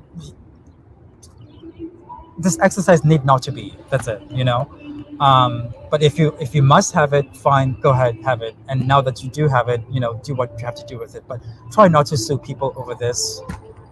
At least in the U.S., it's one of those things that everybody has to do.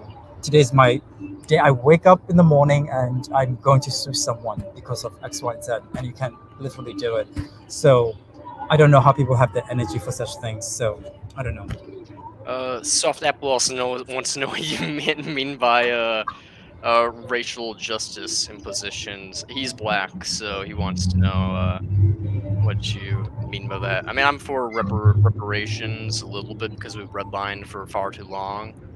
But I mean, I'm not sure what you mean by that. If you just mean like, I mean, does he agree that there's no racism is never going to end?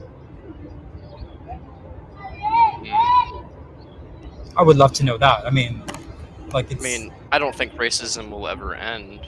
But yeah. So how is it that we can impose that it's gone or it's going to go just because we have laws that prohibit people from behaving a certain way or doing whatever? Which I do think it would be wrong to go around calling people names according to racism or acting that way. I'm not saying it's right, but I think if you don't want to associate with someone because of their race, you don't have to do it. You have your preference, just keep on going, Oh, regardless of how negative it may be. yeah, you're just anti-government interference, basically, right? Essentially, yeah. And I also don't think that people should be thinking that the government is going to help them or think it's going to protect them. It's not going to protect you. You have to do the best that you can and not rely on whatever the law says, and or you're going to file a complaint against someone. That just takes more time from you from doing things that you should be doing or that you can be doing. So if somebody doesn't like you, keep going. Just literally keep going. You can make a whole life without having to depend on the government legitimizing your personhood. Okay. Do you think that, I mean, we should definitely still have like racial protections though and stuff like that, so like you can't like be unjustly like say like denied No, I don't like think so. No. like So the reason why I say the government is wrong is because I think very often, especially in the U.S., your constitution has not been amended, rectified, or I guess it's been rectified. I suppose it's been whatever. You've had the same constitution for a very long time. In fact, you've only had yeah. this constitution. So if a country cannot change its it can only change its laws but cannot change its constitution, that doesn't mean anything to me. The constitution should reflect exactly what you feel, not some kind of an addition of a law. You and I don't know how, I don't know enough about this, but essentially I think the constitution should be there, should be the law, not the laws after the constitution, because I do sense that the more that you break them, or the more that you understand them less, or you go according to constitution, then there becomes more argument, and then there's never a way of society to move forward. If you're going to rectify the wrong, just change the constitution wherever that doesn't meet the demands of the citizen. It's there that it must be completely, like, I don't know. Yeah, I think I know what you're talking about. There's like a systematic error. It's not just a little error of like one little individual thing where you just tweak the law. It's like something fundamentally wrong with the Constitution that is Exactly. allowing this to continue going Continue. on. Exactly. Yeah, that's. I know most countries cannot change their constitution so easily. It's a heavy and tedious process, but I think for some things like this, for race and maybe even sexuality, by now, and the interference of religion, it should have been something that has long been eradicated.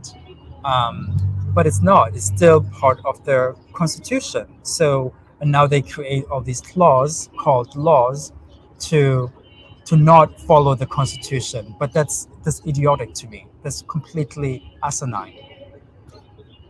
You follow the constitution above everything, but you don't have a constitution that's not followable by the laws that you put in place.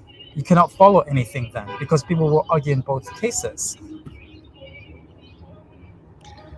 It's true. I mean, what's your opinion on the Constitution's like Second Amendment, the right to bear arms? Do you think that we should have the right to bear arms, or do you think that that's like a little bit too much?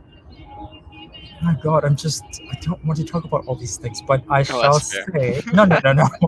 I shall say that for the US in the current state, they need to find a way to completely eradicate all of their guns. I'm sorry. There should No, that's not be anyone with a gun. And if you have to go hunting, you have to go to some kind of institution, borrow it for 5 hours or however long, and then, return it. That's it. It has to be on that lending system of some kind, but very, very controlled. I do believe in anarchy also, which should technically support that, but I don't think it's safe. It's not good for utility, basically. The consequences yeah, of the whole. and I just don't think that people are evolved enough. They've not thought enough about their consequences of their actions, and that's why they have guns, because they don't know how to argue anymore. Just like I don't argue because I don't talk to people, but for them it's like it's an easy thing. Just kill them, just have this around you. You'll feel more superior. You'll feel more like you're a king or you're someone to be respected. But no, you're respected for your thoughts, not for what you well, you're respected for your thoughts and your actions, but you know, actions speak louder than words in this instance. And if you're going to be a killer, why would I ever think of you highly? I can't. I understand that, I guess. I mean, yeah, I mean, I suppose, yeah, if you're just, like, if you're needlessly killing things for the reason of, like, sport and or I guess just, I guess for mainly sport, I guess, then yeah, it would be, consequentially perhaps not unethical, but it's definitely, like, disgusting for, like, my view of, like, who they are as a human being, that's for sure. Like, if anybody's, like, hunting to, like, because 'cause they're like, "Oh, the animal is gonna get torn apart by wolves, so I would rather put a bullet through its head." I would be like, "Okay, I'm glad that you're a killer killing that deer." But if you're just like, "I'm gonna put a bullet through its lung so that I can have a nice rack on my wall," then and it runs off and it's like coughing on its own blood that's leaking into its lungs, over the course of like multiple, like maybe like in half an hour or something as you trek through the woods following it. Like, yeah, that's a pretty brutal way to go, and I understand why you would be upset with those people, because it's not like they're not like being like, "Oh, this is an unfortunate circumstance where it's like, to do this." No, they're quite literally just like, "I want to have a deer on the wall." Yee. And then the thing is like, and like dying for half an hour and shit. So it's like it's a lot of unnecessary suffering, given that they could have just put a round through its head or like shot off like a dart that like gave it like a little anesthesia thing and made it pass out or whatever, and then they could have just thrown it to sleep or whatever. Like there's tons of different ways you could go about it, but instead these people choose to just like pop it in like chest or whatever, or like have the catfish like they take the catfish and like they catch the catfish and they're like, "Oh, fun fact, Brant, catfish can actually stay alive for about 2 hours after being like, sliced open. So you watch this," and then just like cut the fish open and just leave it there, and just like lungs are like inflating and like and shit like that. Well, its gill lung little air pouch thing is just inflating and expanding for like over the course of 2 hours as its body is like cut apart, and you're like, you really could just put a knife through its head and like end it instantly. But these people don't do that because they don't acknowledge that. They're just like sure, it's probably better than it like getting a chunk ripped out of its side by a larger fish, and it's sitting there over the course of like 24 hours slowly dying. Sure, consequentially speaking, it's probably better than whatever would occur to it in the wild. But yeah, I agree with you that like these people are still pieces of shit. I'm trying to eat, bro. I'm so sorry. I just trying to eat, and I'm just like doing my thing, narrating like pure gore, and my psychopathic brain just going overdrive, just being like nature. Well, maybe I have to amend something with what I said and retract it perhaps, but I think, okay, so owning a gun, oh God, no, this leasing of a gun, maybe it cannot even work. I mean, yes, it would work if Hmm. if I lived in a world where hunting still existed. But uh, I think that I think it would be easy then to have a gun, because anyone saying that, oh, we're just going hunting. Yes, of course you're going hunting, but you're also going to kill people there. That's the danger of it, because you don't know who's where, and maybe there's a way to control the area to only hunt. But even there are people, and you can always invite your friends and enemies there. I think you Um, just have to like do the same thing we do now, where it's like you have like mental health evaluations, and then you'd have to like. I personally say we should bump it up to 25 as the age, because apparently it's consequences aren't developed in humans, like long-term consequences aren't developed in humans until the age of about 25.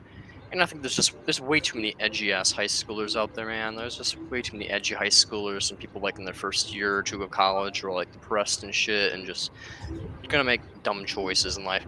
So it's like, yeah, we should have really, really strong background checks. But I think in your case, yeah, if we had strong background checks, so you could get a permit, so you could like go hunting, and then you have to refresh that every year, maybe 2 years. It'd be cheap, but you'd still have to go through the background check.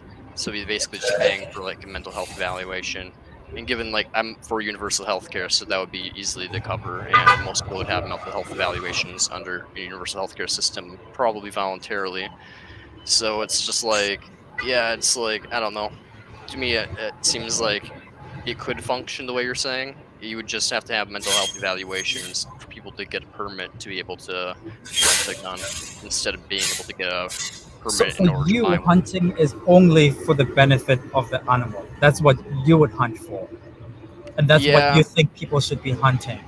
yes, only for the benefit of the animal, because when it comes down to it, the only thing that benefits, I mean, it's only about suffering reduction. So when for humans, I mean, the best way I could benefit myself would probably be to like go over to the kitchen counter and grab a knife and just like kill myself, you know? That would be like the best thing I could do for myself in this very moment. But, you know, so best thing for the animal is long term speaking to kill them and then consume their flesh so that we don't have to essentially farm farm plant products, which unintentionally will lead to crop deaths of like animals being ground up in the fields, you know. So essentially, I mean, to me it's just about the animals and other sentient beings and reducing their suffering, because if we wanted to reduce our own suffering, we can just basically just end it. Yeah, well, I think this is one point of contention between me and you. I just don't. It's not enough for me to. Yeah, we already went through that. I find it a little bit weak for me, but it's okay. So I think essentially the way that at least the U.S., the Western world is designed, it's almost impossible for me to see the need for any form of hunting, or for you to unalive an animal because it's suffering, and it will be easier if you just did it this way. And again, it goes to my point of view that just leave the animals alone. I don't care about them. Whatever they do, whether it's extremely torturous to themselves, let it be. Why do you think that though? I mean, I think I'll let you continue on, but I do want to touch on that. I'll let you go, but Why do I think what? why do you think that we should, like, what's the difference between humans and non-human animals that justifies letting animals tear each other apart, but say for humans we should have like an obligation to say help out in Ukraine, or like stop a starving person from starving to death, or intervene in a rape or something like that. Like, why do we have Mm, obligations to humans but we don't have obligations to I don't. other? I don't think we have a greater obligation, but I think the coexistence of animals and humans is an unnecessary um, fact, and I think we should be able to enslave ourselves for our own pleasure and find ways to mitigate our suffering more than we do all the research and or prevention of their suffering. I agree, it's completely horrendous the lives that they may have, um, but I think there are things that in our existence, in our yeah, in our day to day, what have you, that we can sort of not think that it's more superior to be human, but sort of um, just depend on it as being a mode of life. We don't need Jesus. That's number one. Jesus is not even human. Religion is largely made up of allegorical figures, not actual um, historical people. So we didn't need religion, we don't need animals, we don't need anything outside of ourselves. This is the first, I think, thing we should be always aware that we are completely total and we're complete as humans. This should not be a deprivation so great that Oh no, I mean, another agent should supersede that. So I um, agree. I think humans are superior to other animals because we're the only animals who are moral agents. No other animal on the planet is a moral agent besides human beings. So I believe that like we have a more value, potential value, than animals do. But in terms of ethics, I wouldn't say. I don't know. To me, it seems like ethics seems to be how I define ethics is like the how we what we ought and ought not to do in terms of other people's and our own stuff, like in our own like empirical sensations. So it kind of just seems to me like why would we disregard them just because they aren't moral agents? Why would we disregard their sensations? Like essentially, but like how can we regard them in any way without being completely species and actually making more one over the other? This is not being actually in consideration of the animals. You're only being in consideration of your own needs. And so I don't think, again, not paying attention to your human totality as being the source of why you're here should be overlooked. You really should understand why you are here. You're not here to make more dogs. You're not here to make more cats. You're not here to make more cows to benefit you. You're here just to exist with another human being and make the best of that, not create this illusion that, oh, every family should have a dog, 2.5 children and a dog. This is ludicrous to me. well, that's not what I'm saying though. I know, but I think it also alludes to the fact that somehow we are the only way to be responsible in this case is to create this sense of need for animals in a way that's unsustainable, either in the wild or as pets, because we always create a favorite, and this is something that I feel is at the crux of our problem as humans. Then, as responsible agents, we're not taking the responsibility to the lengths that it should be. Just leave them. By the time that we find a solution for them, just let them go completely of existence. But you can't do it one by one. Oh, this weekend I'm going hunting. That's not enough.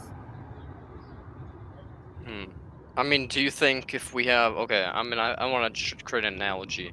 If you're like okay, so we believe we're moral agents and we have responsibility to other human beings, but we should leave animals alone. So when it comes down to it, if you're like a daycare worker and you don't believe kids are moral agents, right? Kids are not moral agents. They don't understand what's going on really. No, they don't. They don't Okay, have more. awesome. Then we're in agreement. Then so basically, I think that if you're like a caretaker of children, like in a kindergarten class or something, and you see multiple children on the playground, non-moral agents, just like animals, non-moral agents, and they're fighting each other, like two kids that are fighting each other, you have an obligation to go in there and intervene and break them up and be like, hey, you're not allowed to do that, and like explain to them why they're not allowed to do that, so that hopefully it won't occur in the future. Like does not seem to me like doesn't that seem like we have obligations to prevent suffering to non-moral agents who are humans? Doesn't it seem like we would have those same obligations to non-moral agents who aren't human? Like what's does to me it seems arbitrary differences like but just between like ages and like species. Yeah, of course. But I think this also goes so far as to make ourselves into God creatures, and we're not. We cannot create Shangri-La here, we're not we don't have the capacity for that. So I think leave the animals alone. And if children are going to fight, let them fight as far as they can and then break it up. But if humans start that, they should automatically be stopped. There should not be an instance where adults should even raise their voice high enough that they start with a fist or any other weapon. It should never be. That should be stopped automatically. I don't know. I don't really view it as playing God, though. I just kind of view it as doing your duty as a moral agent, just as like we have I a don't duty think we to. can. I don't think we can. I don't think. How are you going to be responsible for all these animals? You can't. The only thing this is why, as humans, if we all know our duty as humans, if we all know what we are existentially, then we wouldn't do these things. We would just be the is. We would just be experiencing their reality that doesn't let us become, I don't know, forgetful of the tenets of why you're human. You should not let your brother fight your father. Your father should not do, those things should be something that are just inherited by being a human. And if they're not, they need to be stopped because we are human. We have to find a way to coexist as humans, not coexist as in a planetary coexistence with animals. I'm probably saying too much and nothing at all, but I'm not sure. I mean, I don't know. I don't quite get it. Like, why ought we to? I mean, I guess like you're a consequentialist. You like consequentialist just in the fact that like you believe like in the consequences, like whatever. Like I struggle to see like why you're an antinatalist, an ethicalist, and consequentialist, and at the same time, like what's your foundation for being an antinatalist and ethicalist? If it's I not mean, pain reduction, and so if it I is pain reduction, then why wouldn't it apply to animals as well? so I think your problem with my argumentation is that it somehow I lack animal ethics derived from consequentialism. Is it true? Is this your main problem? Sort of. I mean, to me, it seems like if you think that whatever consequential value you're basically measuring to determine like what a value of like what we ought to do for humans, like if it's pleasure you're measuring and pain measuring, like if it's like balancing pleasure and pain or just pain, or if it's desire satisfaction or objective rules being met in their fulfillment, it seems to me that like no matter what, those could apply to animals as well. So it's kind of like, why don't you apply that value to animals in the same sense of like if we have all those obligations to our own species because of this value, and that value is also encompassing animal lives, why shouldn't we have the obligation to help them as well? I think I imagine in my head every human being being responsible for a zoo, creating a habitat for animals, and him or herself to somehow take care of all those animals and themselves, and maybe with your partner. And that's how it comes off in my mind, that if you're going to be so responsible and or somehow um, providing that service, then it would have to be that way. I don't see it any other way. I'm going to have a giraffe, a whale. I will be so responsible. I don't see humans having the capacity to do that. I think I think you don't need to be an ethicist or an antinatalist to care or to be so enthralled with animal welfare to the point that it should be the way that you're stating it. I don't think that it's necessary. I think yes, it's very true um, that it applies to them too. But I don't think there's a way to take care of it. I think the only way to take care of everything is just the red button. It's just that simple. I cannot be held accountable for the suffering of, what's happening in the safari right now. I can't be. And especially since we have so many humans, spending so much money in the preservation of these animals. I should not be responsible for their idiocy. That's not my responsibility. And that's not creating animal welfare.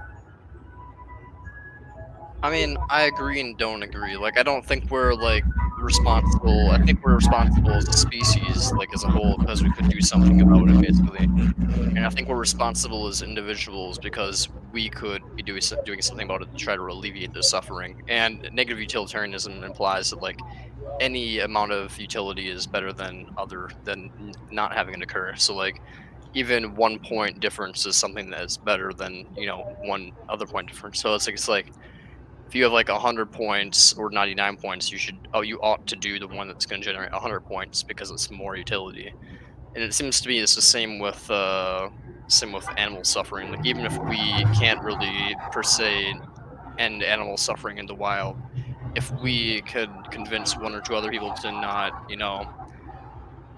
I don't know, if we can convince a couple other people to go hunting every once in a while and convince them that they shouldn't donate money to some organization that supports the wilderness conservation efforts, it seems to me that like those tiny little changes do have uh, impacts on individual organisms, and due to the fact that value is generated from subjects, the fact that we essentially made a massive impact on an individual subject does matter. I mean, like, we ought to basically do that. I think in my head, being a vegan is enough to not cause animal suffering, and that's maybe how I've translated it into my head. You know what I'm saying? Yeah, I think it's And commendable, but I don't ever think that it's ever it's enough, not. you know? Yeah, I don't think it's enough. I agree. I don't. But I don't see why I cannot be a consequentialist and or negative utilitarian just because I'm already a vegan. I think that's enough for me to be at that stage. I don't think I need to do more. Like I can't do more. Like I yeah, not that I can't, but like I think that's just enough. No, I mean, like, I agree. Like, it is enough. Like, I wouldn't shame a person if they were simply a vegan and they at this point, given the fact that they've been imposed upon stuff like. I wouldn't necessarily shame a person. I can't actually. I think I would because I'm a pro-mortalist. So I think I would because like, if someone was just a vegan and they didn't do anything else in their life, like in terms of like uploading videos, trying to convince people to not have kids or something, I think I would still shame them just because all they're doing is like an inaction. Basically, they're not imposing on someone, and I But don't think this an inaction. inactivity is also part of promotalism because I'm literally just allowing nature to take its course with animals. Like I'm is that not promotalism right there when they kill each other, when they cause each other so much suffering until till death? Even Well, for humans, when they do that, I'm still a promotalist. You don't that see would be me as a more lawyer that'd or be more defending. Epicureanism, I'd think, because Oh, Epicureanism really? says that like death isn't bad for the one who dies. Promortalism implies that like death is good whenever it occurs, like as fast as possible. Like you want death to occur as fast as possible, basically. But I You might think be this is the fastest way. Like if an animal kills another one, it's the fastest way. It's not as fast as a gun, of course, your your um your hunting gun. But I think it's if you don't have a gun, what am I supposed to do? Maybe I will do under that program of rent a gun a weekend, and do that. But I don't even see myself doing that. I see that as being more harm, and I think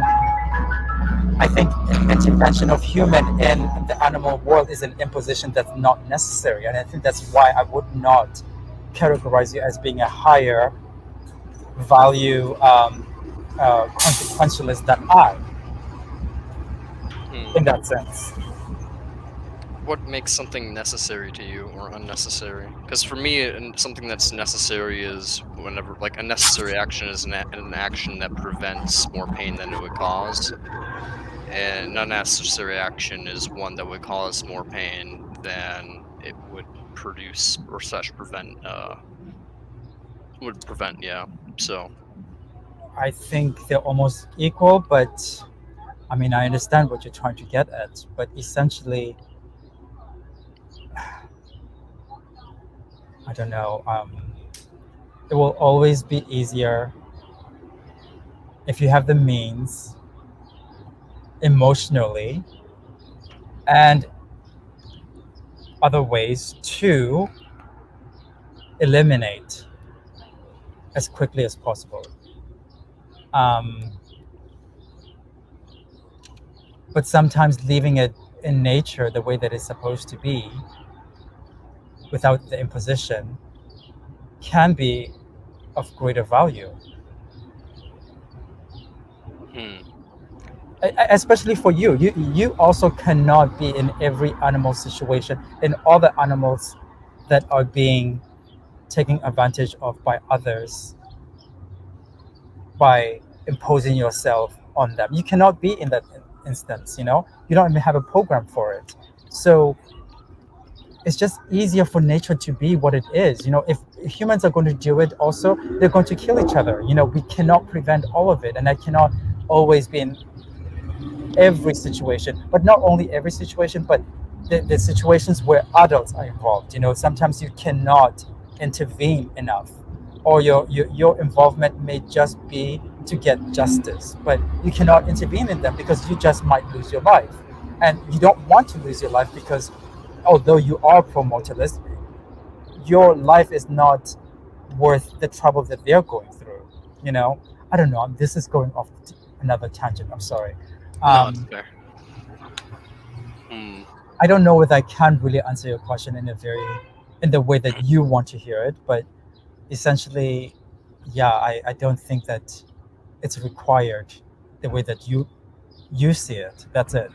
Although I find it, I don't know. I don't think it's a contradiction on your part, but I do think it's a very difficult It's a take. very heavy ask to. Yeah, No, I extreme. do. I think that though. I mean, I think that when it comes down to ethics, it's always going to be a heavy ask. I mean, like if, as you said, like you briefly mentioned, like it seems like that'd be too difficult and like it's not easy.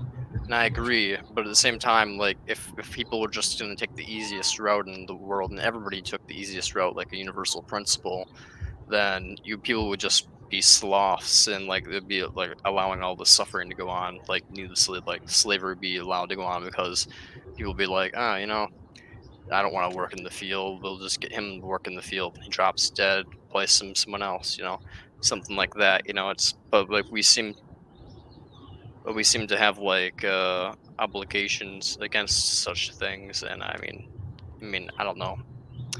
It just seems that we're in bondage just because we didn't consent to any of this, and now we cannot make their absolute um, decisions and or execute them. It's not possible. I mean, how would it be possible?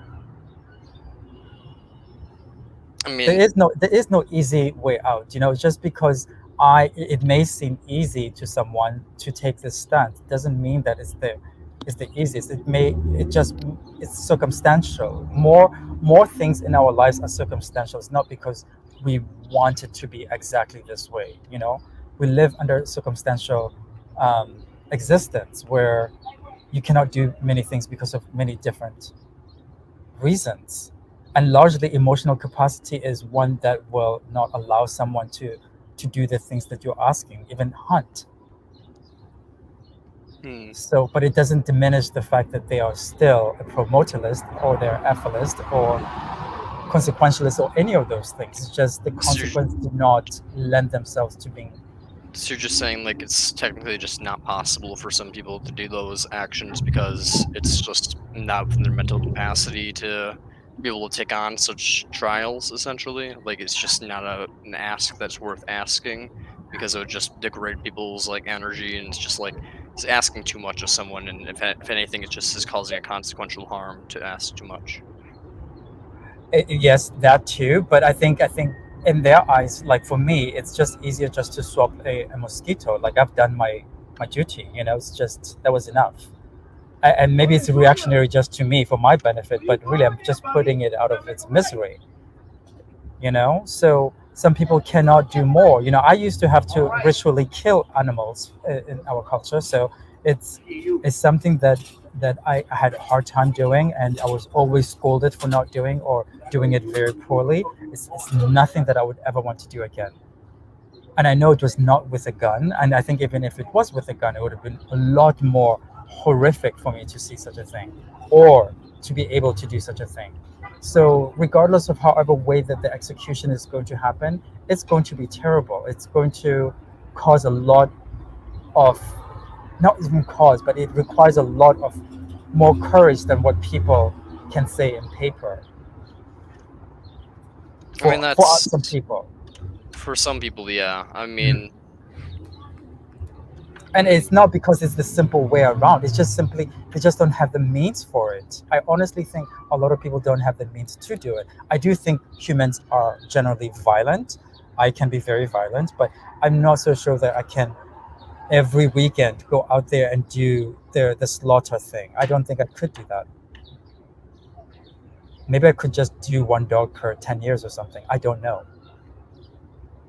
I don't know. I feel like I kind of agree with Marquise de Sade, my dude, and I think more people can do bad things than or perceived bad things from their perspective than we For the let greater on. good? For the greater good, or even just for like the egoistic self pleasure. Like he basically claims that essentially violent reactions create more energy in the world, and we can kind of just harness that to create our own pleasure. I don't agree. I mean, I think he's probably kind of correct that you could do that, but I don't think it's something you ought to do. Like he says, you ought to do that. But I mean, when it comes down to it, I think that like most people, if they really wanted to, can just kind of like expose themselves to like negative sensations and basically just kind of get used to it. Slump the you want the. So I mean, I don't know. It just seems like people that are exposed to things that are like really violent in their lives eventually kind of get desensitized to things. And if you want to, you could probably purposely desensitize yourself. He grew up in the French Revolution, so he was exposed to like tons of violence. And he basically theorized that like anybody exposed to tons of violence would essentially develop tolerances to it. I agree. So, I mean, not that I think that's a good thing. It's kind of a tragic thing that people have to develop tolerances. It's just an evolutionary feature. But And what's the necessity for that? I mean, is that not more suffering for you? Like, why would I create more suffering for myself and then have to go pay for therapy for it and continue doing all these things? No, it doesn't make sense to me. And it doesn't diminish in my mind that someone can be a pro-mortalist and consequentialist or any of these things.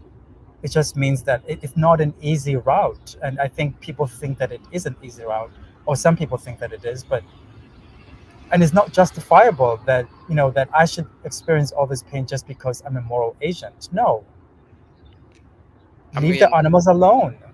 If you're that's kind of my disagreement, though. I think that it is kind of like an obligation of the self that, like, given utilitarianism, we ought to do whatever prevents the most suffering. And when it comes down to it, even if that is the justification, basically, like, so long as your suffering that you endure prevents a greater amount of suffering, then you ought to do that, essentially. But that's basically my perspective is, like, it's really uncomfortable, sure, for the individual who has to, like, be the hunter or has to be the one to engineer the super virus or to engineer like the genome to like make infertility and then implement the process of like distributing that like across the globe. Like, imagine, like, it's very uncomfortable to like you put in the effort to do all these things, but someone has to do it. You have to crack an egg to make an omelet, basically. And so I kind of think that I mean, you are right. I think this is where the easy part of it, that I would say that there should be a concerted effort of people just making sure that we're creating these technologies that would be easier to eradicate as much of life as possible. But if we don't, we really can't really argue very well. I don't see how we can. Like, how are you going to force people just to be? You can't. But like, if they say that they are you really going to say, you said you are, so I'm having a gun to your head, so go do it? You kind of can't. Yeah. So the easiest thing is just like, go make that chemical, go make that physics, whatever, bomb, whatever it might be, or attract the sun to get closer to us, whatever it might be that would do this. And it would still be the same result. It would still be the same philosophy. But it might look the easiest way just because you didn't pull a gun. Another person could say that. You didn't pull a gun. You didn't do the proper thing. You really didn't do the work. You just No, the scientists that are working towards all these great inventions are doing the hard work. Oh, 100%. Yeah. I think that like the final solution stuff is like what really counts. Like Mhm. the real value isn't like whoever makes the red button to end it all. I just think, while there's 8 billion people on the planet, and there's so many of them are just like they're waste of air and space. They're just vessels of suffering, basically. They're just suffer themselves and pump out suffering into the world. That even though they're not really doing much of anything on the whole, that any little tiny little speck of pain they can prevent before we get to the red button is more than welcome, basically. So it's like, sure, the only true like real goal we should like as a global species be trying to aim for is like the red button, like trying to make sure we can like get like some type of like nuclear fusion bomb, instead of fission, just to like Mhm. just destroy the whole Earth, just like break the planet. But when it comes down to it, like anything you can do to prevent suffering before we get to the red button is welcome, I think, so long as it's a utilitarian perspective of like you didn't bring more suffering into the world from both your suffering and the suffering you dished out, Yeah. in order to prevent, a greater number of suffering. And I think being a vegan is good enough also, not doing. Trying to dab me up a single time. Sure. No, he's cute. Yeah, that's my brother. I'm just playing with it, just playing. No, it's Um, cool. I'm at 1%, but I will keep on talking. If it does stop, it stop because yeah, Yeah, I feel don't know. Just went through the washing machine. It just got a free car wash. Oh yeah, there you go. Free rain wash. Yeah, you said you're at 1% power. Hmm. Yeah, if you want to plug in your phone, I'm gonna go smoke for a little bit and just hang outside. I'm gonna. I can't do it. I'm just gonna close shop and go home. I got you, dude. Everybody's gone. You have a So good night, my dude. you too. Just really lovely. We'll do it again. Yeah, awesome. Take care. Okay. Ciao. Ciao.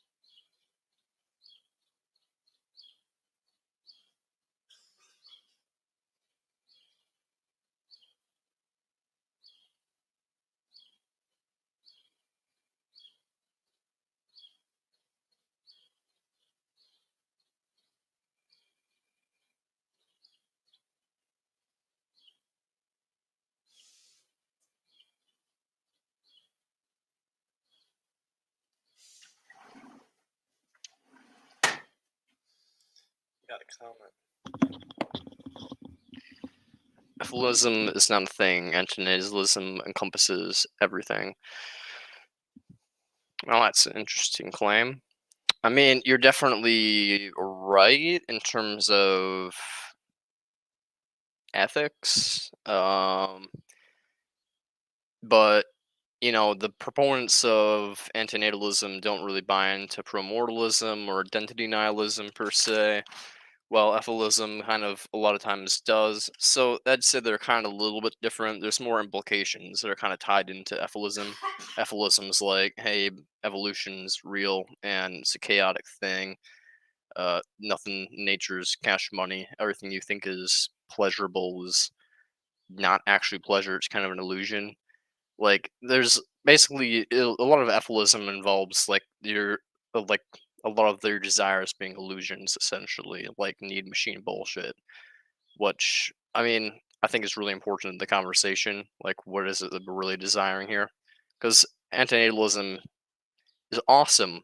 Don't get me wrong. I love antinatalism because the Benatarian asymmetry arguments apply across the board in terms of utilitarianism, desirism, objective list theory, all that good shit. So I love antinatalism. Antinatalism, great shit. But I do think that they a lot of times are very imposition based. A lot of times very deontological. They're not exactly focused on being anti-religion. They're just kind of like there's a lot of aspect. There's very different in like how an EFIList and an antinatalist goes about in the world. Basically, they're the same, but they're different. Okay, so you're not wrong.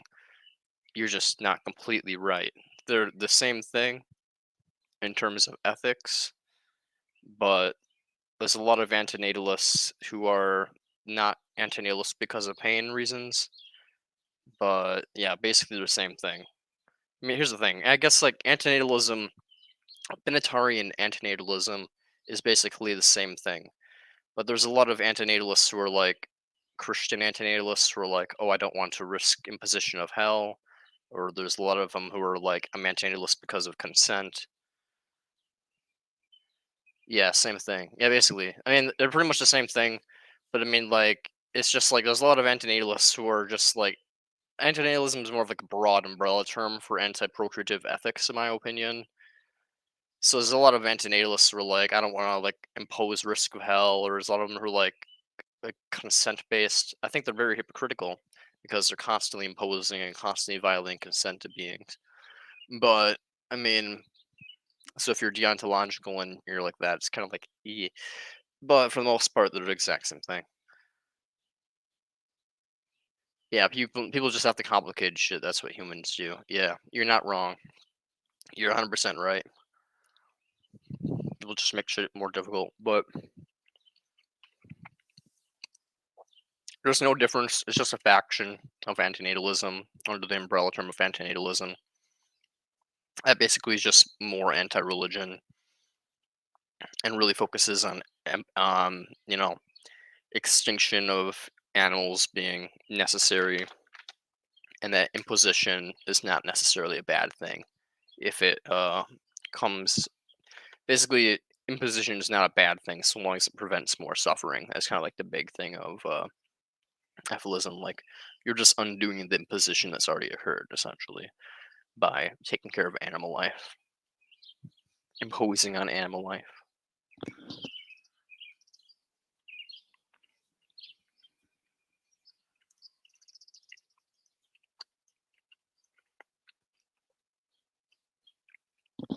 If you're like a really based antinatalist, no difference. If you're a deontologist and an antinatalist, then there's a difference. Some people not having kids is selfish. Yeah, I think that's some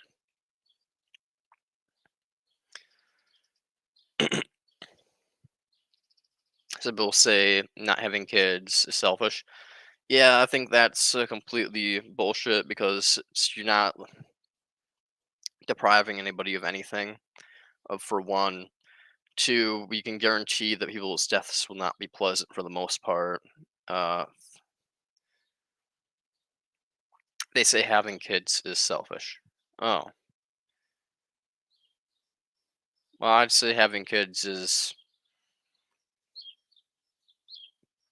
interesting. I mean, having kids is selfish, but all actions are selfish. Nothing you do is not selfish. So I don't really think. Yeah, but yeah, that's another one of the arguments.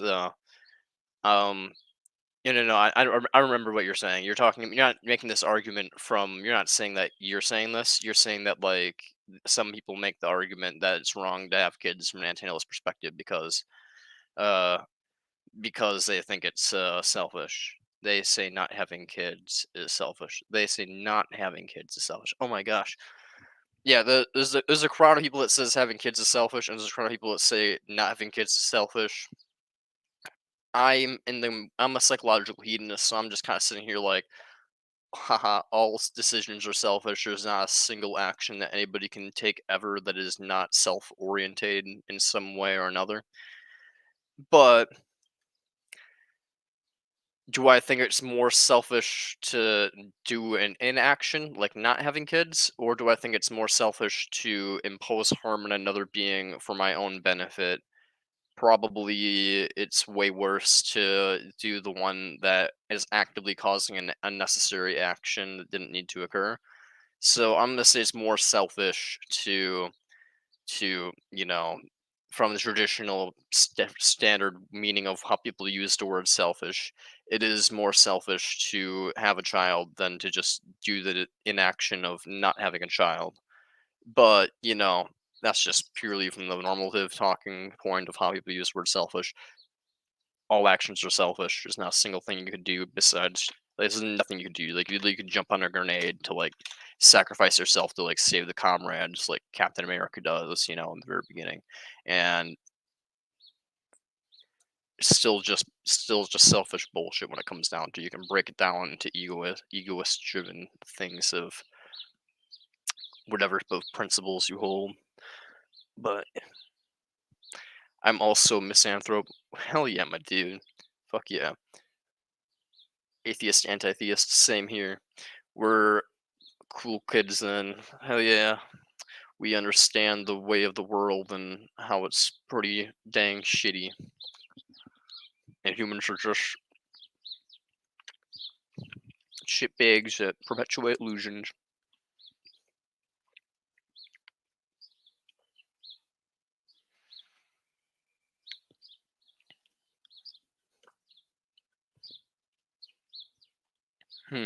You're part of the Facebook and misanthropy group, and I'm a misanthrope. There's a few different misanthropy groups on Facebook, not gonna lie. I'm in a few of them. Mainly just to see what they talk about and like spread my content like wahaha.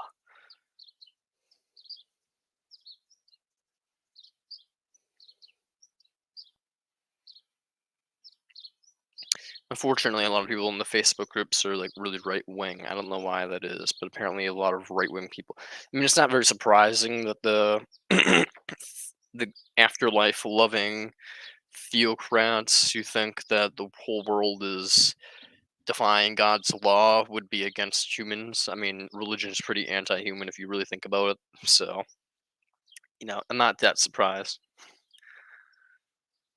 I don't think agnostic is a thing either. Fuck yeah, agnosticism is BS. Pure agnosticism is BS. You're either agnostic theist or you're agnostic atheist. There's no such thing as being agnostic. Like just mean like, I don't know, man. It could just be spaghetti for all I know. For all I know, like there could be spaghetti leprechauns and they make up everything. If you don't believe, then you're an atheist. Yeah, basically. If you don't believe in a god, if you don't believe in a religion, if you don't believe in a creator, then you are an atheist. If you believe that there is a god of some sort, then you're either a mono or a polytheist of some sort, Like, I refer to myself as an agnostic atheist because I don't know if atheism's true. There could be a god, but I'm not gonna be like, I don't know if there. I'm making an active claim that there probably isn't a god. If you don't believe and you're an atheist. What does not knowing have to do with it? Everything, I guess. I mean, kind of like not knowing just means like I'm an agnostic of sorts, but that's kind of what Gnostic means, right? It's like Gnostic means knowing, and like agnostic, the agnostic part means like you're like not knowing. So it's just my ego death of 16 version, I was a short talking anything. Confucianism is the religion of life because I've seen the Confucianism ideal of their god, which is an empty sky blue person, and that was before I even seen them. So in the Buddhist, in the Confucian religion, you just don't even focus on God because there is really no God. You can't even like connect with them. You can't really talk to him.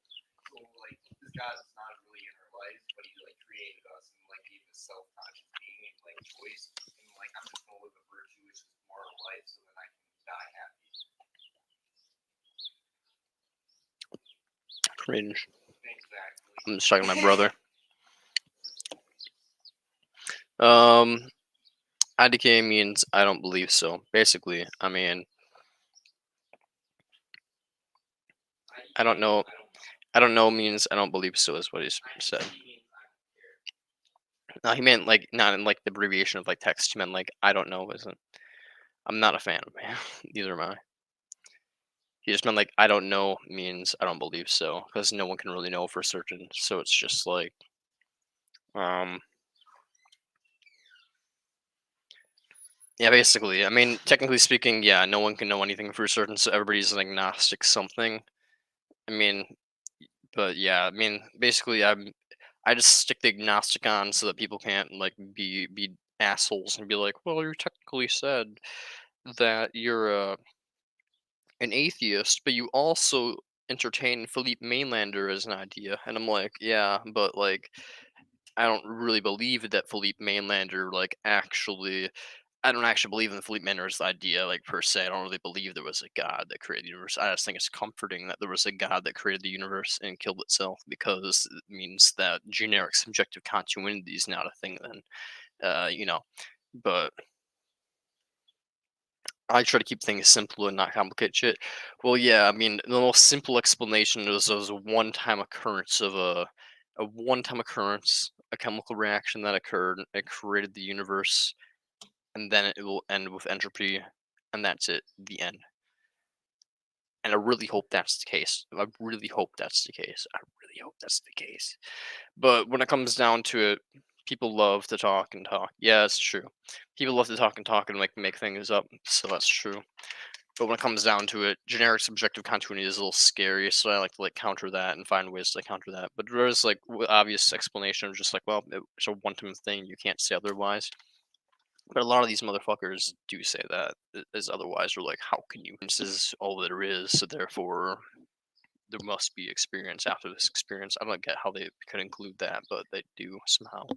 What's your opinion on generic subjective continuity? Please do elaborate if you know what that is.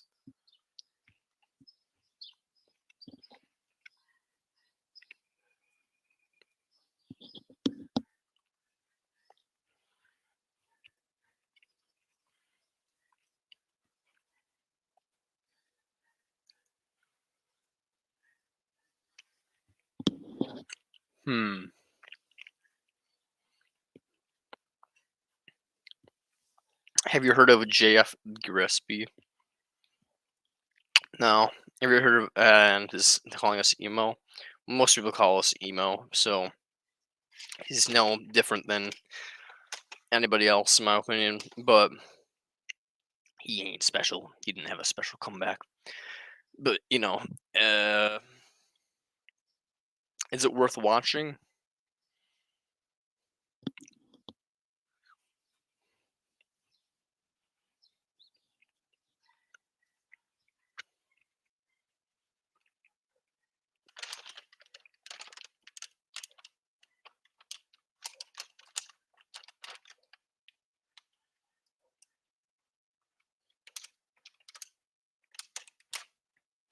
Because I mean, I would love for people to have the confidence of thinking they can argue against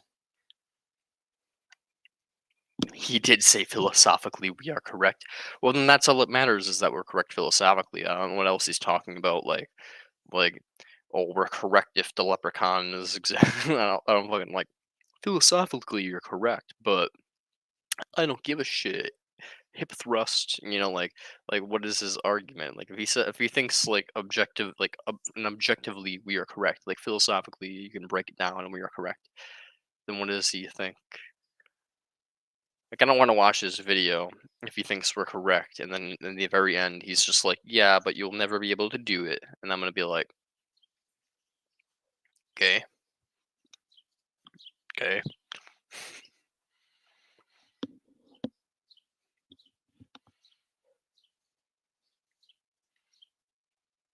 You're correct, but that also means we have to go extinct and extinction bad, or something like that. I don't know.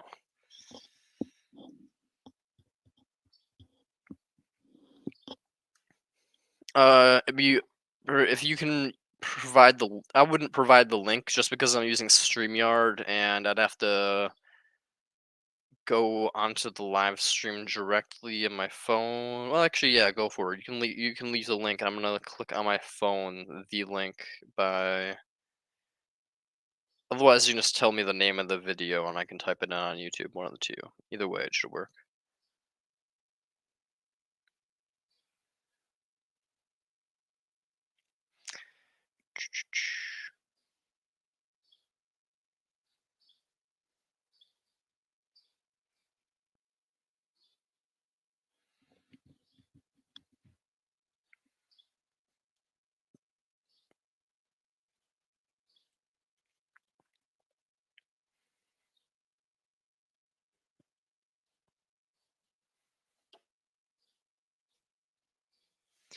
Alt censored. Let me check real quick.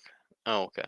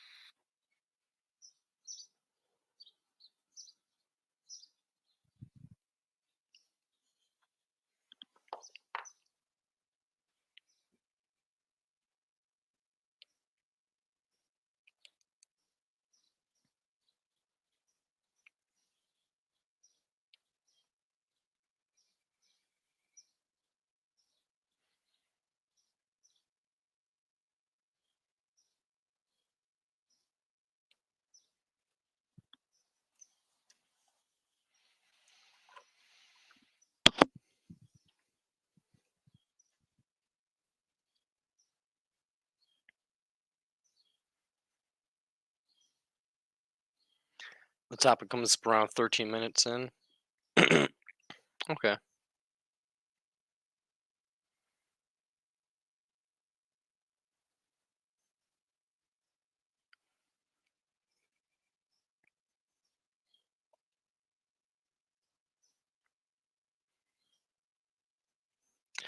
A doctor with high IQ. Oh my goodness.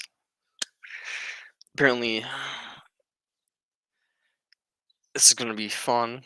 Him and his high IQ gonna get destroyed or destroy me.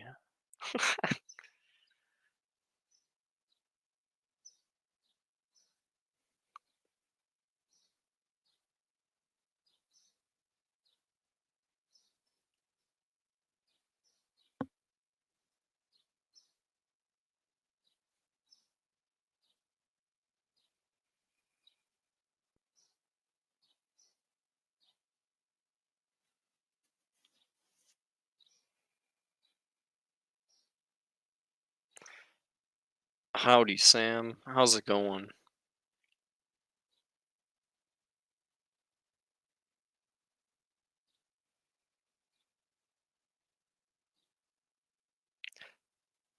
On a subjective level, of course. Life is objectively horrible.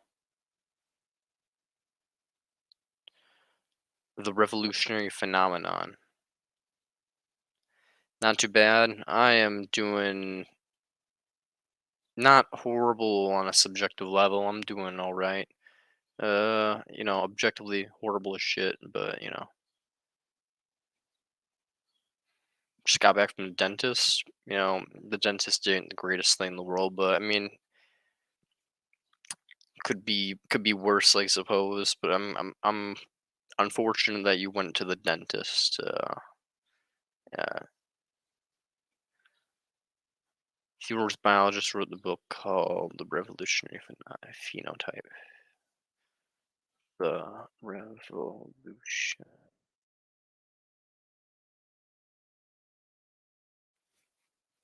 Two feelings, not too fun. No, that does sound like it sucks.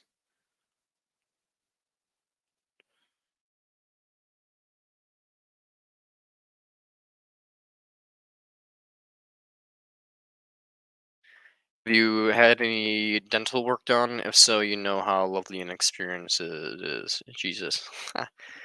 I haven't had any in a long time. I had like cavities when I was a kid, I guess, and it wasn't exactly the most fun thing in the world. Um, I had to get my fucking wisdom teeth removed not too long ago, and they have to like inject you in the mouth, and that kind of sucks. And they just kind of like pop those fuckers out, which is an interesting sensation. So, that was, cool, I guess. I mean, the most interesting thing was getting like my vasectomy. That was interesting, like having people like poke your balls with a fucking giant needle, and the price is another pain. Oh yeah, same with the vasectomy, man. Price of vasectomy is fucking crazy. Ouch. Yeah, they just fucking poke. The worst part of the vasectomy is when they poke you in the very beginning with the giant needle. Almost passed out.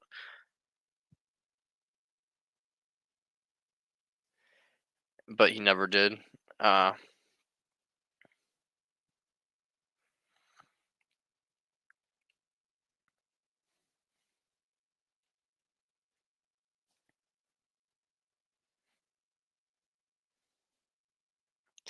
Here we go. We're gonna find out the name of the author.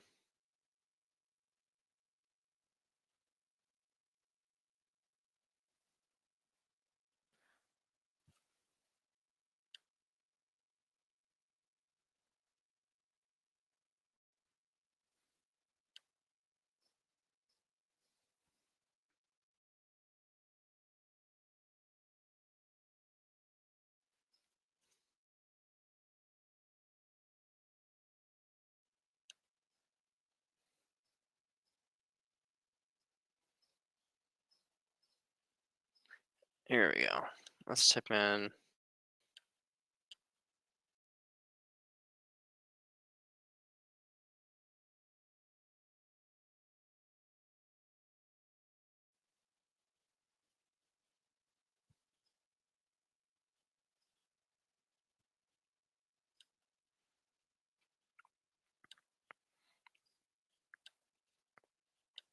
You're gonna have to help me find this. 'Cause I don't know what I'm looking for exactly. This is the name of the author, if I remember right. That you're trying to get me to find.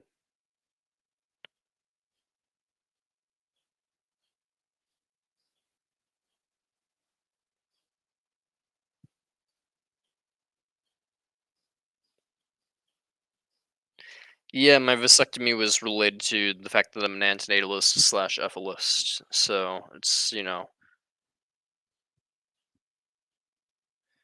suppose how AI will farm us into nothingness, human extinction. I don't know how I don't know how that defeats antinatalism, but interesting, I guess. If somehow AI farming us into nothingness defeats antinatalism, then that's an interesting video. But I don't know how that would be anyhow related to the subject. But I assume your vasectomy was led to active manualism. Yeah, it was. I don't want to ever have kids, never have. I wanted to get a vasectomy even technically before I was an antinatalist, but what really made me be like, yeah, I should get a vasectomy was me becoming an antinatalist and realizing it was a moral obligation to not have children. Uh, and yeah, being able to be like, yep, I got a surgery basically makes the fucking eugenics crowd. People are like, you're a white supremacist. You just want us to not have kids. No, I'm just like, but I also have had a vasectomy. I literally can't have kids though. And then they're like, oh, I'm an idiot. So, there's those people as well. So you shut down all the fucking eugenics crowd people with one action.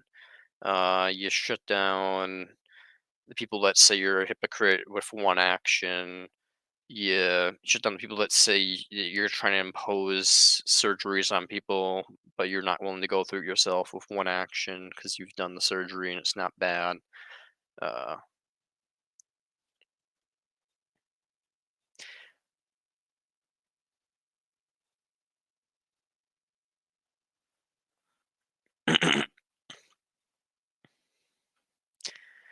are you actively against other seven kids, or you feel like um JF, GRSB, JF?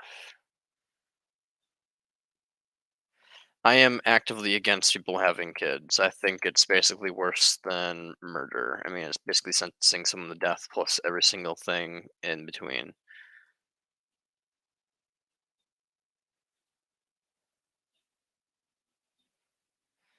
So I think, yeah, no one should have children. It's basically the worst thing you can do for the planet and for that being and for probably yourself. If you're a person who wants to have a decent life, get some hobbies, don't create the occupation of having kids. These things are not related. Oh, okay.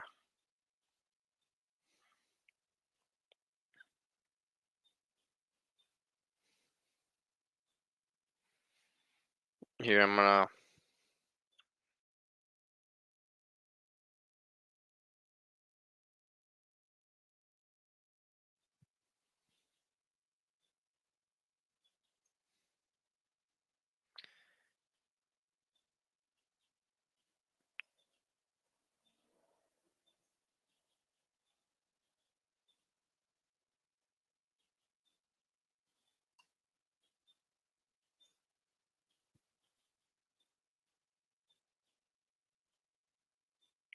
This guy's a fucking troll, bro. Assuming this is Jean Francois Giesby. He's a fucking troll. Here, I'll show you what I'm looking at.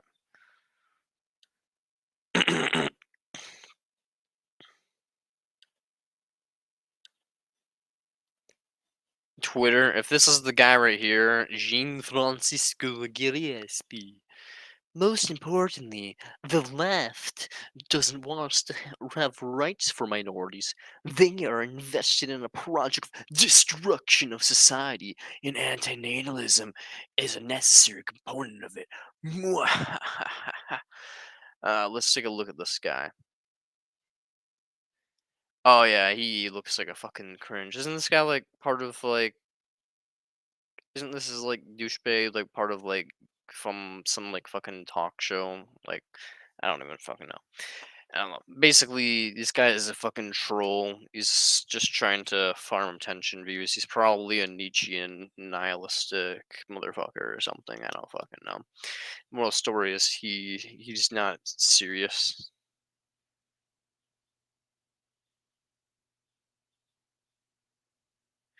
Cats and dogs, whatever, should only have vasectomies to clean their balls off is fucked up.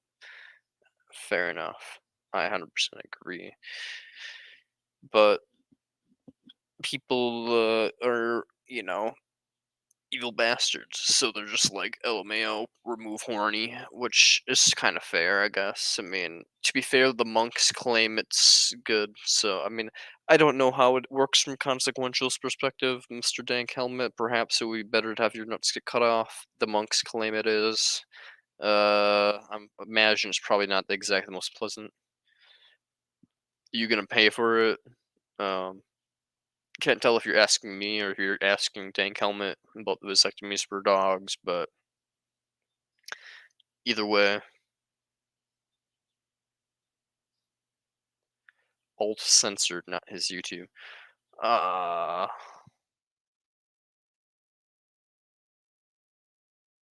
That's cringe.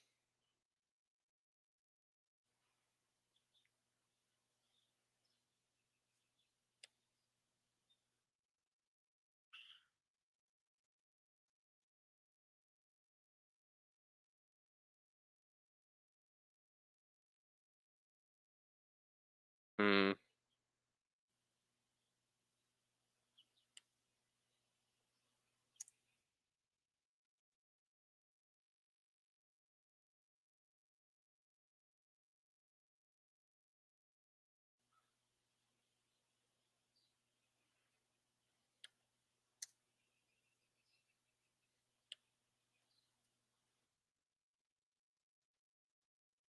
Oh my.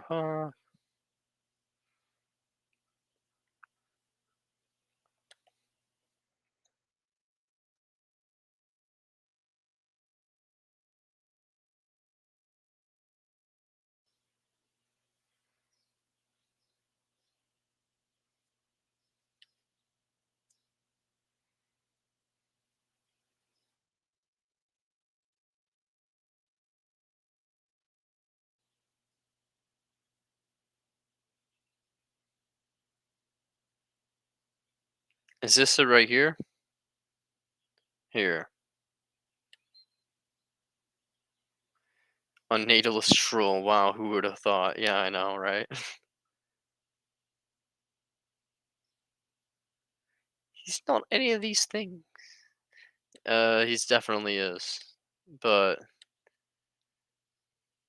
he's definitely a right-wing troll, bro. He's just an Ayn Rand supporter. He wants to take Ayn Rand, bend her over, and flick her bean until she squirts into his face. That's what he wants. That's his ideal wet dream. That is the world of this man, is to be with Ayn Rand. Anyways, is this the video right here?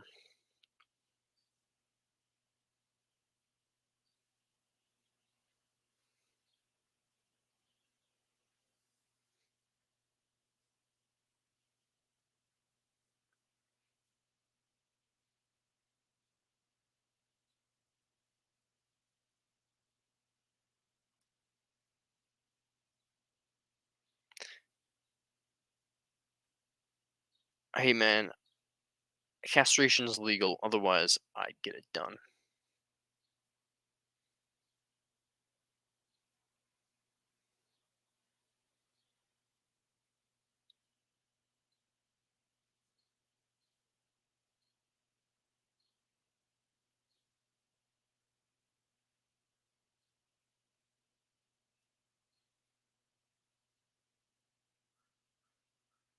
I'm not about forced castrations. I just think, consequentially speaking, it might not be potentially the worst thing, given if we were to go a long-termism route.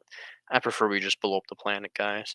But if it comes down to it, it's kind of just like, hey man, castration or societal collapse. I don't know, man. I'm gonna choose the one where the moral agents are still around to end animal suffering. Anyways, Dank Hellman, is this the video?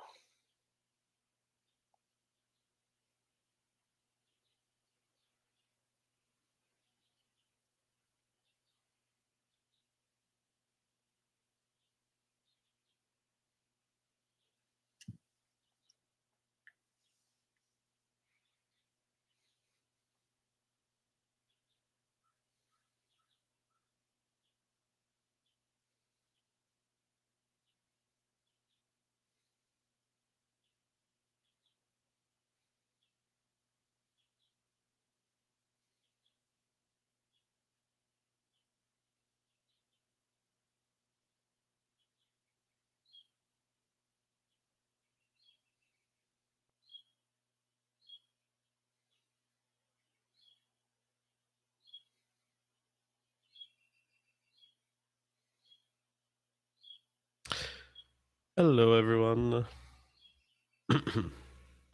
Is a pretty intelligent guy, and if they don't want, then you just remove your hand from the pussy. Someone asked, and we'll get to the Joe Rogan episode, but I'll just answer I the don't first few see questions on the the chat. direct Someone link. asked thoughts on anti-natalism. Here, So I don't try. even know I what think YouTube must have censored the anti-natalism link. is. It's a philosophical position that assigns a negative value to birth. If he's gonna laugh at it, Oh god, this is the funniest thing I've ever heard. if he's gonna laugh at it, I don't think this Very man important, has however, because any. I've been thinking about this question from the other side of the interrogation. I've been especially I was developing an argument to counter Sam Harris' philosophy that we need to care for the well-being of conscious creatures. And I was like, one of the problems of caring for the well-being of conscious creatures is that at some point you have a decision to make. You have choices to make between the well-being of conscious creatures and the existence of conscious creatures. Okay. Imagine I tell you, yeah. Okay, You're right. a human life is worth But guess what? They're the same thing. 1.2 on my decision-making scale of happiness. So a happy human is worth 1.2, and an unhappy human, let's say, is worth minus 0.3. And now you start making decisions, just like Sam Harris suggests in The Moral Landscape. You start making utilitarian decisions. You want to maximize happiness. But at some point, you have a collision between maximizing happiness and creating minds. What if I tell you that in order to make babies, you need to be unhappy to some extent? What if I tell you that making babies with all desires their happiness and dissatisfaction, their brains, which can then in turn be happy, cost something to you? Then you start having an intersection of cost between the cost of producing minds and the cost of making these minds happy. And sometimes you can have contradictory decisions between the two. Abortion is one example. Abortion typically is made because someone considers that they, as a parent, or that the kid, that either the parent or the kid that gets aborted, that one of them would suffer too much, and that the life fetus, once it's out of the womb, of that person is not worth it. Ground like a pumpkin. So, for all I care, I don't give a shit. What do we mean by the life is not worth it? What we mean is that the person wouldn't be happy. Either the parent wouldn't be happy as a parent, or the kid would be born in such conditions, economical conditions or health conditions, that would not be a pleasant life. So here you have the intersection between the value of life itself and the value of happiness. And the big contradiction here is that you cannot make happy life before you make life. And within evolutionary on evolutionary scales, on hundreds of millions of years, you're not gonna evolve toward favoring happiness. You're gonna evolve toward favoring more babies, even if they're unhappy. In fact, unhappiness is a virtual system, and happiness too are virtual systems that have been implemented in our brains, is the guy an antinatalist, or is he like so that we could produce more babies. He's laughing at it. And whenever you have the choice between produce a baby or make another baby happy, evolution will push toward you to produce more babies, more unhappy babies. That's so why Sam Harris' theory that we should drive our societal decision based on the maximization of well-being is evolutionarily unstable. It won't survive. It's a bad idea.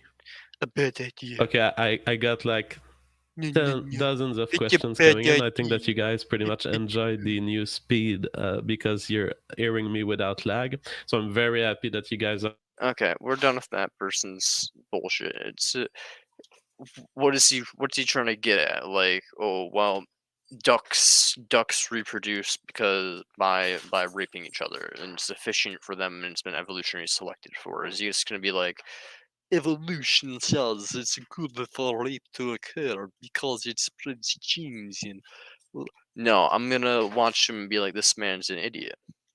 So who cares what is best for the evolution? What does evolution give a shit? Evolution is random mutation that's selected for because of environmental pressures. Evolution doesn't have a goal. Evolution's not. It's just like, yes, but it's select for this thing. It's bad design to care for other things. Care for only self in reproduction.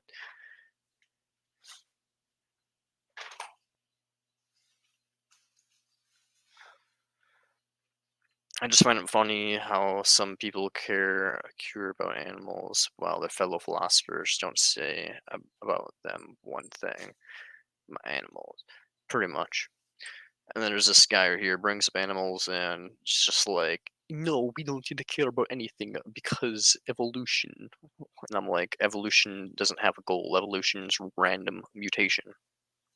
So you're not doing anything for evolution. And if you're like, no, but it's natural selection, things that care about environments and not the other creature, they survive. Well, then I'm just gonna be like, well, buddy boy, rape ducks, duck rape. You endorse duck rape. You in favor of animals raping each other. Is that what sounds like? That's what that person's in favor of.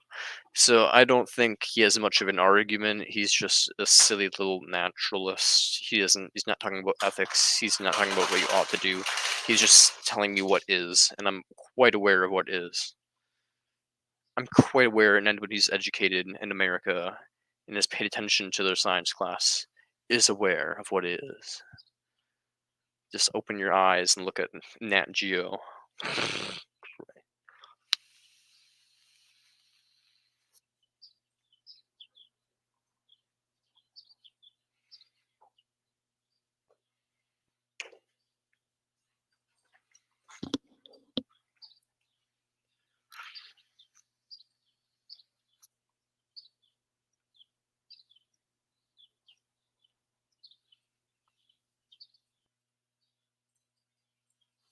That was not the video. Yeah, it sounded like that was the first time he was ever introduced to antinatalism, but it doesn't sound like he's going to have the most brilliant philosophies. Let's try this again. Let's try to find the video.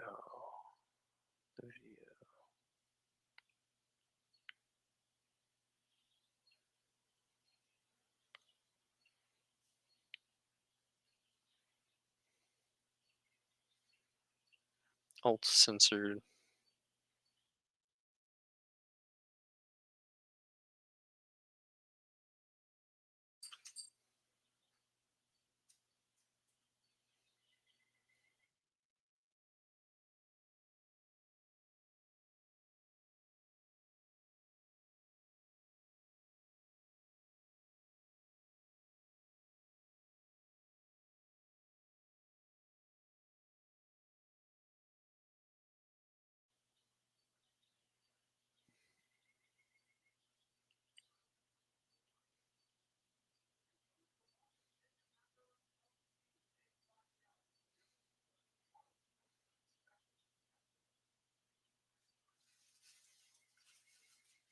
I'm sure he does.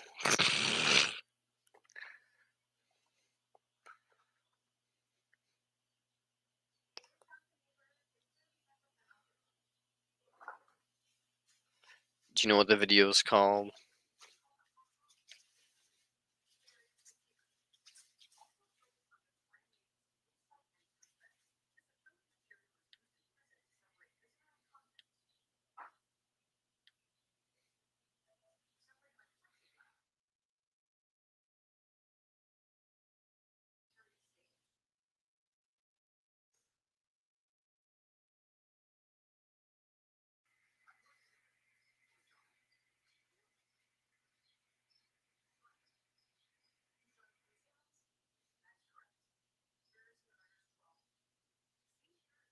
These things are not related. Is that what it's called?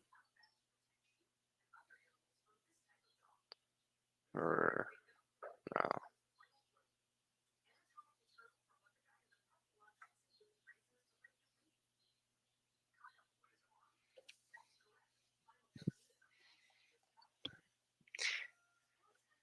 It's a doctor with a high IQ. It doesn't take much to figure out the world sucks, bro. But let's hear out this Nietzschean motherfucker. He's just gonna be like, if you're a rapist, you're meant to rape. You must fulfill your rapist desires. And he's gonna be like, my desire is to exploit poor people, so I must exploit you poor people. Buy my book. Here it is. So, when it comes down to it, like, I'm really curious what he's gonna say. Not. But, like, what's the name of this video so I can actually watch it?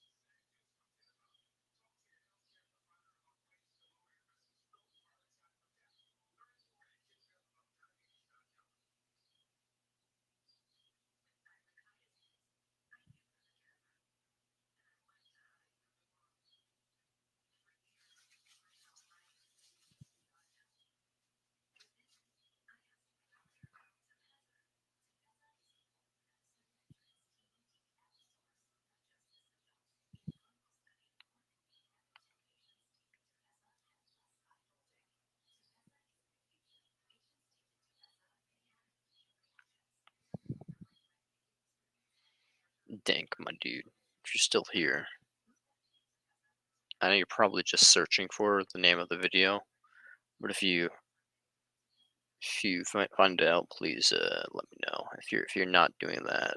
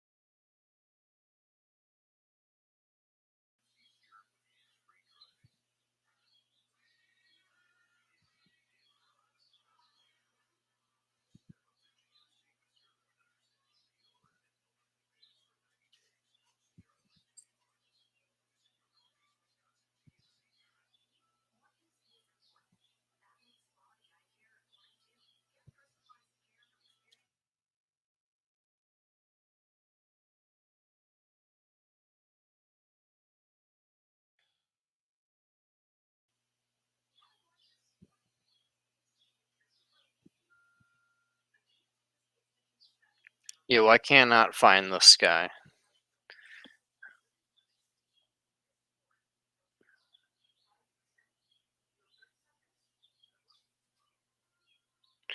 Yeah, there's quite a bit of a delay. If I look at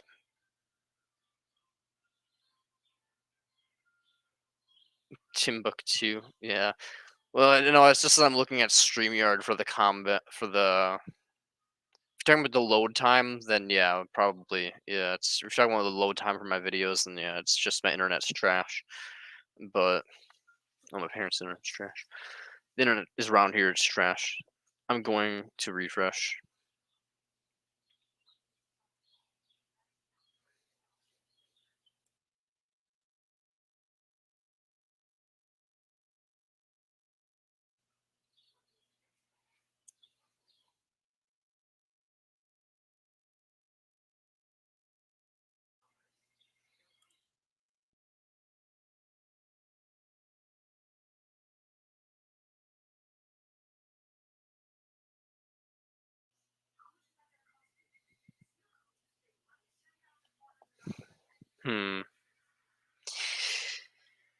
Yo, I don't fucking know, man.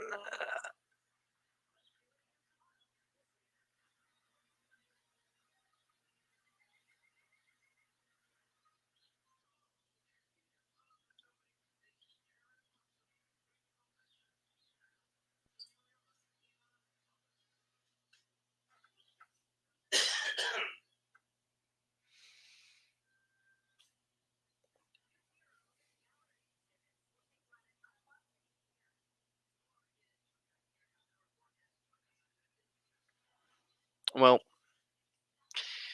if you figured out the name of the video, let me know. Otherwise, I'm gonna move on.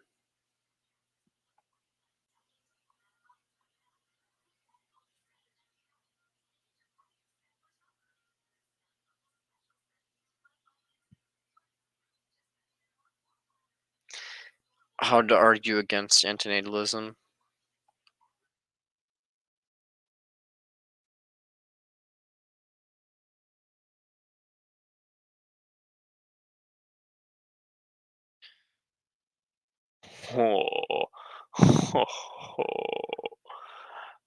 We'll watch it, I guess.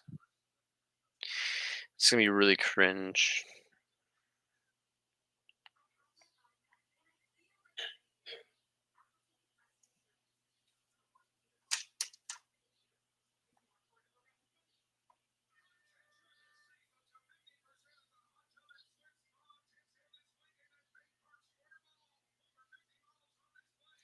A better way to put this into like times.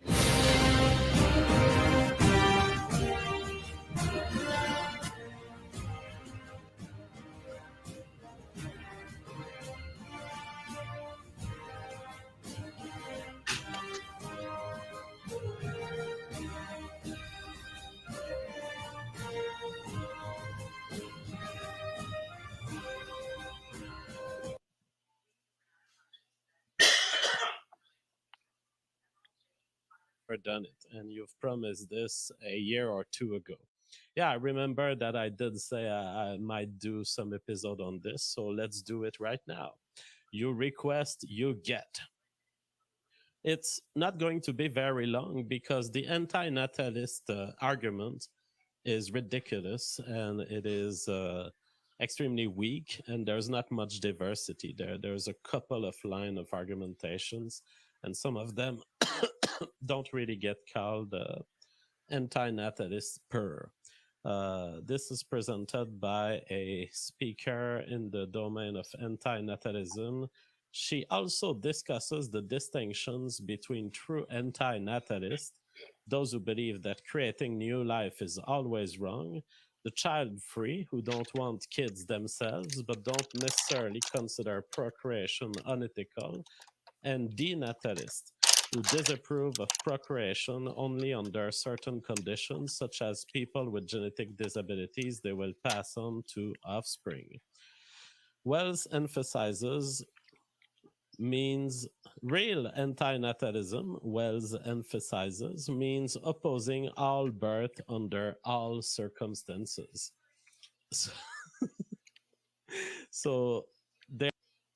Well, not even I oppose birth under all circumstances. I just think in the circumstances of like current world, yeah, all births under all current world things. Because no one's producing lives to try to reduce net suffering. You're just producing lives because they want to do their little goody goody fun stuff or whatever. So no, I mean if you were gonna create a life and assume that like they're being systematically indoctrinated into like veganism and to like try to like create the red button scenario, or some shit like that, then I guess that would be an ethical birth. But that's because I'm an EFIList, not an antinatalist. So he's basically. That's why I said there's a distinction between antinatalism and EFILism earlier, because I'm an antinatalist in the sense I don't think in the way that in the world we are now that it's ever going to be justified to bring a child into it, but I don't necessarily think it's always going to be wrong to bring someone into the world. They are not pure enough anti-natalists, those who say, well, I want to be child-free because I like my free time.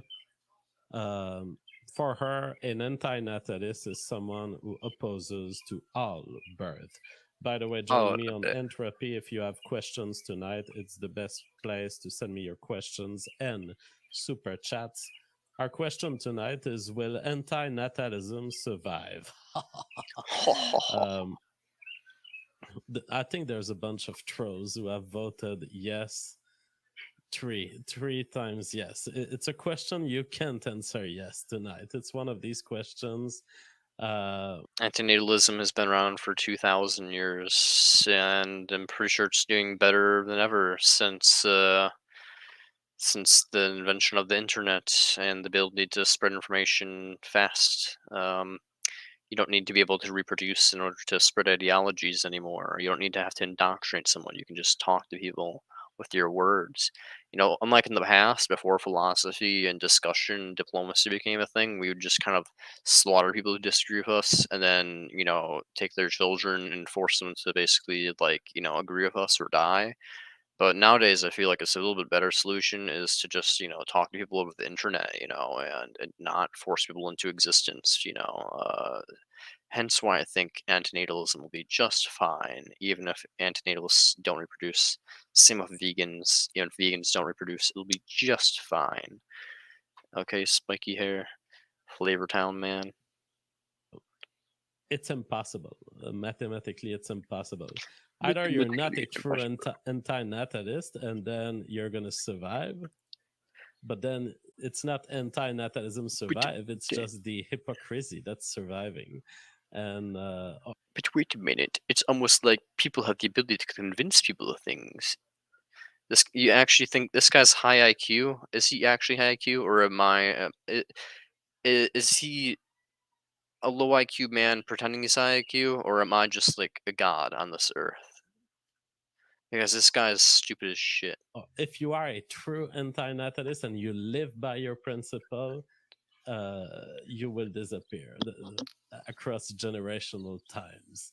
All right, so anti-natalism is a philosophical position and social movement that assigns a negative value to birth. Anti-natalists argue that people should abstain from procreation because it is morally bad. Some also recognize the procreation of other sentient beings as morally bad.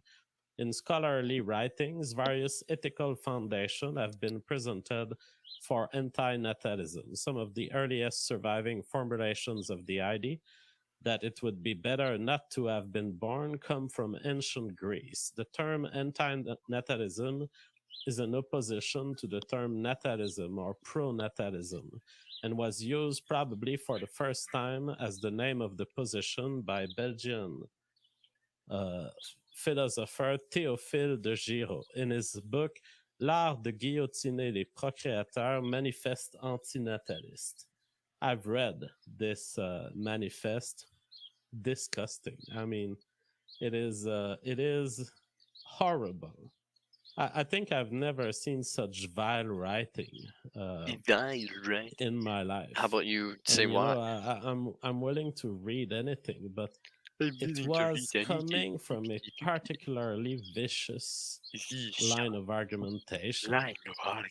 Well, you can't even give me a line of argumentation. You're just I just want to right translate now. maybe So live start a part of it because it's in giving French. lines for argumentation. It's the language Pour que of le evil. legs de l'existence confine au célébrable, il faudrait que celle-ci soit autre chose qu'un colis piégé. regorgeant a priori de tous les désarrois possibles. So that the inheritance of existence be confined to our thoughts or be considered as something potentially good,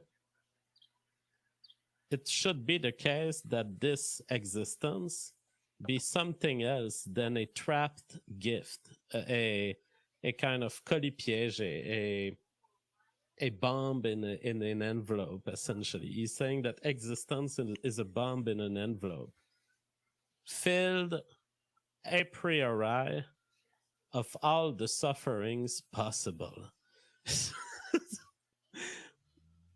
Supreme symbol, we are born all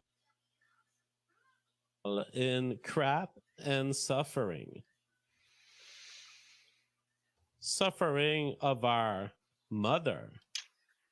This guy's not high IQ. Without a doubt. You're joking. You're lying We to me. cannot complain about it. I can read things like a billion times faster than this motherfucker. But mostly, then again, he's probably like speaking from a different dialect of his natural tongue, so who really knows? Unhappy, exiled of nothingness. I can't exactly say I'd be able to read Spanish very well either. So our feeling, when we are pursued by a parasitiac obscurity,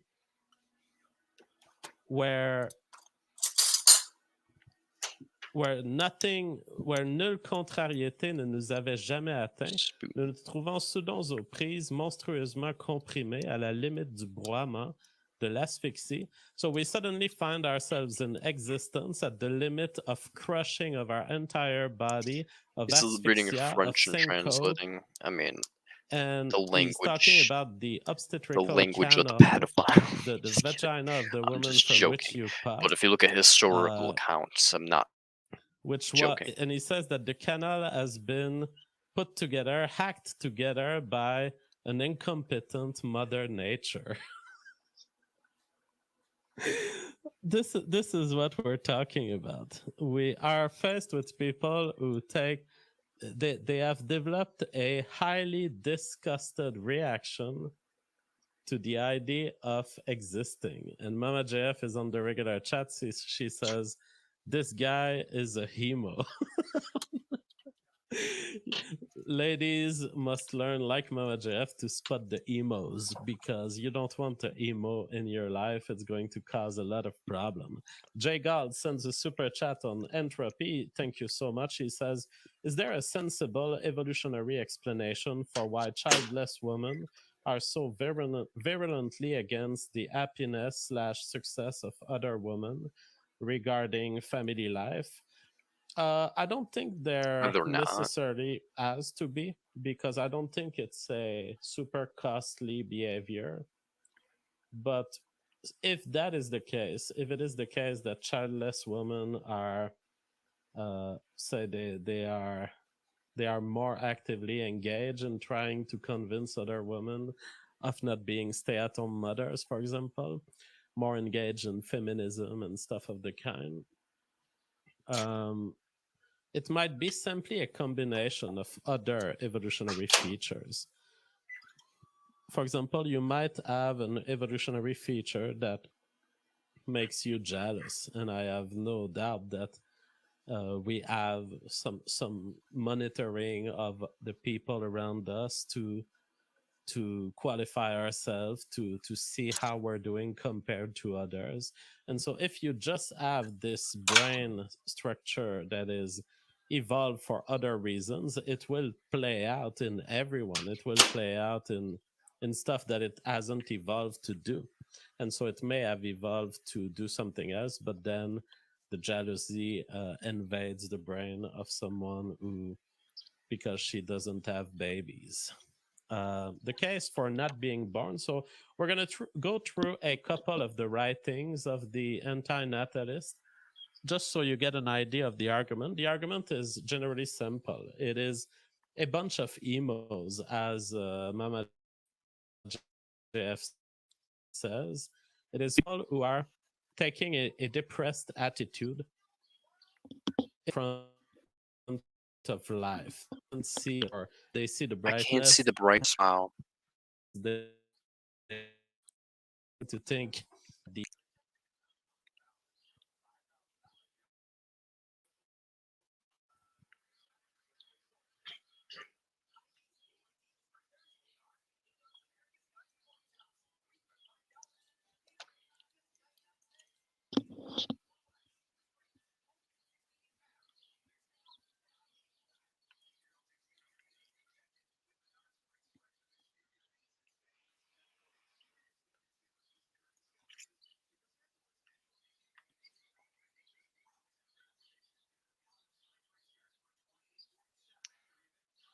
Oh, okay, where am I at?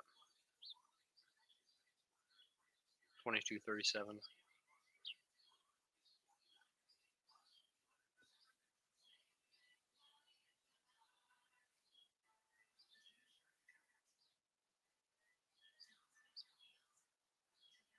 Oh my god, the internet's so trash. Why is the internet so garbage?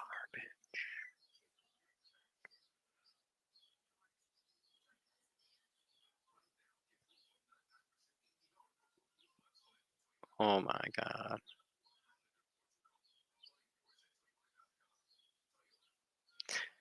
Oh my god, please just load.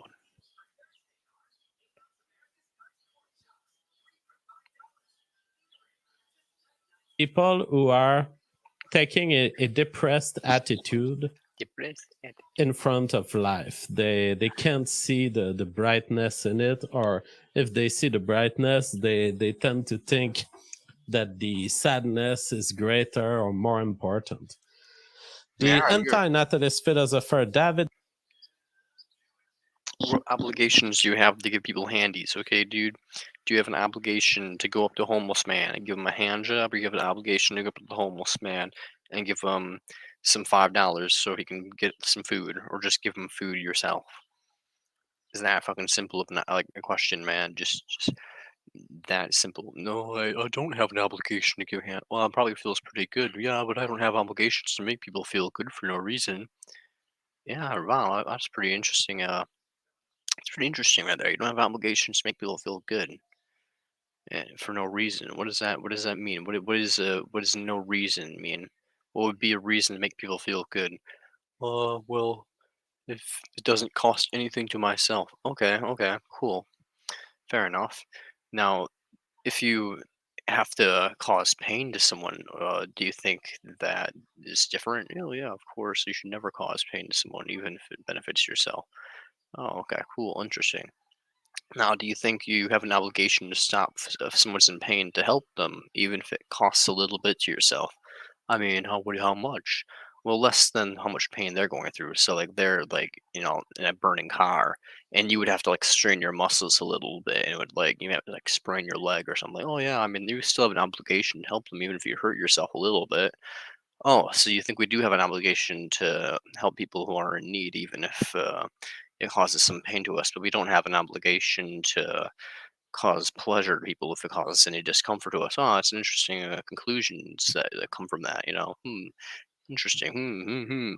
It's that simple, dude. But Benatar argues that it would be better if no one had children ever again. He makes a long intro where he doesn't really talk about the view of Benatar. It's very painful. It's like, I met him there, and he was behaving kind of weird, blah, blah, blah, blah. People, in short, say that life is good. Benatar believes that they are mistaken. The quality of human life is, contrary to what many people think, actually quite appalling, he writes, appalling. In The Human Predicament, he provides an escalating list of woes designed to prove that even the lives of happy people are worse than they think. We're almost always hungry or thirsty, he writes. When we're not, we must go to the bathroom. We often experience thermal discomfort. We are too hot or too cold, or are tired and unable to nap. We suffer from itches, allergies, and colds, menstrual pains, or hot flashes. Life is a procession of frustrations and irritations. Waiting in traffic, standing in line, filling out forms. Forced to work, we often find our jobs exhausting. Even those who enjoy their work may have professional aspirations that remain unfulfilled. Many lonely people remain single, while those who marry fight and divorce. People want to be, look, and feel younger, and yet they age relentlessly. They have hopes, they have high hopes for their children, and these are often thwarted when, for example, the children prove to be a disappointment in some way or other. When those close to us suffer, we suffer at the sight of it. When they die, we are bereft. The knee-jerk response to observations like these is, if life is so bad, why don't you just kill yourself? Benatar devotes a 43-page chapter to proving that death only exacerbates our problems. Life is bad, but so is death, he concludes. Of course, life is not bad in every way. Neither is death bad in every way. However, both life and death are, in crucial respects, awful. Together, they constitute an existential vice, the wretched grip that enforces our predicament. It's better, he argues, not to enter into the predicament in the first place. People sometimes ask themselves whether life is worth living. Benatar thinks that it's better to ask sub-questions. Is life worth continuing? Yes, because death is bad. Is life worth starting? No. It's unbelievable. And this is a book, the title of the book, David Benatar, Better Never to Have Been. What? So was critique that David Benatar's silly Billy who doesn't want to admit the pro of promortalism? I mean, yeah, everybody knows that. Everybody knows Benatar is a secret promortalist when it comes down to it. We all know it, Benatar. It's okay. Love you anyways. But when it comes down to it, I don't see what he's not making any points. He's just like, ha ha ha. He's being inconsistent. I mean, it doesn't really defeat antinatalism; it just defeats Benatar's claims of it doesn't lead to promortalism. It still would mean you shouldn't bring people into existence. It doesn't defeat that. It just would mean that you'd also have other implications tied with it, which doesn't mean he's wrong. So it's not like he hasn't made a single argument so far. He's just the harm of coming into existence. I'm not kidding you. This is his book, The Harm of Coming He's just into been Existence. laughing and demeaning so far. He hasn't actually made an argument if you've really been paying attention. The central idea of this book is that coming into existence is always a serious harm. That idea will be defended at length, but the basic insight is quite simple. Although the good things in one's life make it go better than it otherwise would have gone, one could not have been deprived by their absence if one had not existed. Those who never exist cannot be deprived. However, by coming into existence, one does suffer quite serious harms that could have befallen one had one not come into existence. So that's the punch. That's the punch of David Benatar, who thinks that this is a knockout argument. He says he treats the good differently. He uses a double standard for the good and the bad things. He says the good things. Okay, this is what this whole video if you is gonna don't be about. exist, you're not really deprived of them. And he okay. Before I go any further, Dank Helmet, are you still here watching this? Is he just going to be basically saying that it leads to promortalism and therefore he's wrong because promortalism is bad or something like that? Because promortalism is not bad. He'd have to somehow show that promortalism leads to net suffering, which is impossible because promortalism applies to be no beings to exist to suffer anyways. So I don't know how he would even do that. He can't. So based on the track that he's going so far, he's just been laughing, being demeaning, and everybody is well aware that Benatar is inconsistent with his argument. If you paid enough attention to it, and even if you watch the Sam Harris and the Jordan B. Peterson and the Cosmic Skeptic interviews, you can easily tell that he's a promortalist, Epicurean, or both or whatever. But or is at least sympathetic to their ideas, but doesn't want to admit it because of consequentialist reasoning of not wanting to cause unnecessary harm from radicalists who would misuse his words to cause violence against people for no reason. So basically, he's a promortalist. Everybody knows that, but I don't see how it's defeating antinatalism. It's simply just saying that he has other implications. I mean, is there anything else to the rest of the video? I don't want to sit here and watch another 40 minutes of this just for him to keep breaking that down further. Like,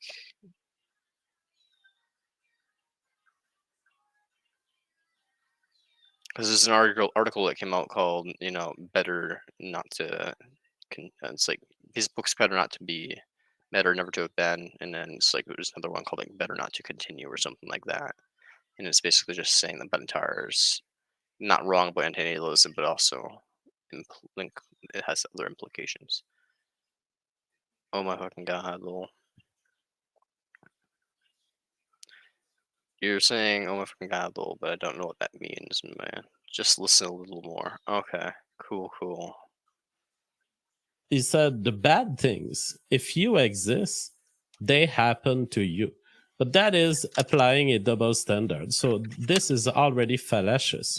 He's not putting them on the same weight here.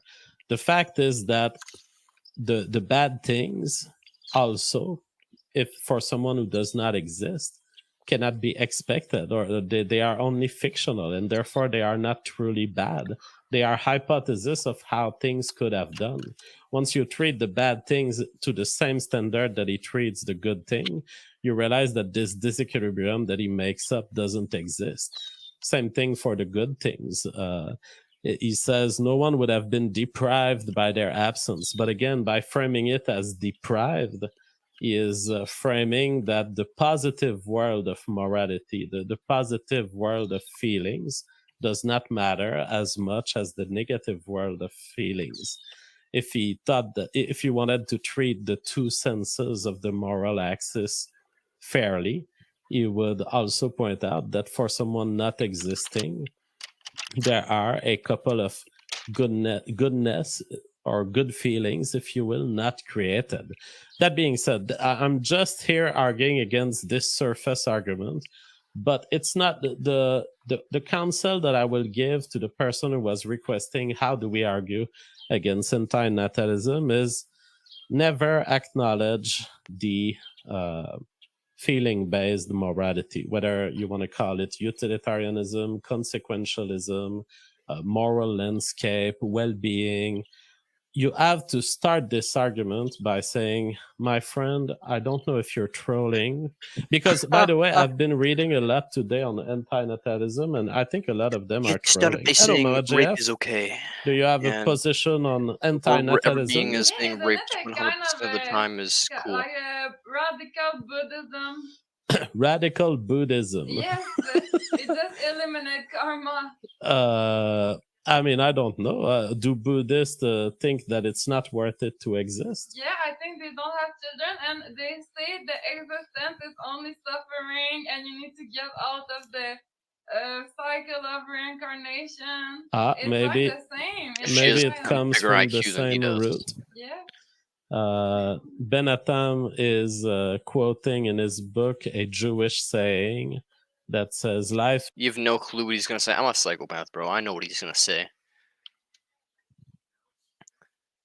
Oh, okay. You've seen the video. Can you tell me if I'm wrong, or did I not just say what he was going to do the whole entire video?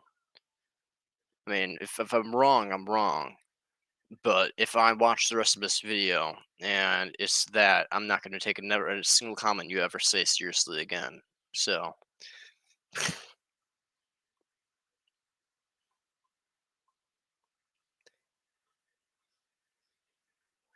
Hey, man. It's just how it be. Is so terrible, it would have been better not to have been born. Who is so lucky? Not 100,000. And he says that's a Jewish saying. So I don't know if Ben Atam was influenced by Buddhism or more Judaism, maybe. That's not a Jewish saying, that's Freddie Mercury saying. That's Freddie Mercury? No, yeah, the Bohemian Rhapsody. Oh, okay, Bohemian Rhapsody. Well, wasn't he Jewish? So if Freddie Mercury has said something, then it would be a Jewish saying. Captive Mind says, on the margin of this continual struggle, there's so much pleasure in living. So why be sad at what is so? and could not be otherwise. A person I won't name. Okay, so that's a quote from I don't know who, but thanks for your message. It's a beautiful message. No, it's not. So my tip to you, as far as arguing against anti-natalism, Everything is determined, so just do not care. The atoms vibrate, and penis go in vagina without consent. It do be the universe doing its thing, a pippity poopy. No, fuck this guy. is never acknowledge or accept that morality is about feelings to start with. Morality is not about feelings. Morality is about me being God. Remember, it's about slave morality. If you are not a master, you are not in control. And if you are not in control, then you are not doing good. Remember, if you are a rapist and you want to rape, you must rape. That's basically what this guy's saying. This is what this man is saying right here. I already know what he's saying because he's fucking fan of Nietzsche's. And this is where it joins. You can read it all over him. He's literally just Nietzsche. My view that some of these guys may be trolling. They might be like emo trolls. They want a little bit like the flat earthers. I was reading their literature, and I felt like I was reading a flat earther who decides to go on an extreme, like absolutely false line of argumentation, but just to show. He says he's feeling like he's listening to flat earthers. I feel like I'm listening to a man trying to justify raping a child or something, because it's basically what he's doing. It's basically what he's doing. He's just like, don't care about feelings. Care about what? He doesn't want to say yet, but he's gonna say about care about individuality and care about like being your ideal being. I already know what he's gonna say because he's a fucking Nietzscheist. He's gonna say be your ideal self. So I already know what he's gonna say. Epistemological assumptions the other side does, and how they end up essentially making fallacies along the way as they try to defend the globe hurt, the supposed globe hurt. So I feel like a lot of these guys ultimately are raising substantial issues that do not relate to anti-natalism. I think they show the ultimate sickness of having a well-being based philosophy. They show that the philosophers who are adopting consequentialism are wrong. This is what it illustrates. It shows that if you push this idea of bad and good feeling to its extreme, and if you just so happen as to dislike bad feelings more than you like good feelings, anti-natalism is actually the conclusion. If you accept consequentialism. Yeah, no shit. If you accept consequentialism, if you accept, it doesn't even matter if you accept not. What does that mean? What if you accept deontology, then it means you don't have to do anything, but everybody's evil 24/7. You're not allowed to do anything. You're not allowed to breathe because potentially the atoms in the air are sentient, and potentially you're imposing on the atoms under deontology.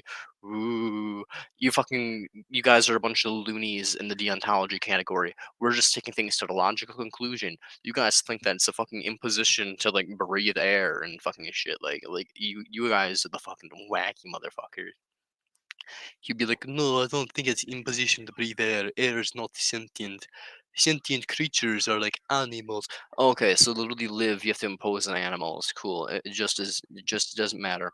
Either way, you're imposing on things unnecessarily. So every single moment, you guys are basically categorically pure evil. No, but you see, now it's not just like about evil, you know. It's about even though I impose on people, it also about the consequences. Oh, so you're going back to consequentialism again. You know, it's literally just like these people are fucking whoop, round circle, round circle, round. This guy does not have a high IQ, my dude. Dank Helmet. If this guy has a high IQ, I guess I'm pretty much Jesus or some shit. So. There's two possibilities. Either you value bad feelings a little more, you have a loss aversion bias, and then you're an anti-natalist. Because then, no matter how much happiness you could invoke in one's life, if you really dislike suffering more than you like happiness, it's not going to play out. In the end, it's going to be okay, but all of these happy feelings are not worth the suffering. So once you have denied that you are a consequentialist, once you have stated, I don't believe that the right way to go with morality is to go by feelings. Then what I recommend is to analyze what kind of assumptions underlie the argument of anti-natalism.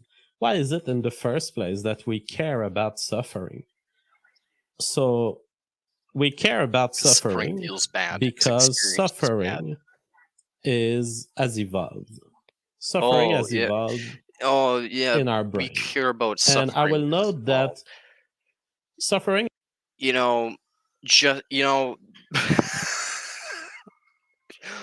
we care about suffering because suffering. What can you get a PhD in?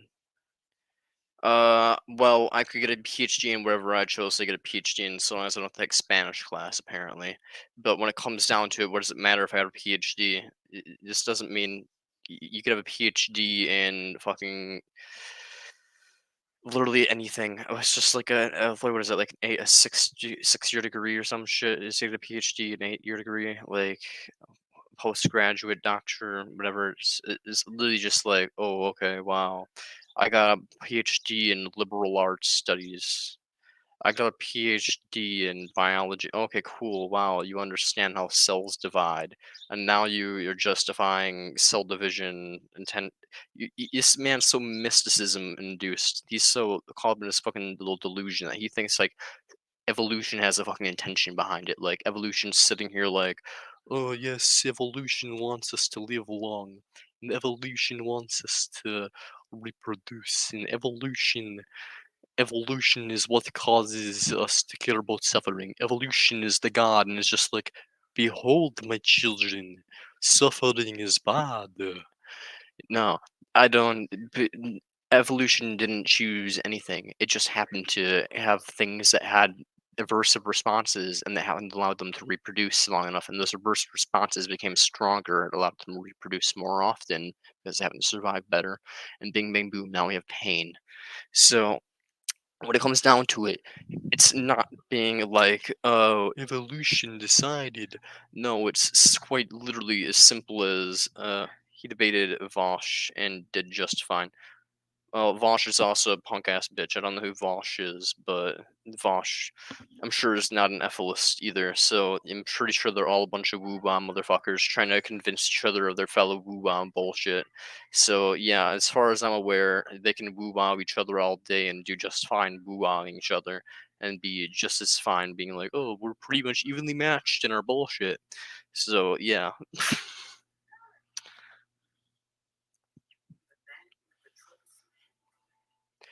About other topics, yeah, most other topics are bullshit again. Like, I mean, like, what other topics? Like, is he debating like evolution? Is he debating like God? Is he debating like politics? Like, what's he debating? Is he debating whether leprechauns and fae exist? Like, it doesn't, like, you can't just be like, oh yeah, it's not about antinatalism, because there's plenty of topics that are completely useless and unrelated to the subject of what's valuable in the world, which is, suffering reduction. So if he's going to talk about debate about evolution, he's going to be like, oh, I actually proved evolution's wrong and completely different than what you believe. Then that's an interesting conversation. But until that's the conversation that is going on, I don't really think he has much to say.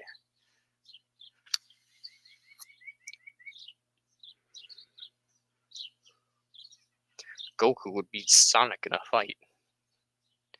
He debated Destiny. Destiny's an idiot, though. Destiny doesn't believe in objective morality. Destiny has, like, arbitrary lines between, like, animal ethics and stuff like that. He just is like, yeah, man, you just switch one genome, and then all of a sudden you can start diddling baby zebras or something. I don't fucking know. Basically, Destiny is an idiot. Destiny doesn't care about fucking anything, and he just wants to be able to do what he wants to do and be able to try to use philosophy to justify it. Destiny doesn't actually have consistency. He just arbitrarily draws lines like, yeah, man, like it's bad to do this to a human being. Oh, okay. What if I switch one genome and oh, I mean, it's pretty similar to us, man. But okay, what if I just change two genomes? Oh, you're getting pretty scary if two genomes, man. So, so yeah, I'm sorry, but Destiny is an idiot. He's just like he's an idiot. He has no consistency in his values. So he can debate as many people as he wants, but until he starts debating Gary or until he starts debating me, I'm not gonna, or like Lawrence Anton or Amanda or like literally anybody who's like aware of the subject of what actually is of value. I'm not gonna take him as serious. Like, oh, he debated a bunch of people who are subjectivists who think that you can throw off a gay person off of a roof in one country and walk two steps to the left and all of a sudden it's wrong to do the same thing. Like yeah, okay, cool.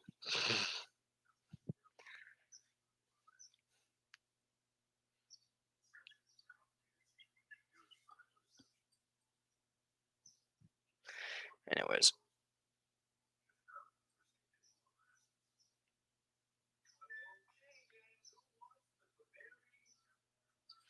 This be some antinatalism, BDSM shit.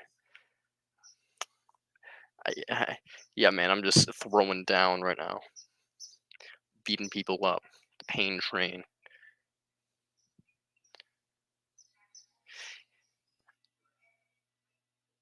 Oh, Destiny said he would debate anybody. Well, I've reached out to two different people that have recommended me to debate people on. They haven't gotten back to me yet, so.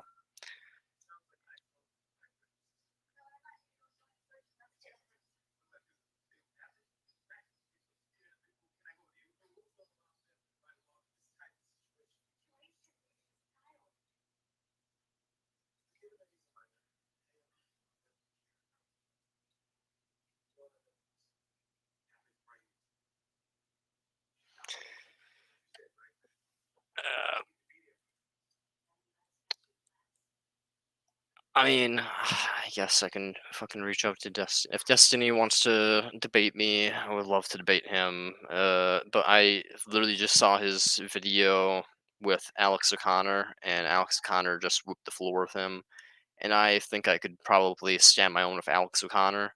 So if I can stand my own with Alex O'Connor, I can easily just, make Destiny look like he's basically a piece of shit and or yeah, basically he's a piece of shit basically. Like I'll basically trap him into basically admitting that he's cool with rape or something like that, and that he's like cool with it for very arbitrary reasons. Like not like, oh, I'm okay with rape to prevent 20 rapes. No, he's gonna be like, oh, I'm cool with rape because guy over there wants to get a nut and so do his best friends, or something like that, and be like, "Oh, well, it's okay though because it's a chimpanzee." And it's like, okay, so if 10 guys want to get up together and rape a chimpanzee, it's completely cool with you, Destiny. And he's gonna be like, "Yeah, man, animals don't have rights." So I'm gonna be like that, and that's pretty much gonna be the end of the debate. I'll just click exit right there, and that'll be our clip, and that's all we need to. So yeah, as far as I'm aware, Destiny is just a dumb. So he can try to debate me as much as he wants, but he's basically just gonna get forced. And people are too kind. Alex is British. He's too kind. He's too much of a nice little soul on the inside. I don't have that, so I wouldn't be pleasant with my words. I would basically be like calling him out on his bullshit. Like, hey, what it sounds like you're saying is you'd be completely cool with someone raping another animal species just for the fun of it. And he'd be like, no, man, because like, because like it has implications.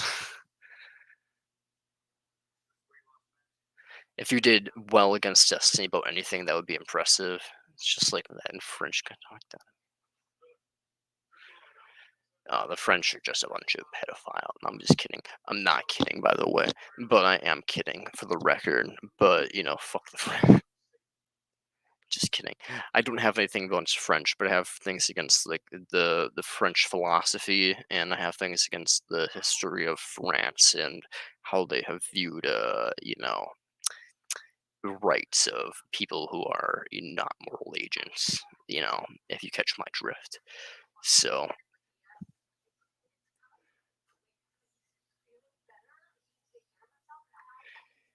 if you did well against Destiny, it'd be impressive. I don't think Destiny is very impressive. It's my destiny to watch Destiny get defeated in the conversations quite frequently. Like what? Like, oh,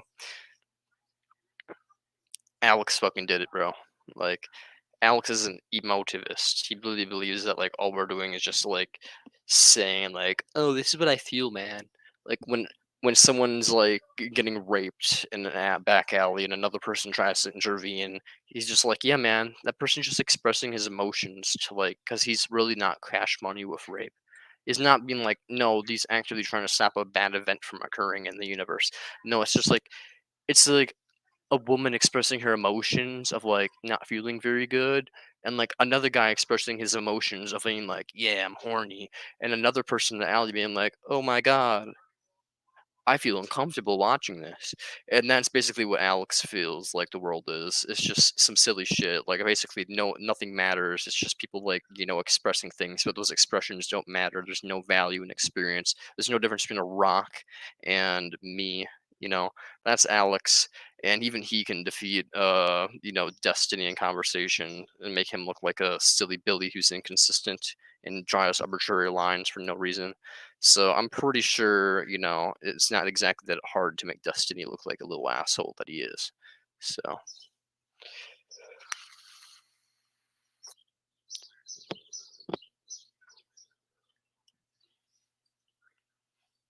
Anyways, I'll be right back. Cheers.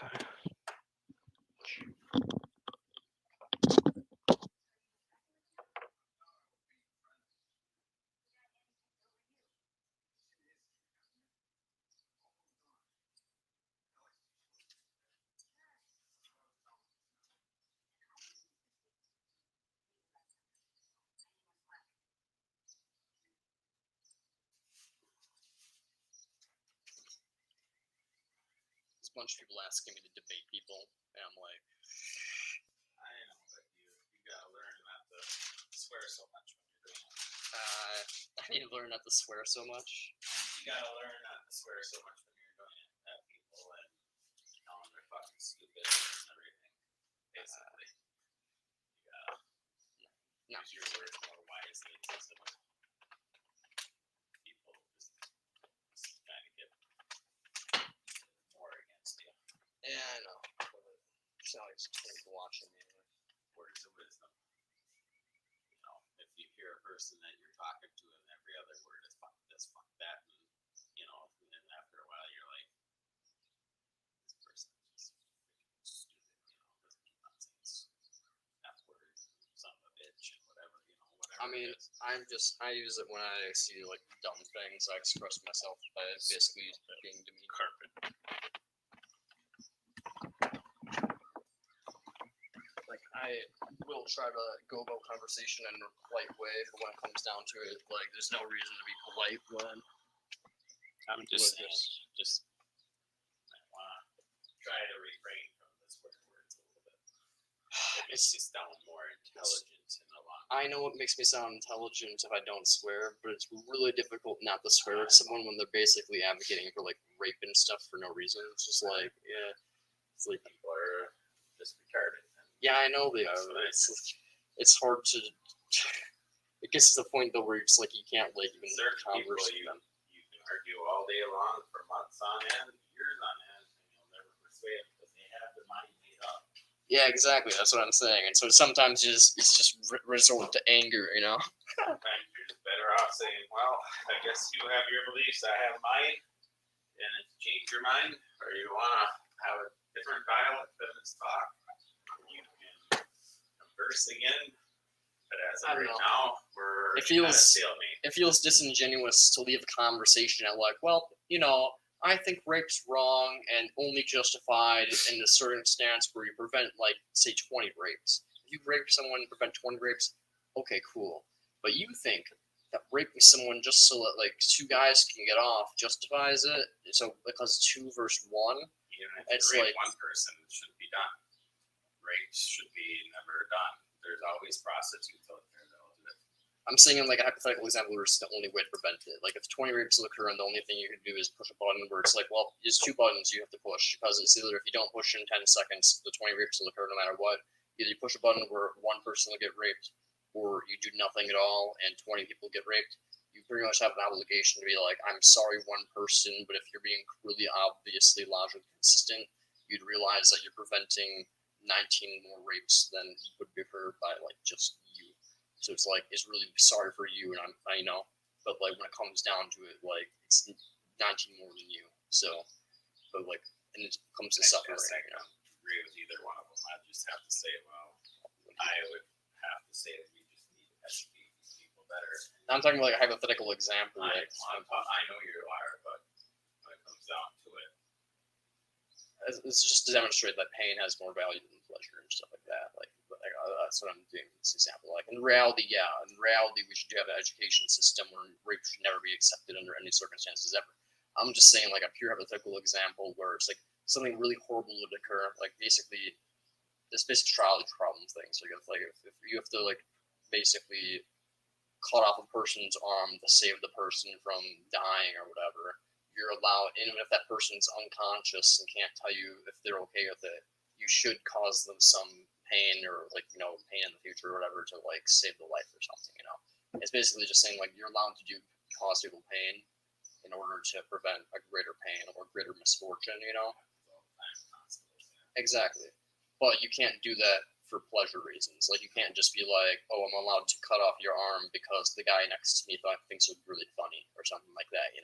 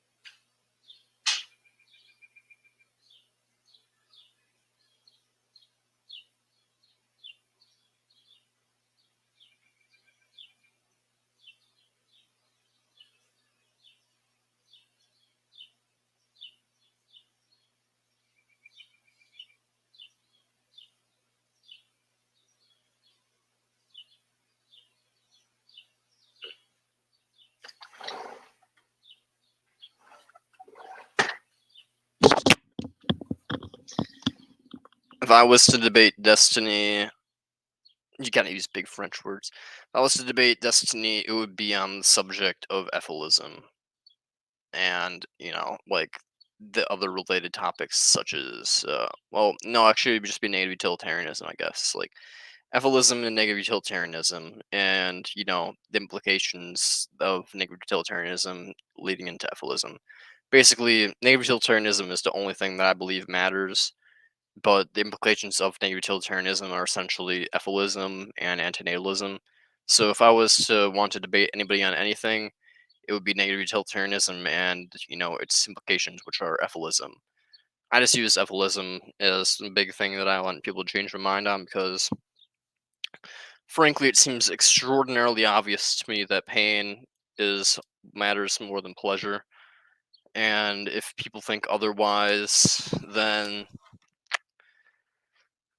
they would have to be giving me a pretty good argument to explain why they think they have obligations to give hand jobs. But and why aren't they giving me a hand job right now? I could really use a hand job from an attractive stranger, So like Destiny's blue little hair, he could remind me of like cutie, like why isn't he giving me a hand job, Destiny? You could be giving me a hand job right now. But I'm just saying, and to me it seems like we have obligations to prevent suffering. Like if Destiny, if you were in the same room as me and I was bleeding out, you would have an obligation to try to save me. But you wouldn't have an obligation to be like guac guac guac. You know what I mean, bro? If you're watching this. Hope you watched that and thought it was hilarious. So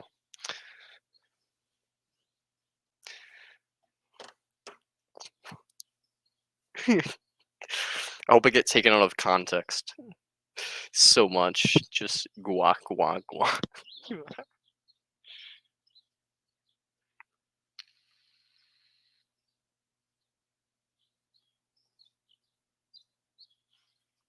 Who is watching me still? This is one person watching me on YouTube, and I have no clue if it's Dank or if it's just another YouTuber. You've both been watching me and dipping in and out.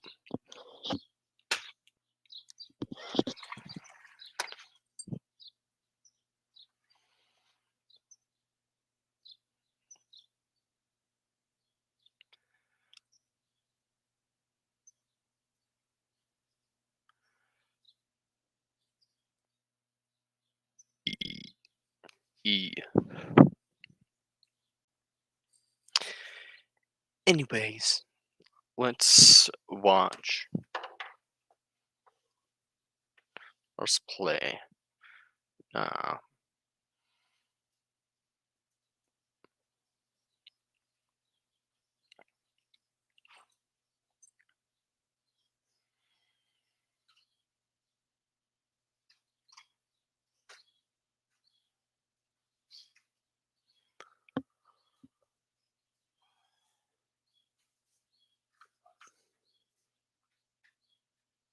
So you're exhausted? Yeah. Have a good night.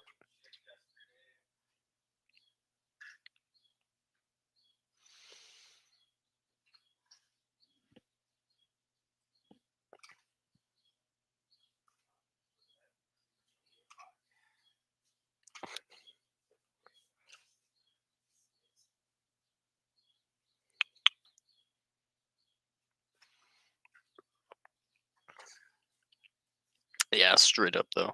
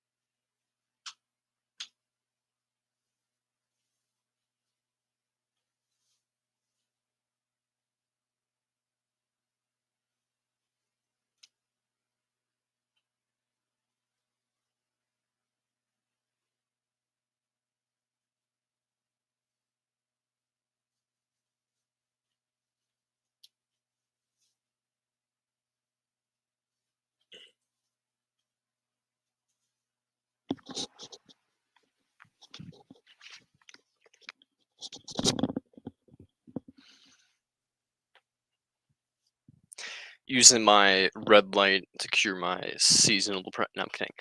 But it does help with back pain, acne, seasonal depression, just energy levels. So why not sit in front of it as a live stream, you know? Plus it makes everything just look like red. You're just like, what the fuck?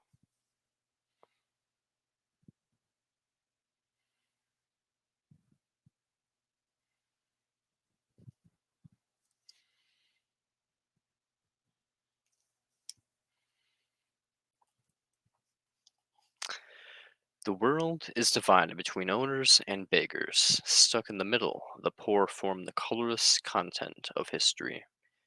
Owners and beggars alike are reactionaries. Neither wish for change or progress. The poor are left to struggle. Without them, societies would be a meaningless concept. Their hopes are society's arteries, and their desire the blood of history. The owners and the beggars are parasites on the eternal poor. There are many receipts against wretchedness, but none against poverty. Reading some Tears and Saints by Emil Saran. The passion for the absolute in the soul of a skeptic is like an angel grafted on a leper. Everything that is neither God nor worm, since we cannot be guardians of infinity, there is nothing left for us to do except mind the corpses. There will be no cure for melancholy as long as there is inspiring. What? There is no cure for melancholy as long as there is spring. Nature itself is taken ill in springtime, the sensual and cruel season which makes you want to love and die. Not wrong.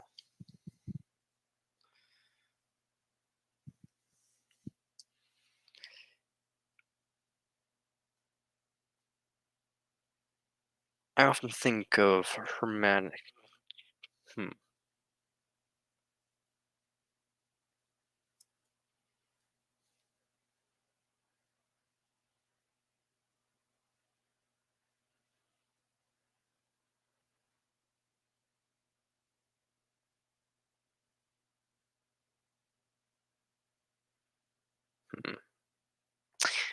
Well then, interesting.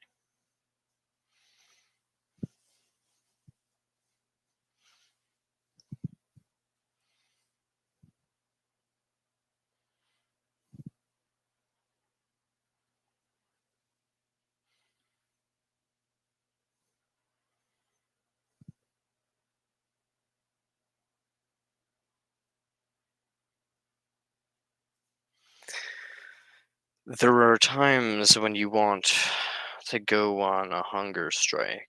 You long to be abandoned and humiliated, spat upon by passers-by, dragged in the gutter, giving up the ghost among whores and beggars.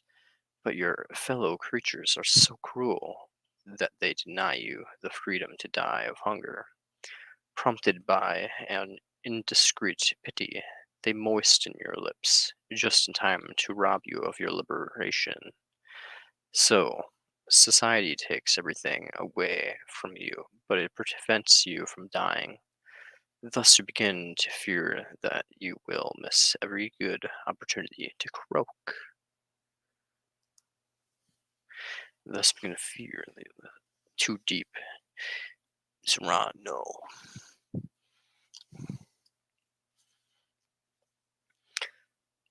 The frightful suspicion that God might be a second-rank problem tears me away from life, inspired by lucidity close to madness. Such suspicions make me cross my arms and shrug my shoulders. What else can I do? Could it be that God has been corrupted by futility of existence? Could the illness of the essential have affected his essence? It must be so, since we doubt both his health and his virtue. God is no longer, not even our curses could bring him back to us. In what old people's home does he drag on his existence? I understand now. He is the absolute that spares itself. This world does not deserve anything better than a senile God. Okay. Could it be that even God has been corrupted by the futility of existence? Could the illness of the inessential have affected his essence? It must be so, since we doubt both his health and his virtue. God is no longer. Not even our curses could bring him back to us. In what old people's home does he drag on his existence? I understand now. He is the absolute that spares itself. This world does not deserve anything better than a senile God. Nice. I like that. Very good. I hate it at the same time. Life is a reality only for wholesome people. High priests of eternal stupidity. Based, Saran. Based. The ring of bells announces the last judgment. For 2,000 years, bells have been predicting the end, filling with solidarity the agony of which Christianity has condemned us. When the ring echoes inside of you, you are ripe for judgment, and your heart sounds like a broken bell. It means that the sentence is without appeal.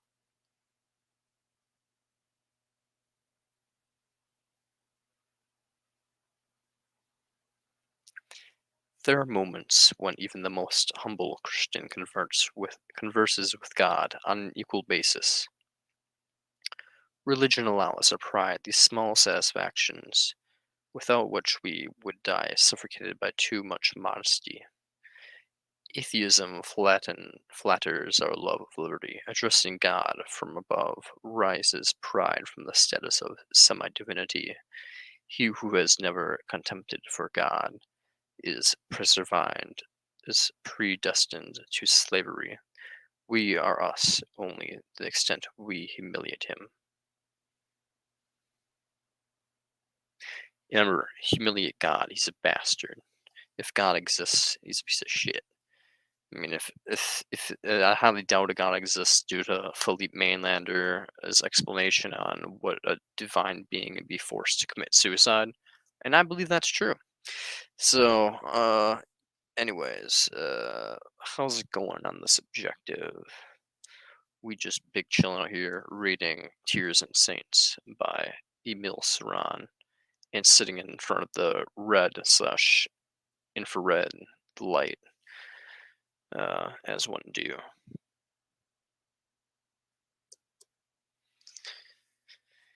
As one do. Fondue? No, as one do.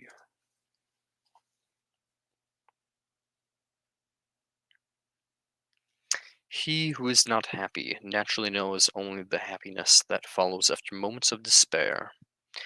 I am afraid of falling prey to insufferable happiness, which, by avenging my past full of dread, would also avenge the misfortune of my having been born. From a Christian point of view, the leper who loves his leprosy is superior to the one who merely accepts it. The dying man who suffers to the one who has resigned himself. Despair had to be compromised. By legitimizing fever, Christians have made possible a culture of saints.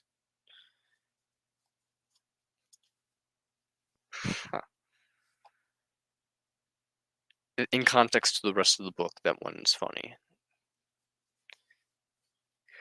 Without illness, there is no absolute knowledge.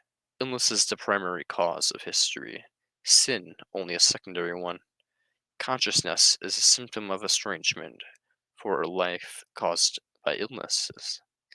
Everything that is nature was revealed for the first sick man when he looked up at the sky for the first time. He's a poet, by the way, if you haven't got this. It's just a collection of poems. His book, Fall Through Time, I think is what it's called, and I believe his book, that I have over there, I forget what it's called. Trouble of Being Born, maybe? I believe those ones aren't broken down into fragments. I think they're actually chapters and stuff, potentially. But this is quite literally just every little dot right there, you see a little diamond thing, is like a new paragraph, or like new sentence, new poem. He doesn't have chapters, he only has different poems. So every single thing is a new chapter, basically a new subject. Every once in a while, they have them be like similar to each other, but it's very rare.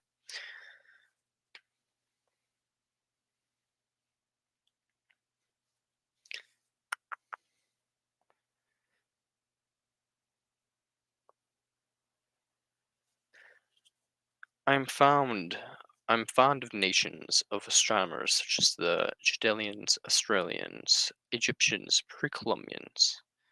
They refuse to make history out of love for the sky. A nation that loves neither the sky nor earthly conquest should not be allowed to live. There are only two ways to die, right? On the battlefield or under the gaze of the star. Fuck you, whoever left here. Once I started interacting with you, you just left. You were like, nah, bro. Nah, bro, this is intimidating. I'm talking to you. And only you. We are not when we are at one with the world. Our desire to escape the world, thus be ourselves, sends us on a quest of suffering. Asceticism is the paroxysm of such desire. The symptomatic insomnia of starvation, self-torture, intensifies subjectivity. Suzu's torment, for example, is so minimally detained in their horror, but no one's watching me. I'm not going to read anymore. Not aloud, at least.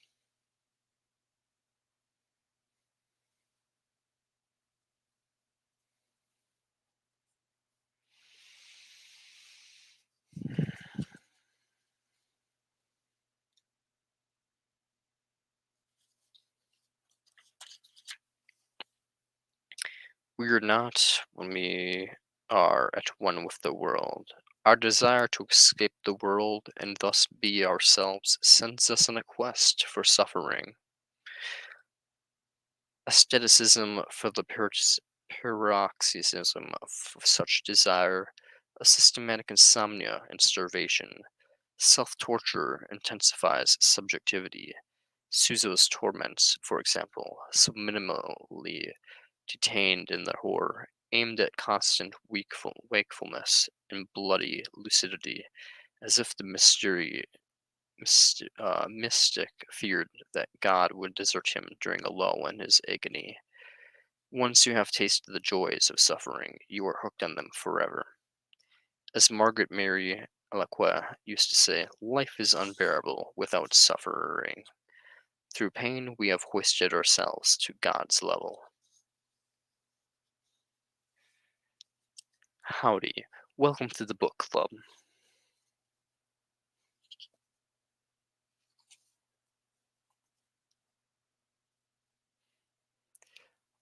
All conversations are sudden, but they take years in germinating underground. We take the road to conversation at the first disappointment in life. Divine revelations break out after a long period of incubation. God, like pus, grows slowly to a head. We have a conversation of the divine boiled bursts. If not, we live the rest of our days with poison in our veins, i.e., with God who refused to show himself. Comparing God to pus. That's funny.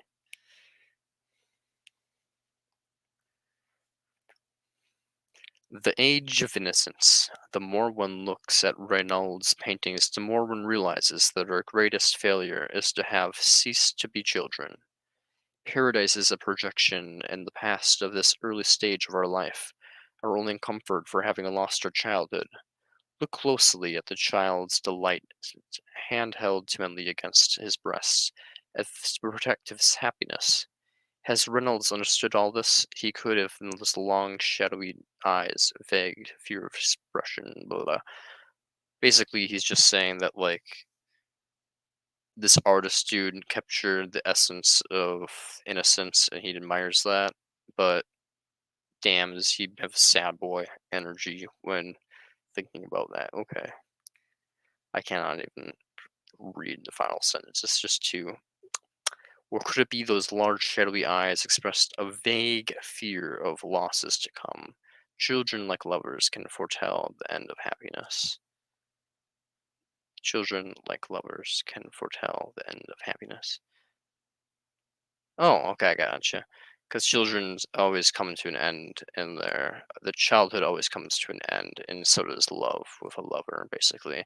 He basically, if you read his other books, The Heights of Despair, he talks about how love and friendships are just pointless affairs that essentially just lead to despair.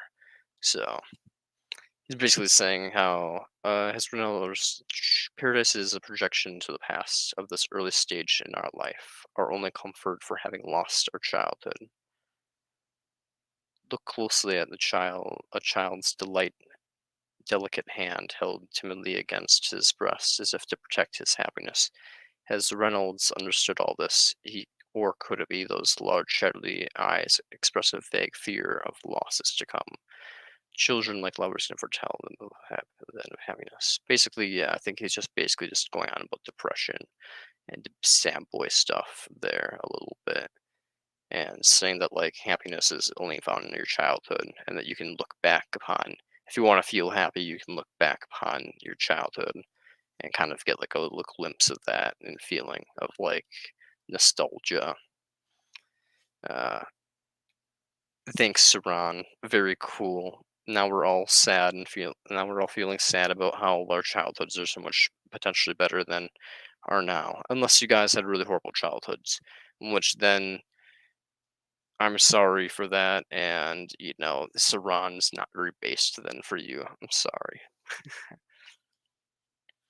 I have always loved tears, innocence, and nihilism. Those who know everything, as well as the blissful ignorant, failures, and children. The blissful ignorant, failures, and children. I've always loved tears, innocence, and nihilism. I've always loved tears, innocence, and nihilism. Those who know everything, as well as the blissfully ignorant, failures, and children.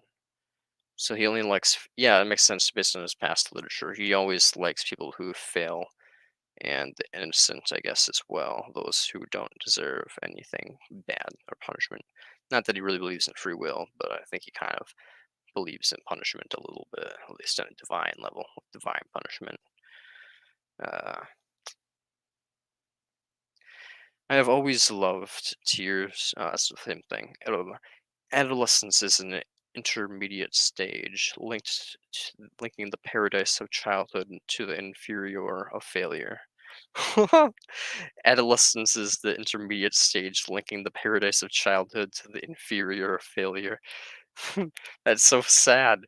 He's basically just like, yep, when you're a kid, you're basically in heaven. When you're a preteen or teenager, you're just at the like full crux of becoming like a failure, which to him is a good thing. And then, you know, which is a good thing because it can inspire passion. It's like, more energetic than just being boring. And then you become a failure in your old age. It's just everybody fails in their own way, It's nice. Thank you, Saran. Very cool. Failure thrusts into a paroxysm. Paroxysm.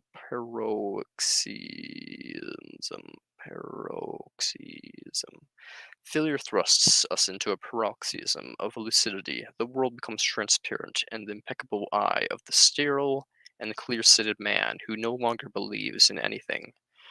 The failed man knows everything, even though he may be illiterate.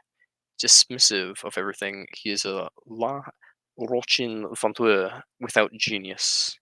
I guess that's some dude that's really smart, but I wouldn't know that because I wasn't born I guess, the 1900s in Romania. So, solitude has made me contemporary with the dead. There is no life, only eternity in solitude. Howdy, howdy to the people watching us. Well, me. Watching me read Saran. Us made it sound creepy as if there's like someone else in the room or like a demon or something, like maybe there is though. Maybe there's a demon watching you right now. Just kidding. But just fucking with you. A dull Sunday afternoon in the spring. Its dead silence suddenly split by the crow of a rooster. That's a weird thing. By the crow of a rooster? I thought it was caw of a rooster. Why would you say crow? Yeah, fair enough. Maybe in Europe they say crow for other birds doing things as well. A dull Sunday afternoon in the spring. Its dead silence suddenly split by the crow of a rooster, in which there are intimations of the Last Judgment. What? Yes, if you're just big chilling on a Sunday and a crow starts to do its thing, you best know that it's not abiding by the laws of the Sabbath day, and God's about to go ham on the world. He's about to go sicko mode. Were I a poet, I would not allow Nero to go unavenged. I know something about the melancholy of mad emperors. Without the likes of Nero, the deaths of empires lack style. Dedicants of uninteresting. Decans. Decadence. Decadence. I don't fucking know, man. Is uninteresting. Basically, word that I cannot pronounce is uninteresting. Basically, I imagine it means being like a chill cash money dude. People are no longer interested in watching me, and they probably got taken away by the demons. It's unfortunate. You can only try. You try to warn them, but then the demons get them. Or just join in, has no idea what I'm talking about.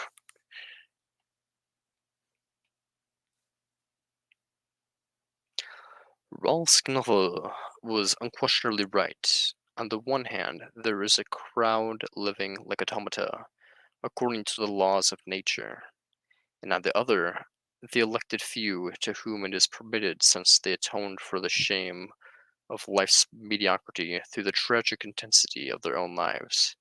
But then why does fail? Why is he eaten by remorse after the crime? Could it be that Diskovsky feared the consequences of his own principles? But a man who faced death no longer thinks of consequences. Raskolnikov's failure is Diskovsky's own cowardice. Raskolnikov. That's the word I was trying to say, but could not pronounce. Let's see. Let's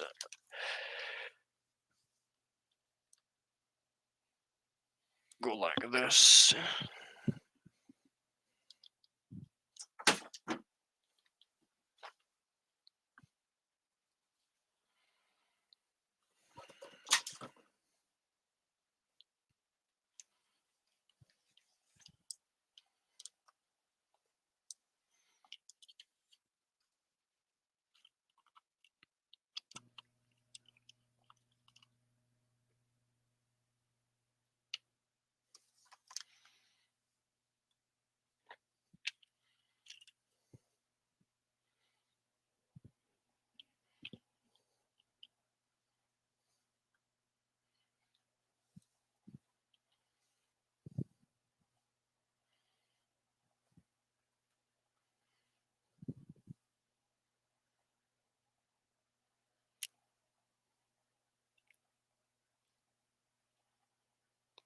I'm just gonna like sit here and smile creepily into the camera because I think that'd be funny for me. For no one else, everybody else watching this later in the video is gonna be like, what the fuck? And I'm just gonna be like, look how creepy I look. Josh, just do some jaw exercises, you know? Yeah.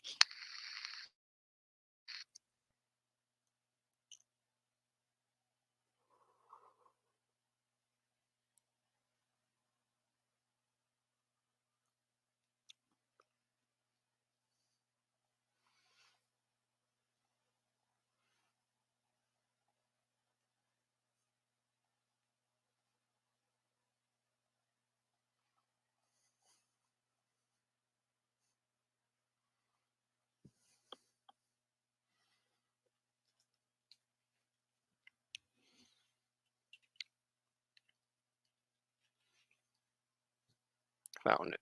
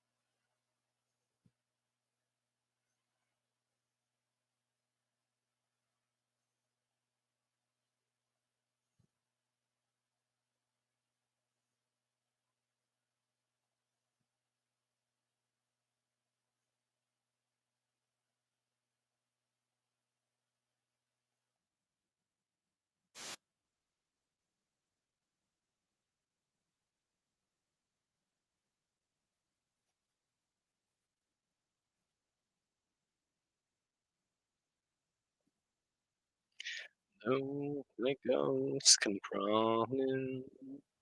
Lonely voices talking to me. I'm gone, I'm gone, I'm gone. When my mother told me, son, let it be. Sold my soul to the falling. Sold my soul to a sweet melody. Now I'm gone, now I'm gone, now I'm gone. Like a fire, like a fire, like a fire. Lord, Lord, Lord. Thousand faces staring at me. Thousand times I've fallen.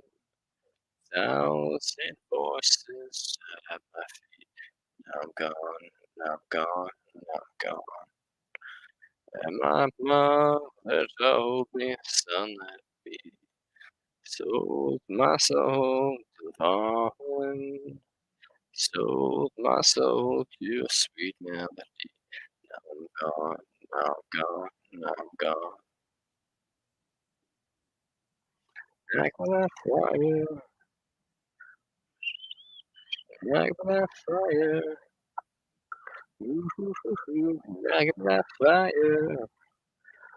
Lord, Lord, Lord. Don't send devils come crawling. Call it my name. Oh, oh, oh. Lost in the fire. Sweet Virginia blood is calling. Call it my name. Oh, oh, I lost it.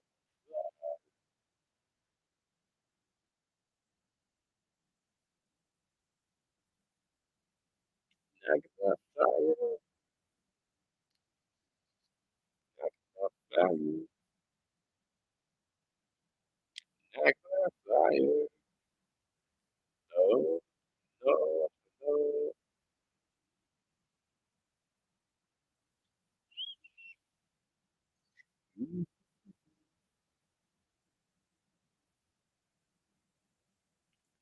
Oh, what's poppin'?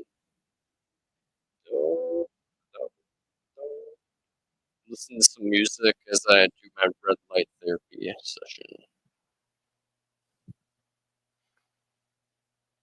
As one do.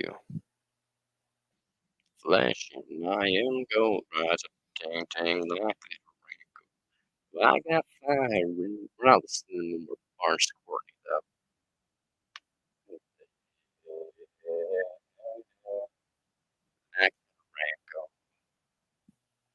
We're listening to Self-Destruction Anthem though.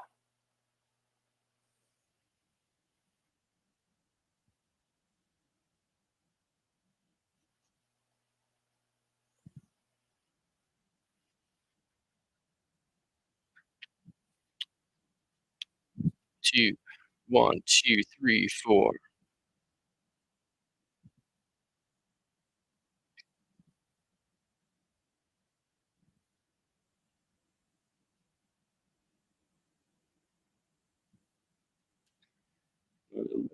I'm shaking from the cheese, so the cold. Way I'm making shitty ass. Why do I do this? Why do I do this to myself?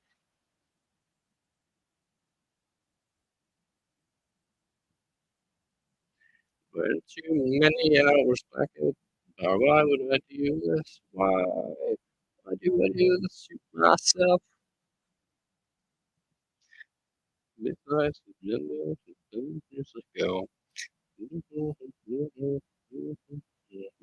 I do this? Just, you can ask me any questions and I will get to them. These goggles now, so you can't really see things unless you go like that. Why do I do that? Why? Why do I do this to myself? self-destructing. No one can save me. You asked me if I love you. I said maybe. Why would you love me? You should learn to hate me. I'm going nowhere fast.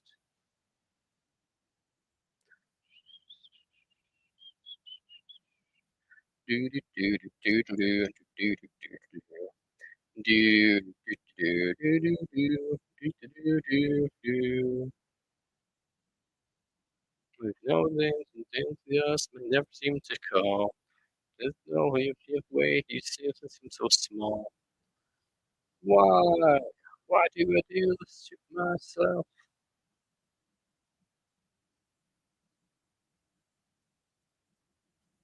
I guess I'll take a peek.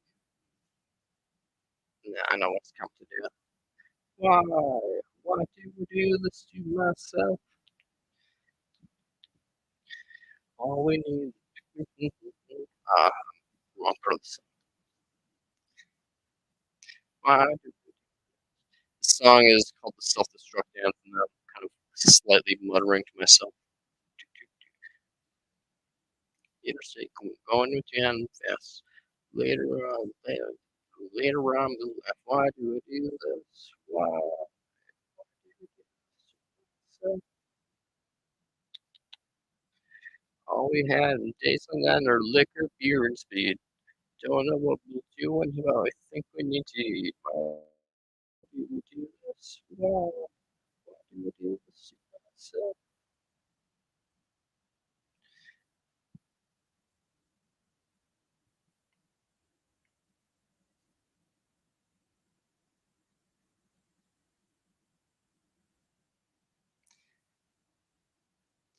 crap with the result. Why do I do this? So self-destructive. No one can save me.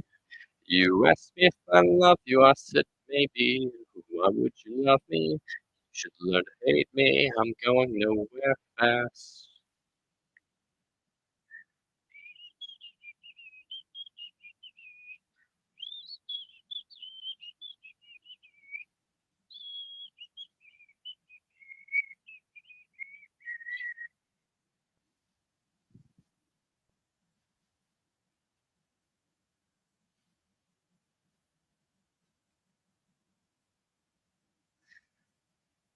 Let's sing Cityscapes.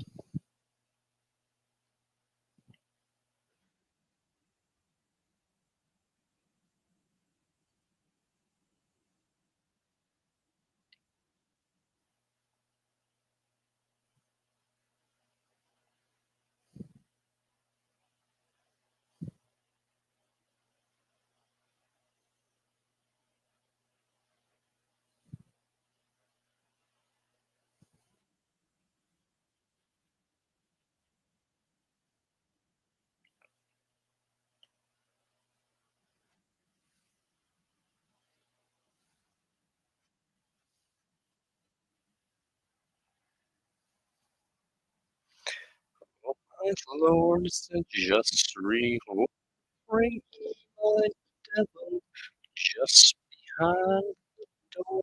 She says, flies down the thunder. Oh, at last you're fading fast, a friendly face, an icy glass of the glass of sun. Freedom, yes, it's all we'll go flying through the kingdom of the universe. And if you first fly fly away. There's a girl so tall that her heart won't show. At this life record, snowfall disappears.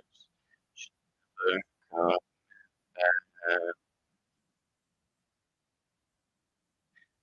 Do, do, do, do, do, do, do.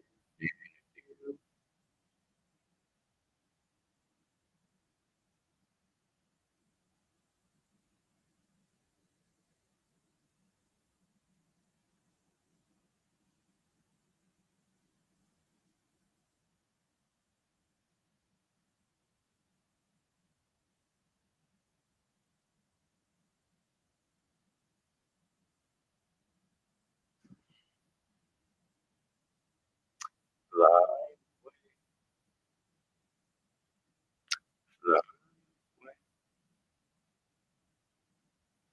we'll go flying through the kingdom of the universe. And if you get there first, fly, fly, fly, fly.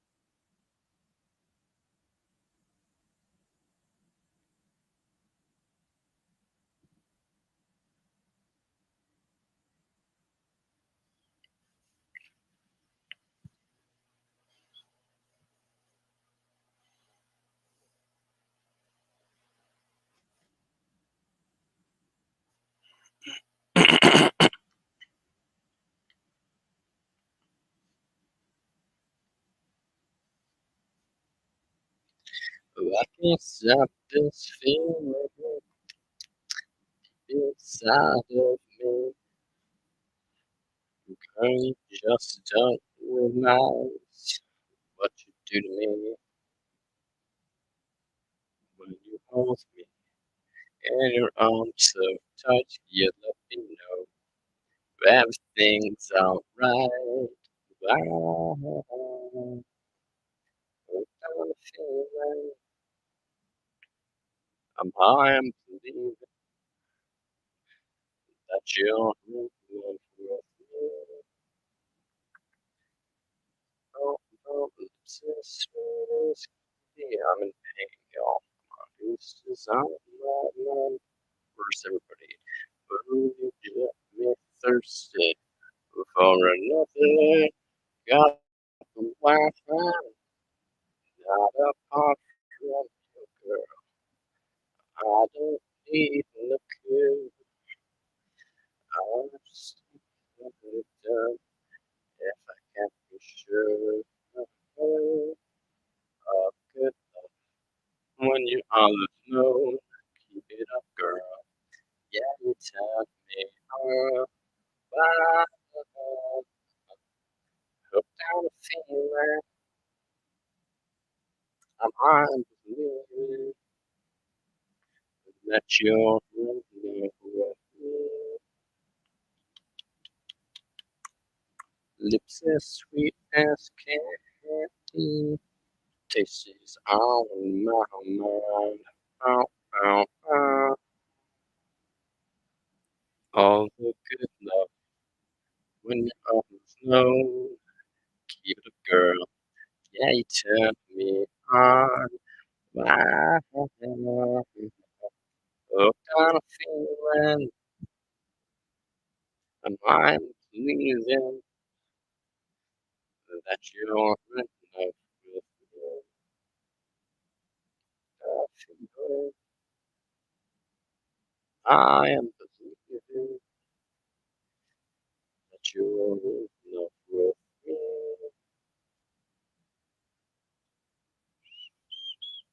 And I am believing that you're in love with me. Boom, boom, boom, boom. Do, do, do, do, do, do, do.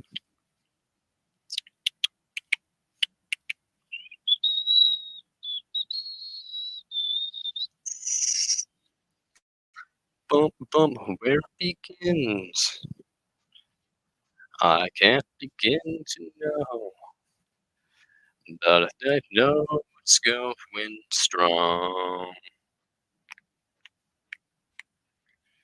Was the spring, then spring became the summer. The wind bleed I am numb. Hands, touching hands, reaching out, touching me, touching you, sweet Caroline. Bum, bum, bum. Good times never seem so good. Bum, bum, bum. I fly. Bum, bum, bum. To believe that never was so. Goodness night, when it don't seem too lonely, but done with lonely too.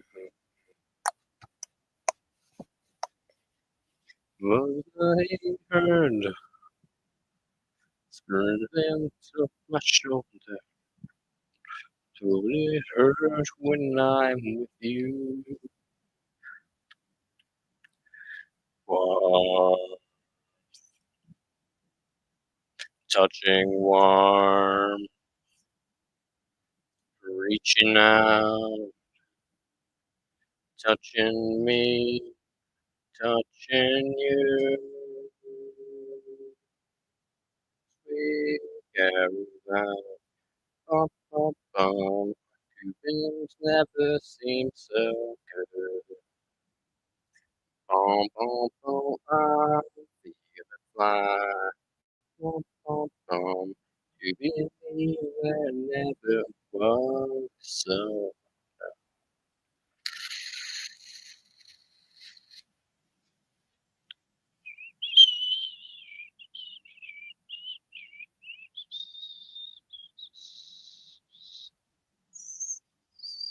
Sweet Caroline, boom, boom, boom.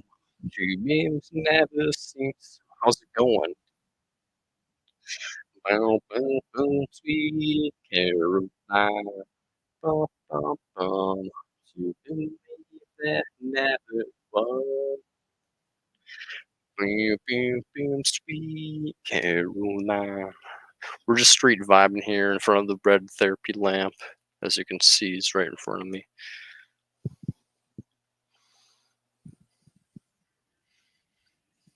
I don't know if I can sing along to this song. Oh, it's Bad Flower. I don't know this song very well.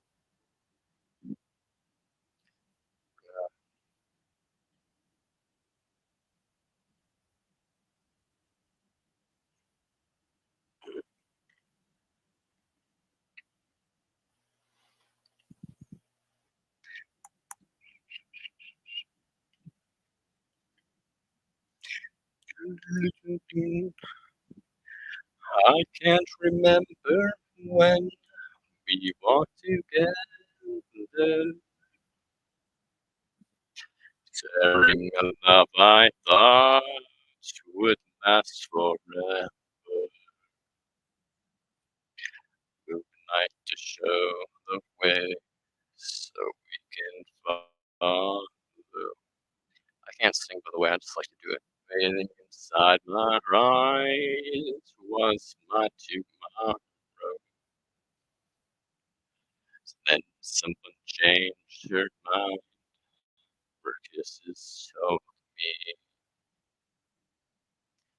I had no loving arms to hold me. Every day I wake up, then I start to break up. Lonely is a land without love. Every day I start up, then I cry my heart out. Lonely is a land without love. Every day I wake up, and then I start to break up. Lonely is the bounty and love. Every day I start up, and then I cry my heart out. Lonely is the man without love.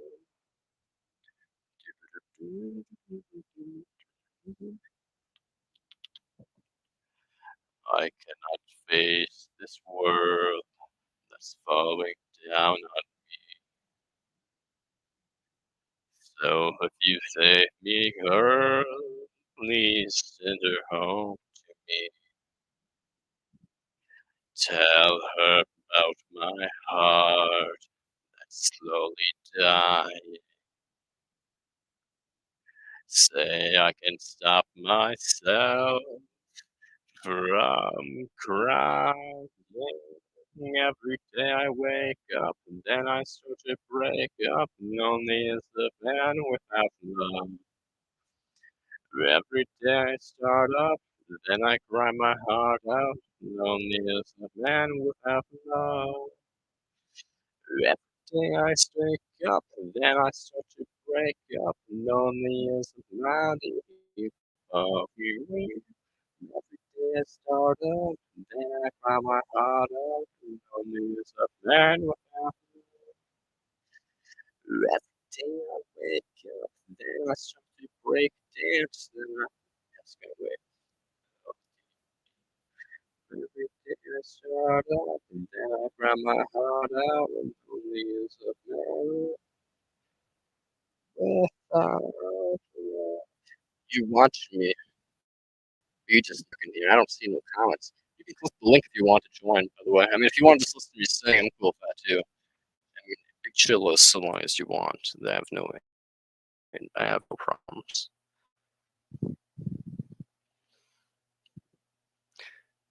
What's going to play next? I'm not going to sing that song.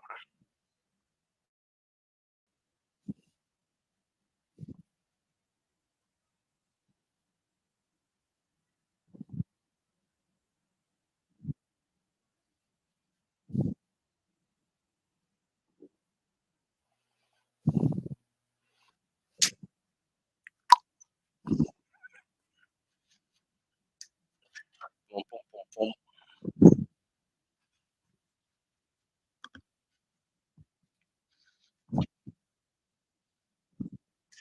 Yep, I can't go down. You got me spinning round and round, round and round, round it goes. Where it stops, nobody knows. We're gonna be singing until someone starts asking questions about name. I heat up like a burning flame, burning flame, full of desire. Kiss me, baby, make I get higher. Abracadabra. I wanna reach out and grab you. Abracadabra. Abracadabra. You hot, you make me cry. You make me cry. You make me cry. Keep me burning for your love with a touch of a velvet glove. Abracadabra. I wanna reach out and grab you. Abracadabra. Abracadabra. Feel the magic in your caress. I feel the magic when I touch your dress. Silk and satin, leather and lace.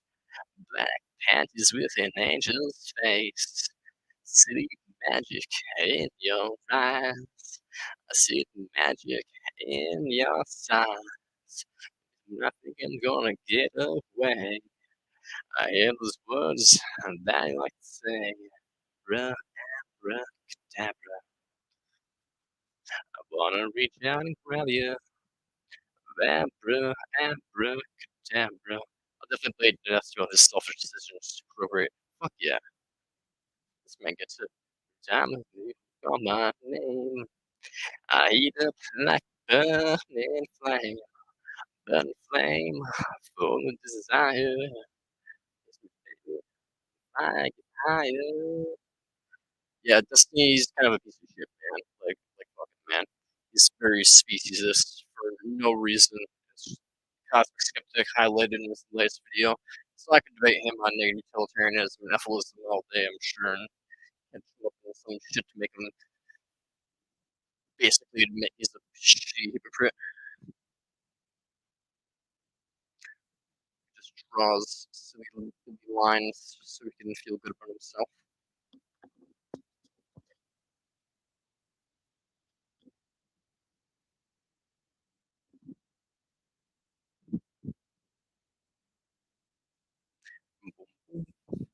Dun, dun, dun, dun. You heat up. I can't cool down. No, sir. My hesitation goes round and round. We're gonna change the song though, because I don't like the ending of the song. It's kind of boring.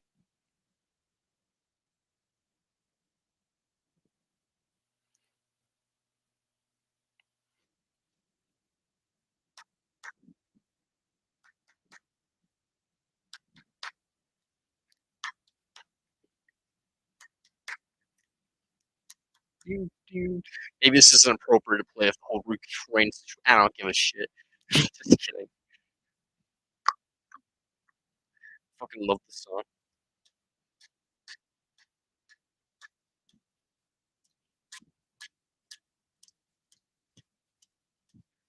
Hey, hey, hey, hey, hey, hey. Boom, boom,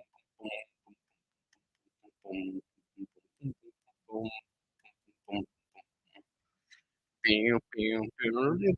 boom, boom. I'm Scraptarian. I just say vegan because it's easier. Distant man in Russia long ago. He was big and strong, and his eyes flaming glow. With terror and with fear, but with Moscow chicks, he was such a lovely dear. He could reach the Bible like a preacher, full of ecstasy fire. But he also was the kind of teacher who would desire. Around was the team love of Russian queen. There was a cat that really was gone. Rara was the team Russian skates love machine. It was a shame how he carried on. I can't play the music, unfortunately. I just have to sing what I'm listening to because otherwise the channel will get video copyright strike.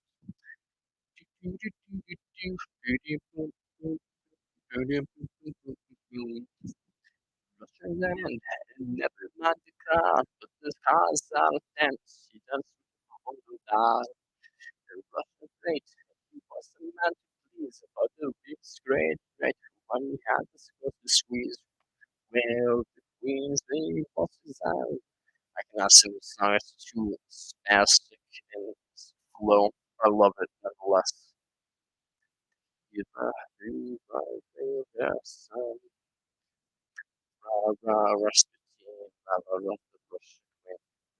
Yo, magic of Boney M.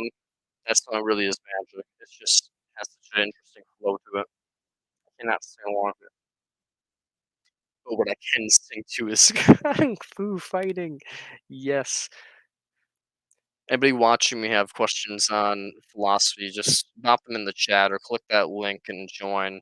But until then, I'm just gonna keep singing songs. It's just how it be sometimes. Whoa, whoa, whoa. Whoa, whoa.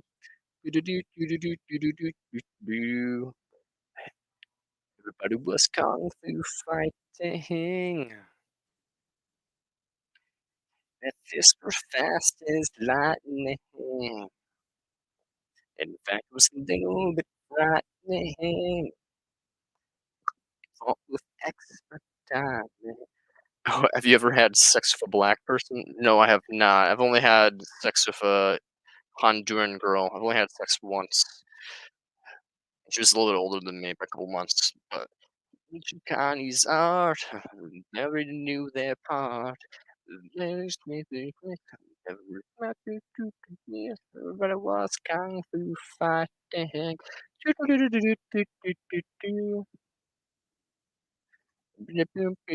Ooh, good night song. I can't not play that song. This is one of my favorite songs.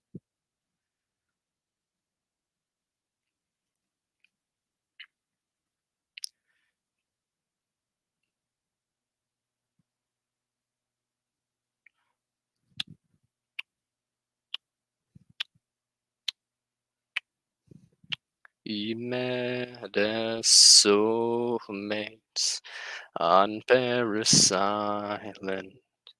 We left as inmates, but I later up. 1 second. No, but I blacked with a sex person. Understandable. Yes. Oh, not lives. Living mastic like tameless horses. We left in plastic as numbered corpses, and we learned fast to travel light. Our arms were heavy, but our bellies were tight.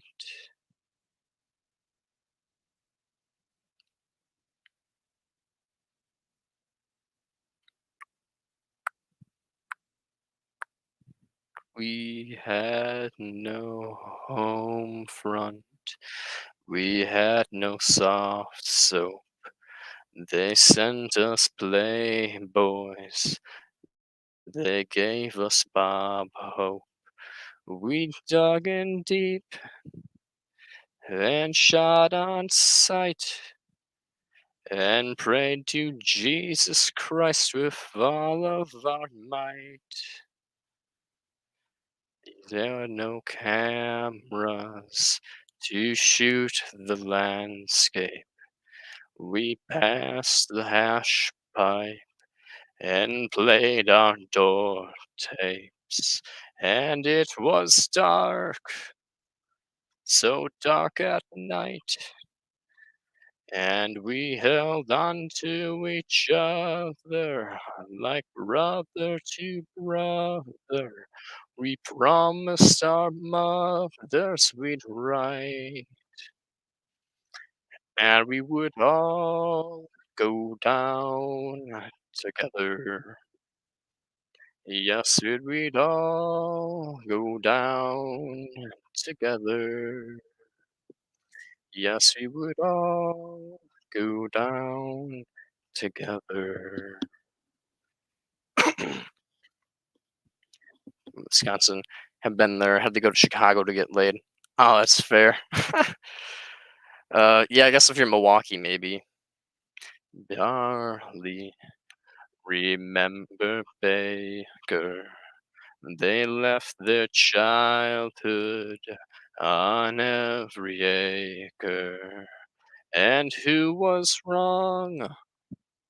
And who was right? It didn't matter in the thick of the fight.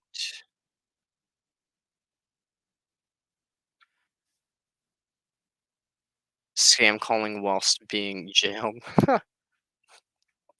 Fair enough. And the night.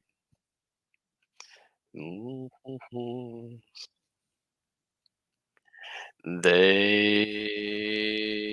rule the night, and the night seemed to last as long as 6 weeks on Paris Island. We held the coastline, they held the high lines, and they were sharp as knives. They heard the hum of the motors, they counted the rotors, and waited for us to arrive. And we would all go down together. Yes, we'd all go down together. We said we'd all go down together. See, this song is pretty good because it's about Vietnam, and I always think war songs are big sad because war is big sad.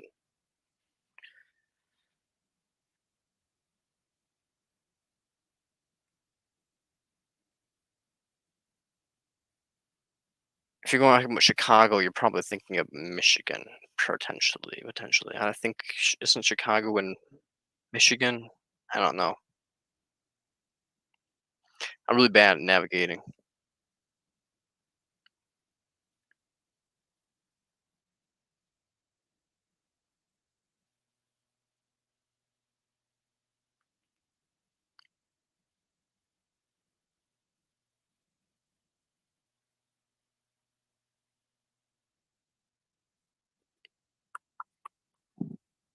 Dun, boom, boom, boom, boom. There is a house in New Orleans. They call the rising sun, and it's been the ruin of many a poor boy. And God, I know I for one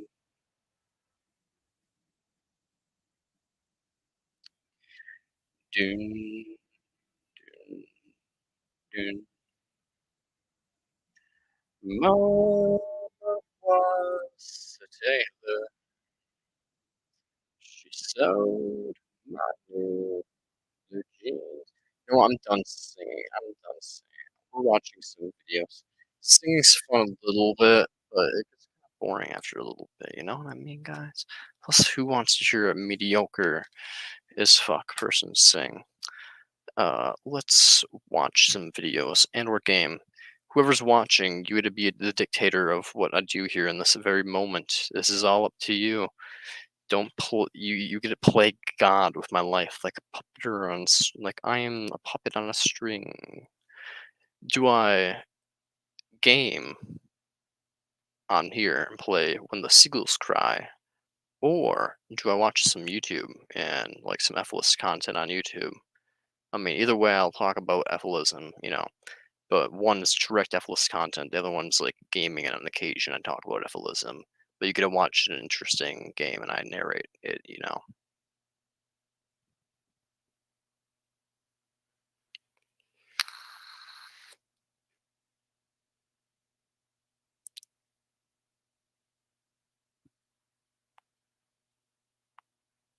Yeah, just choose, man.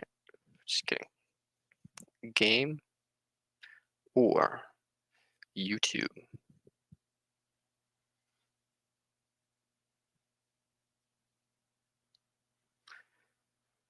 Okay, we're gonna wait another 10 seconds. Just because I know there's a little bit of a lag, there's a little bit of like a delay between me talking and when it goes to YouTube.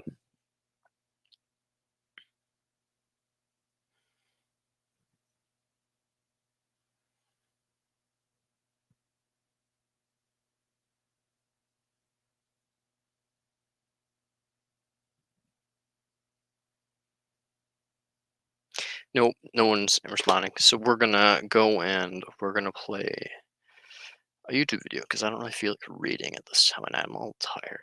See, you could have been watching me read a book for you. I could have narrated an audiobook slash visual novel, but what you get is what you get. You had your chance for democracy.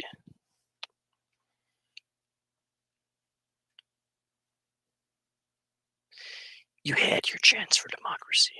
Now this is what you get.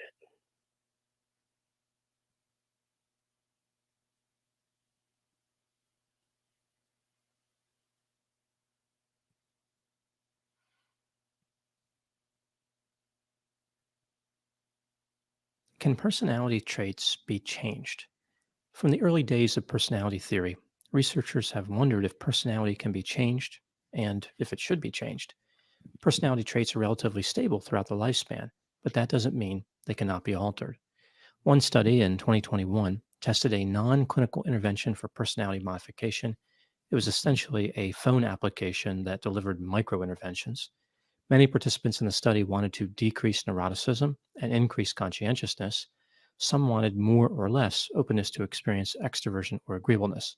So the direction of the desired change was not always the same. Overall, many of the participants were able to achieve some personality change, which was still in effect 3 months after the intervention concluded. This is an interesting result, but I'm not sure it welcomes in a new age of personality changing. A person can deliberately act in a certain way, but that doesn't necessarily change their attitudes. Based. Thank you, Dr. Grande.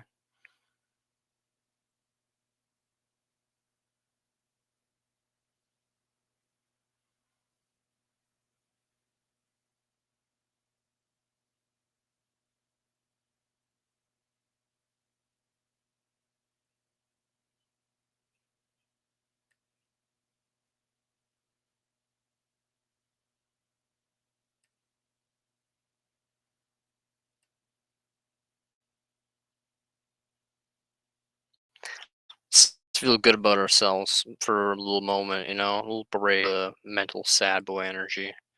Let's feel good about ourselves. You're like, well, at least we're not this weird.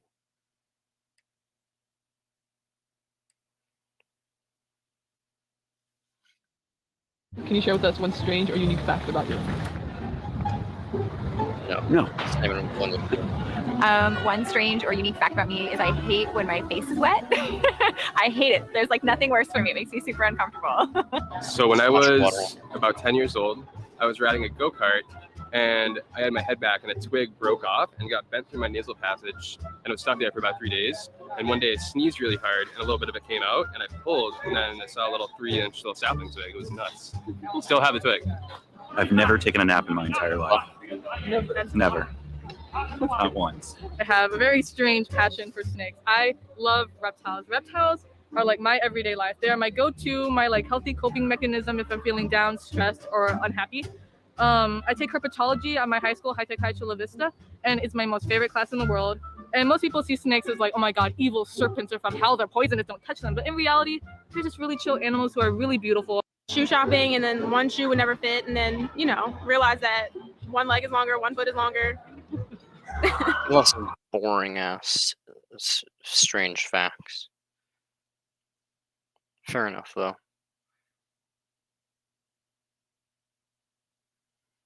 What the I want to see this video. Okay. I'm not gonna watch it though.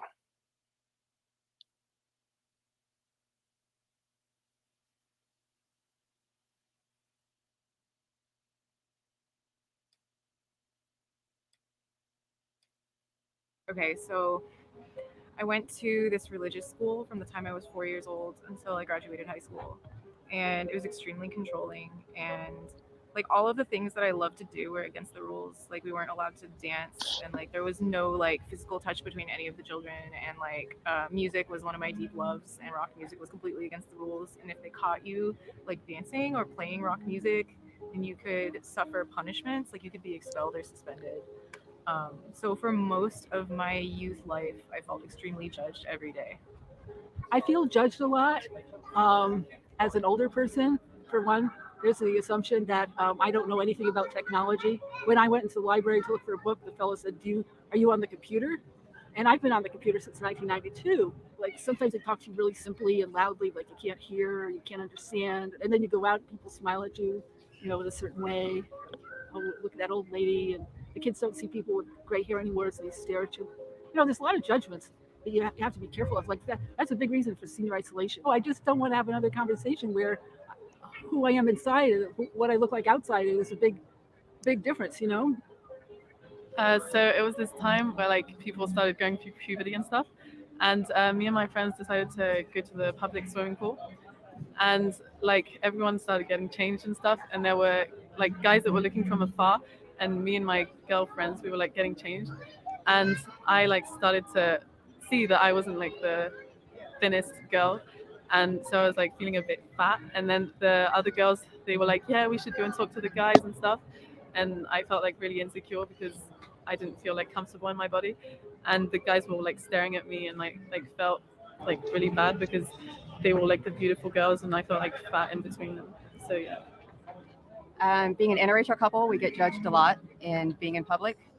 Not everywhere we've been, but we have been in the past. And having 2 interracial children, we do kind of get frowned on, but we overlook it and we feel that it's their issue, not ours. So we'll purposely smooch in public and just show lots of love because we're a loving family.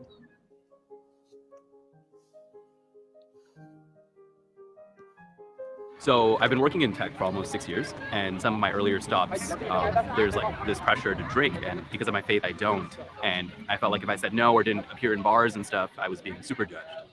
I personally feel like it impacts advancement. Like, you know, a lot of promotions or project coordination happens in these kinds of meetings, and if you're saying, hey, I don't partake in that, then it limits your opportunity to advance. So that's one thing that I've personally felt on a few occasions.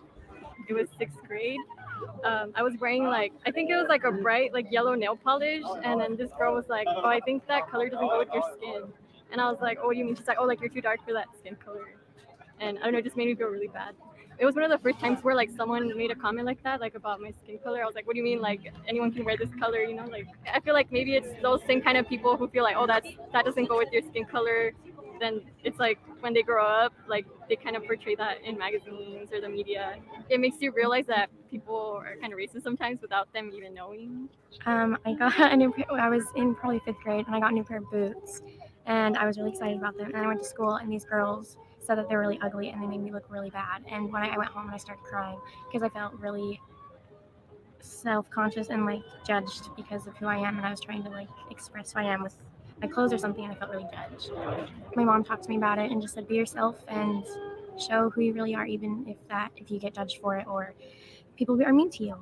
When like I went from like a multiracial elementary school to like a white middle school, and like I just felt like I had like everyone was like looking at me because I was like a different skin color. So I guess I've always struggled with like skin color and stuff. So like I felt judged in middle school. Yeah, people would call me like Harambe and stuff, and I was just like I feel attacked. But like I didn't really like show it to them, but like, it bothered me, you know. Like, but like I know like whatever they say doesn't matter unless I'm okay with myself. So I had just moved from my hometown, and I went to a different school where everybody was just like really had a lot of new brand clothes and everything, and I didn't have anything like that because my mom didn't have the money for it.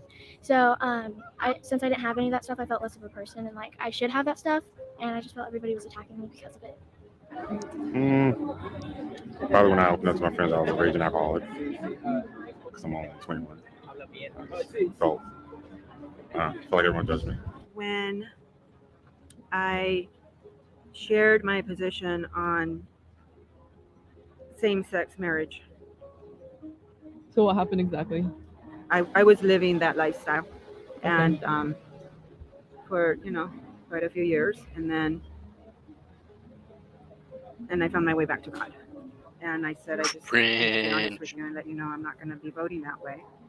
And I stood my position, and I was verbally attacked, and so then it was good. It ended a relationship for a while, but in time, I did, renew the relationship with the main individual.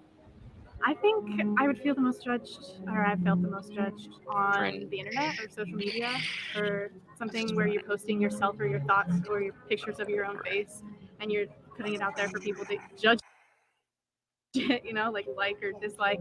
So that never has made me feel good, ever, even when they're liking it or it's in a positive way. So I got rid of social media, and getting rid of social media is freedom from that crazy judgment that doesn't need to happen, that validation that feels so unnecessary, that you just need to give yourself. The time I felt most judged was probably growing up when I was a ballet dancer, and being there, I was always the tallest and like the biggest girl, so I always felt judged, like just being in that room for many years, and kind of did something to my self-esteem. But yeah, that was when I felt most judged. It was funny because when I like hit puberty at like 11, 12 years old, I lost a lot of weight like really rapidly, and I could like physically see how people's reactions were different to me. Like the teacher was so much nicer to me just because I was, a lot more skinny than before. It made me realize that people did treat me different if I looked a certain way. So I kind of like pressured myself to look, to basically almost like on the verge of like an eating disorder because people treated me so much better when I was thinner than when I was a lot bigger. I think that being a single mother right now, it's hard to like figure out where I sit, right? Is it with all of the rest of the mothers and the people who are married, or is it with I don't know, I'm just kind of in this like the awkward trance where I don't really know what like table to sit at or where I'm invited to anymore. So I'd like to sit at any table that I'm welcomed at. There you go. After having to move to a location where I was literally one of maybe 3 Hispanic people.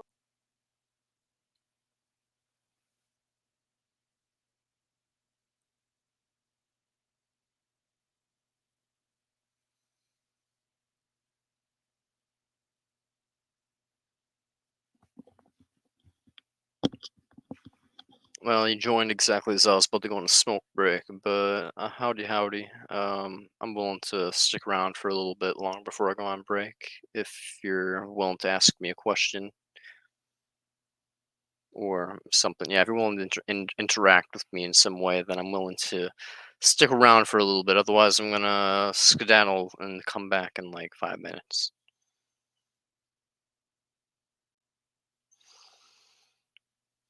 Otherwise, topics talk about unusual, same as always, veganism, scriptarianism, EFILism, native utilitarianism, um, promortalism, uh, identity nihilism, all things related to those subjects, basically pessimism and EFILism, antinatalism. So, yeah, yeah. Questions, Q&A time. Trying to change my mind on any of those things. You're like, yo, I'm not a vegan, or like, yo, I'm not an antinatalist. Fuck you, suck my dick, faggot.